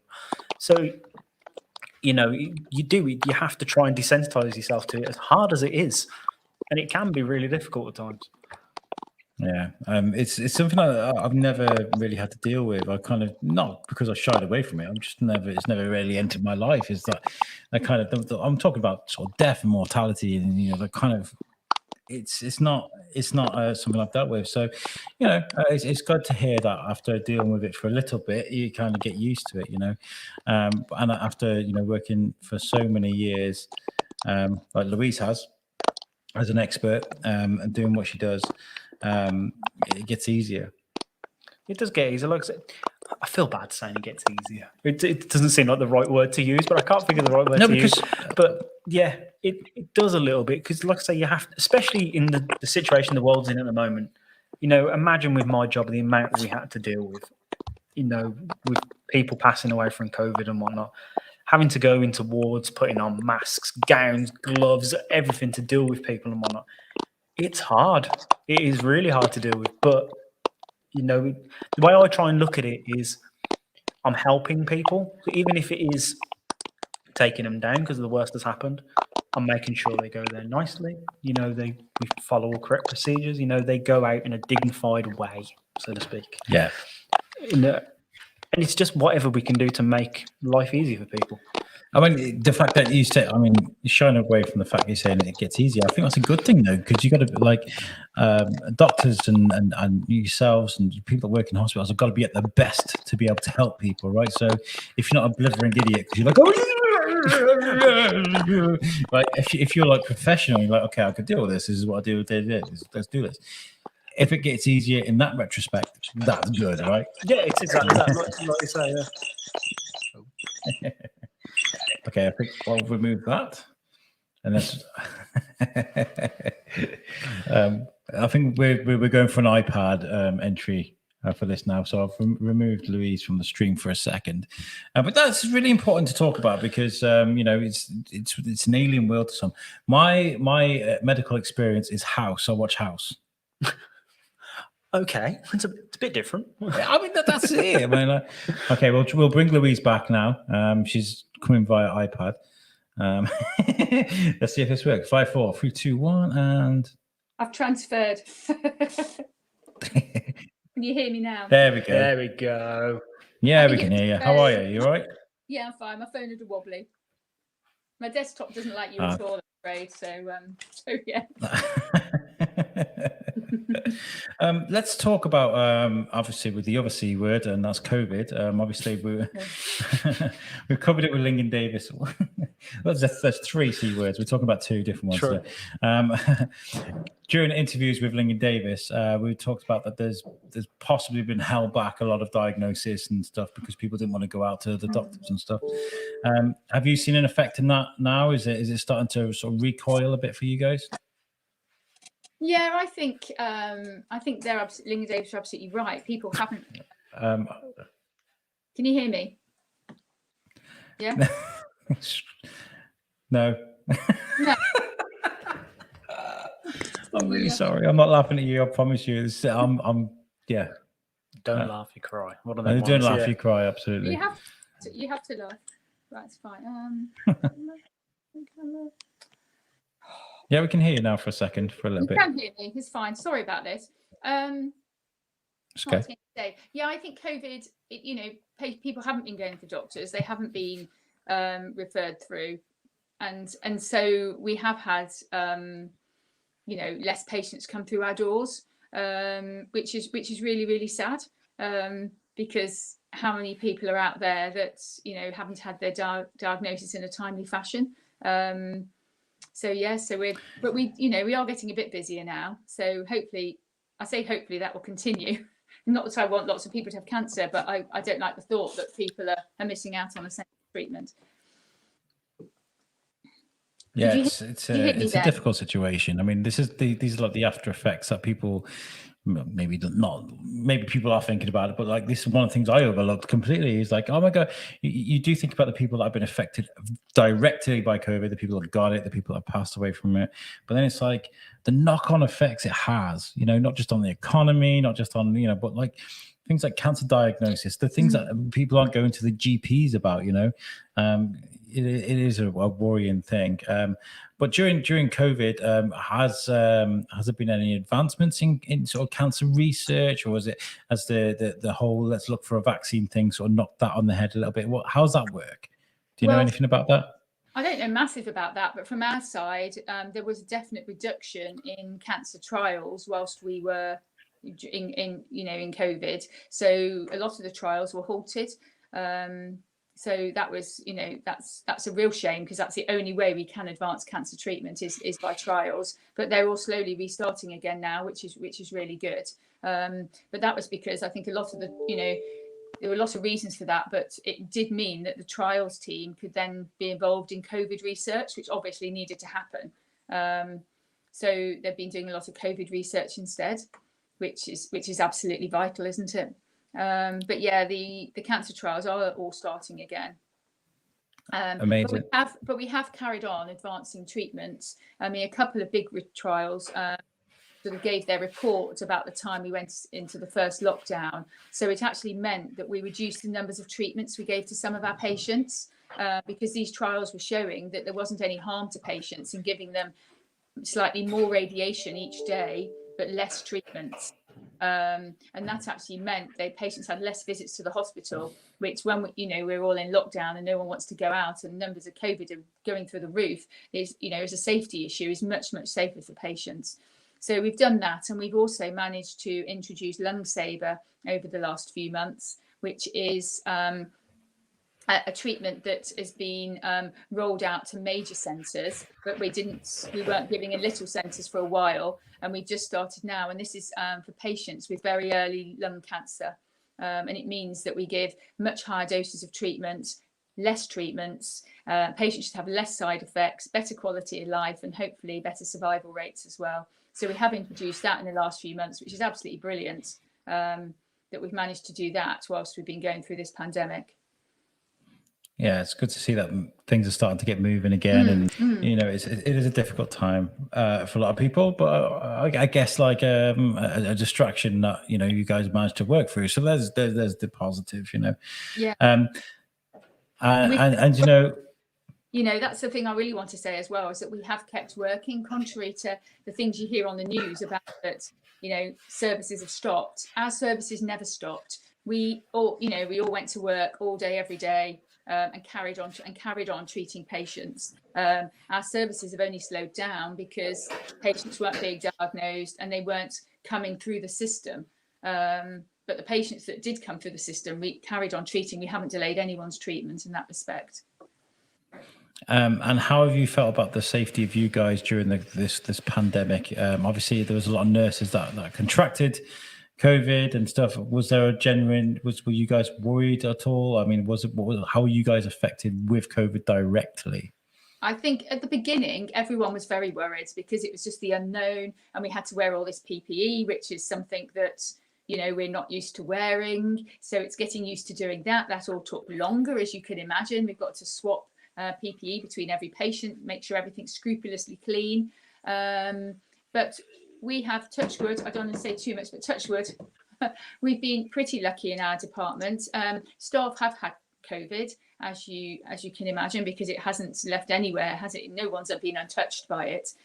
So we have had staff that have had COVID, but we haven't so far had a COVID sort of epidemic in our department, so that one person got it and then the rest of the department got it. And we've been following all the trust PPE requirements, to the letter, really. And hopefully that shows that, but it was very hard at the beginning because it was just the unknown. Patients were terrified, staff were really worried, but yes, everyone's got used to it now. What about in your place, Birmingham Hospital? Everyone, like I say, everyone's got used to it now. I'm not going to lie, I'm sick to death of wearing a mask for 8 hours a day. I understand why we do it, completely agree with doing it, but my God, am I sick to death of doing it? I agree. But like you say, it's become a part of life now, which is, it's horrible to say, but it is part of life now. But like I said, I just hope that at some point soon we can get to that position where we can start moving away from this, but until we don't really know, do we? Well, America thought they'd solved the problem, and then it's blown up in their face, isn't it? I just hope that same doesn't happen here. We'll see how it goes. What about your team? The guys that you work with, what are they like to work with? Are they a good bunch? Do you enjoy working with them? Are you talking to me? Yes, Louise. Sorry. My lot are horrible. Your lot are horrible, are they?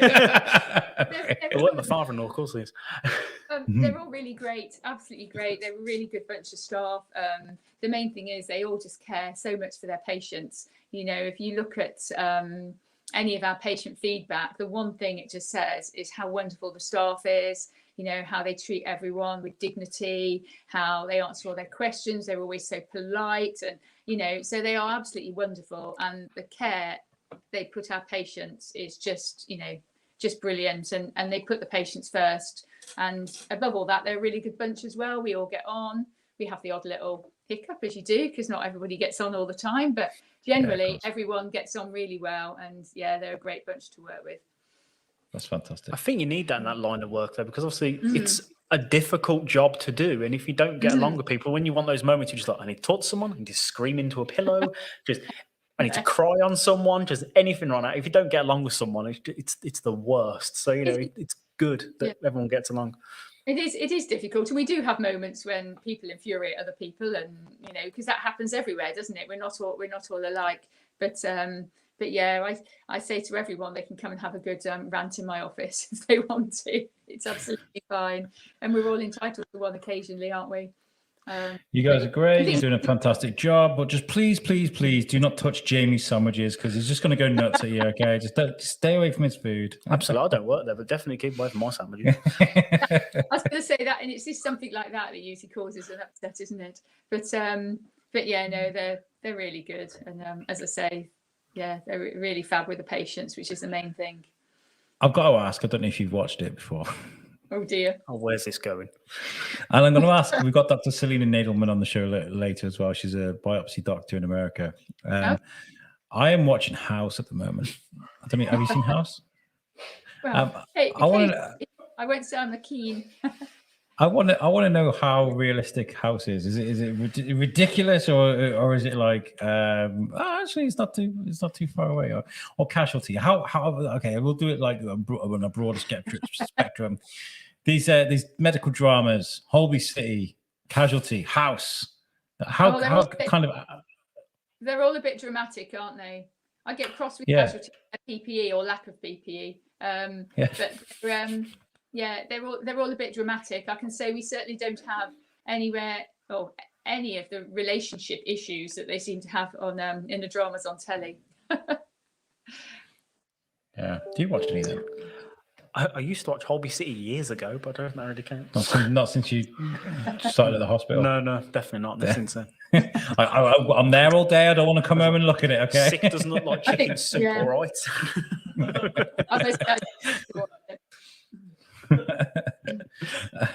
What do you guys like to do to sort of wind down?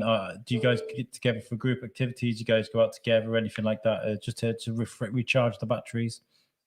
Yeah, I mean, as a group of staff, we often go out if people, for people's birthdays or when people leave or babies and things like that. But that obviously hasn't happened during COVID because we haven't been able to go out, have we? So that's made things sort of a bit difficult, I think, because people aren't going out as they used to be able to. Obviously, we can all start to go out now, which is good. But yeah, so. Yeah, it's a difficult job to do, but I guess like getting out and making sure you know your stuff, because there's probably high octane times where the waiting room's like bursting with people. You got the late schedules and things like that. You got to trust the people you're with. Do you know what I mean? It makes sense to me that you guys get on socially. As you can see, guys, I'm kind of deflating a bit here. My ability to talk is starting to drift away. The next podcast has definitely been done by Shane Hinton and Jamie Westwood. Because you can see I'm just deflating. I'm like a tire going down. I'm getting lower and lower. Like it'll be 8 hours after this one. You must be exhausted.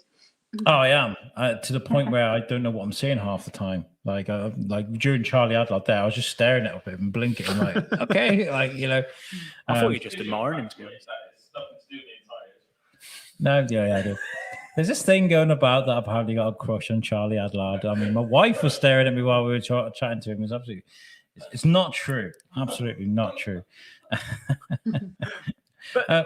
Go on, Jimmy. I was going to say, Louise, obviously we spoke about the work you do, medical side and whatnot, but obviously because of what people are going through, staff and patients, is there a side that helps people with mental health as well? Because obviously it's a very traumatic period, like I say, for staff and for patients. Yeah, the trust.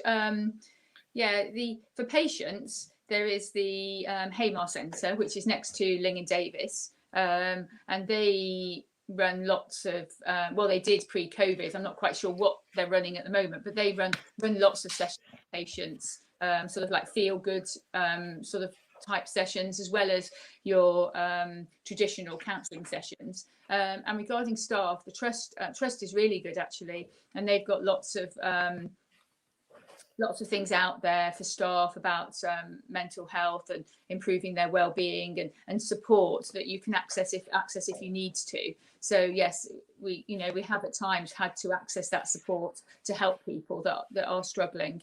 So it is there when we need it. Yeah.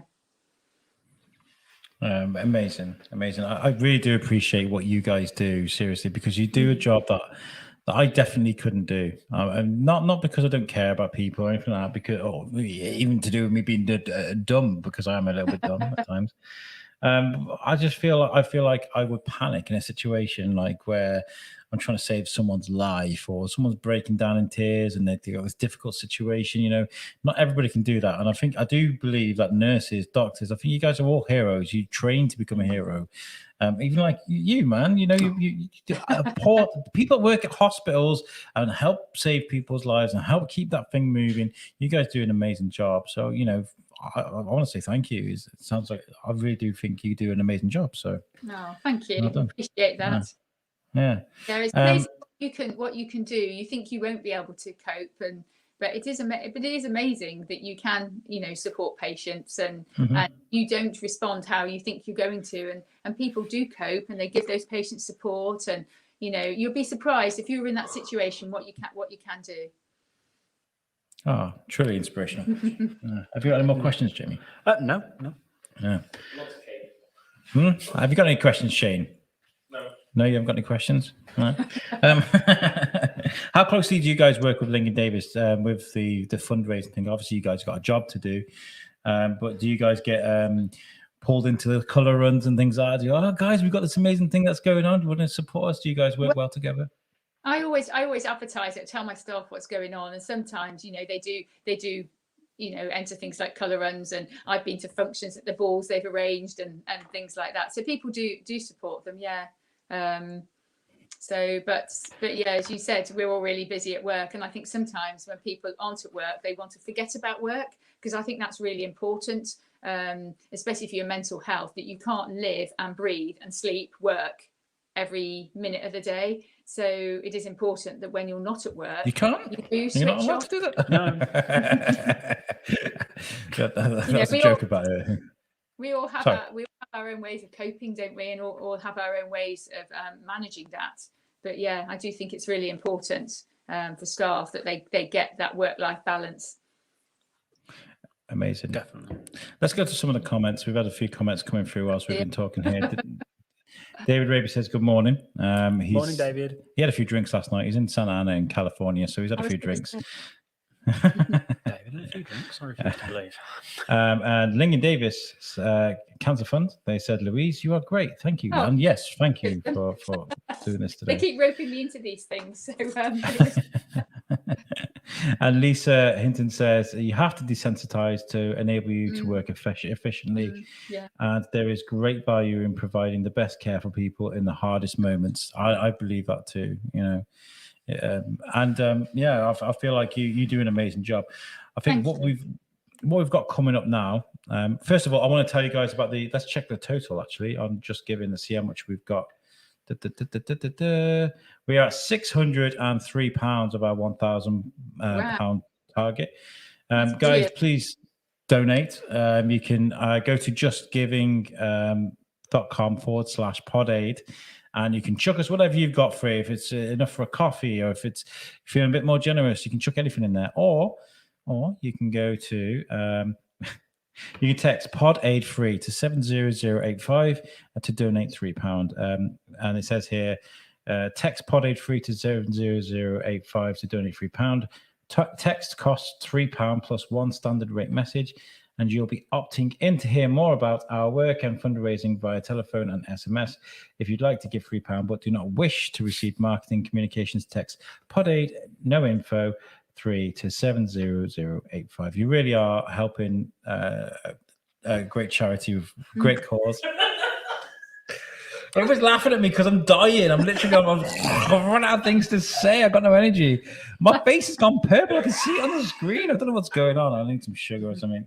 You definitely need some sugar. I definitely I'll give you some sugar in a minute. Need chocolate. Have we got any chocolate? That's what keeps everyone going. We've got biscuits. We've actually got biscuits. We'll look after him, Louise, don't worry. That's how we keep radiographers going, you know, with chocolate and biscuit. Shane's actually reaching for this. There was a pack of Doritos here somewhere as well. Somebody was like, my wife was like shoving Doritos at me. She was like, eat. I was like, I can't, I've got a microphone. So what we'll do is I'm going to end this stream.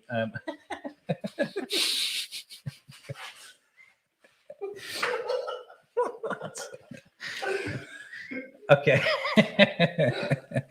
We're going to end proceedings here. What we're going to do, this stream is going to end, guys. I'll watch you now. If you just tuned in, this is stream 1. We're going to move to stream 2 for the next guest, which is going to be Smash Life, which is going to be brought to you by Shane Hinton and Jamie Westwood, because Alex is going to go and have a sleep. No, I'm joking. I'm going to get some food. Louise, you've been amazing. Thank you so much for agreeing to come on short notice and putting up with the technical issues as well. We really do. We appreciate chatting to you. Is there any messages you'd like to give people in regards to sort of cancer care, or a message for your peers or colleagues?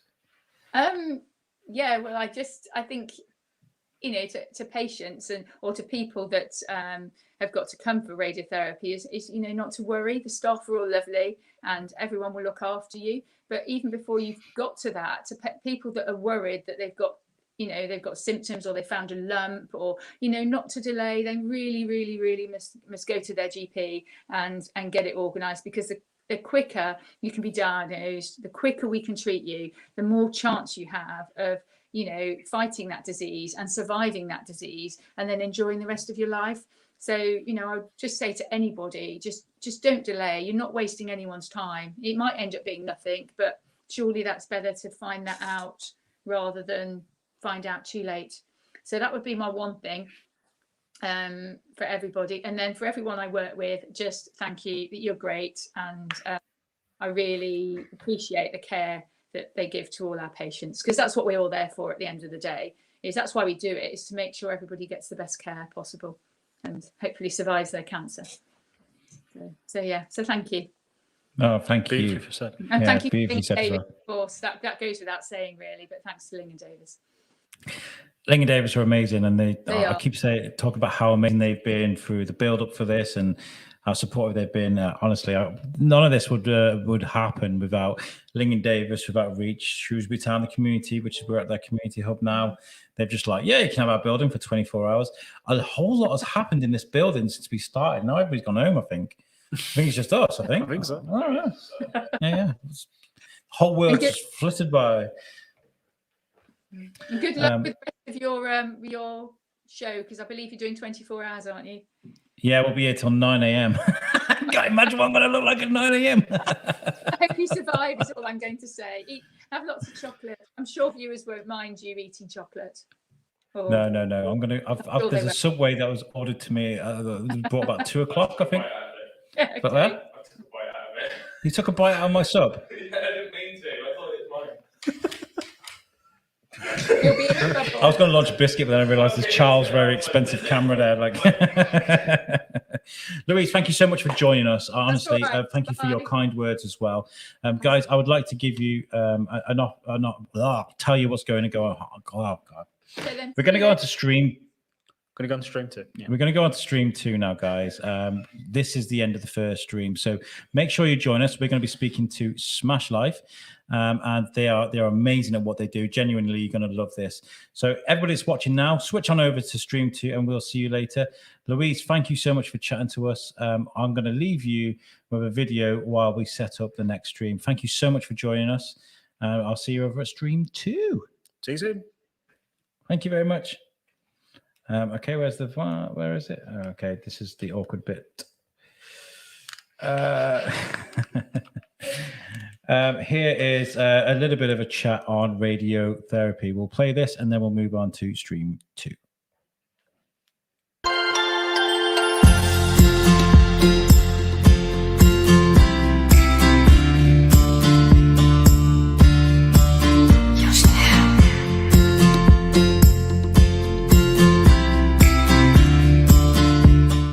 So radiotherapy with cancer.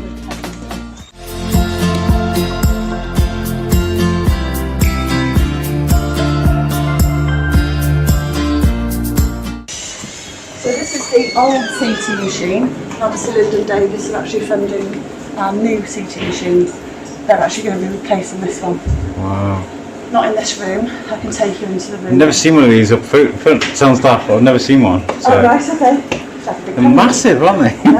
Yeah. Wow. Wait till you see the Linacs. Hopefully you never get to see a Linac. No, you don't want to be in here. No. So this is a normal CT machine. It's not for cancer patients. It's just Okay. normal. So sometimes the patient sits here and the radiotherapist will just have a conversation with them about their treatment and medication and things like that. I'm good at a spot. There's a Linac machine there. There's another waiting area here where they sit and be called through. Another Linac machine down this way. They're all built-in concrete bunkers, so Wow, that's why lovely. they're so separated. I'm surprised you can't Amazing. stick them on it, but Wow. you have to because of the radiation. So this is Linac 2, which Lyndon Davies part funded.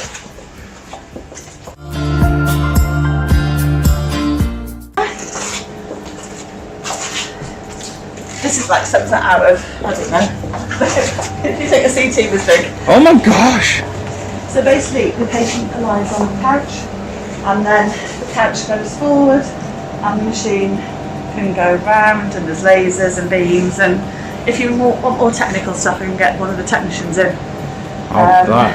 And then there's these green panels, there's beams that come across to make sure, because the CT they have is then put into this machine and they lie on top of each other to make sure that it's so precise, the actual treatment.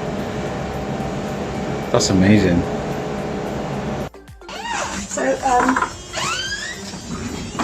John's just running the machines through before any patients come through this morning. So this is what that device does. What's it's doing? It's got like a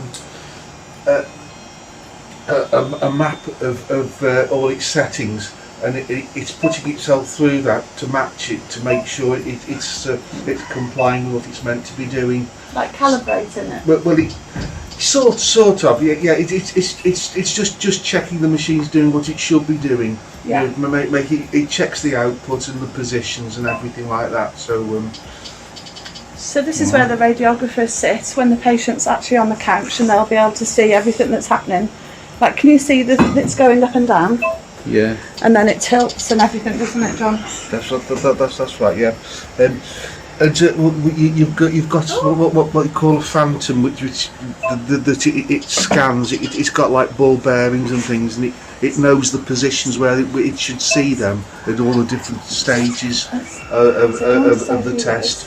So it compares that to like it's like baseline, and if that's all okay, it'll give you a green tick and say everything's fine. Amazing. You have to do this every day. Yes. This is just like a basic check. The physicists do a more comprehensive one where they use external monitoring and things. So that's checked to a greater level, just to check all this is behaving itself and whatever. Yeah. Well, thank you for talking to us about this. Does it ever misbehave?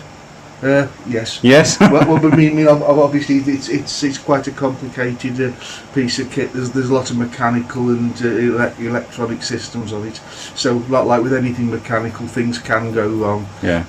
Wires can break. Also, but as with everything, you don't know what's going to happen until it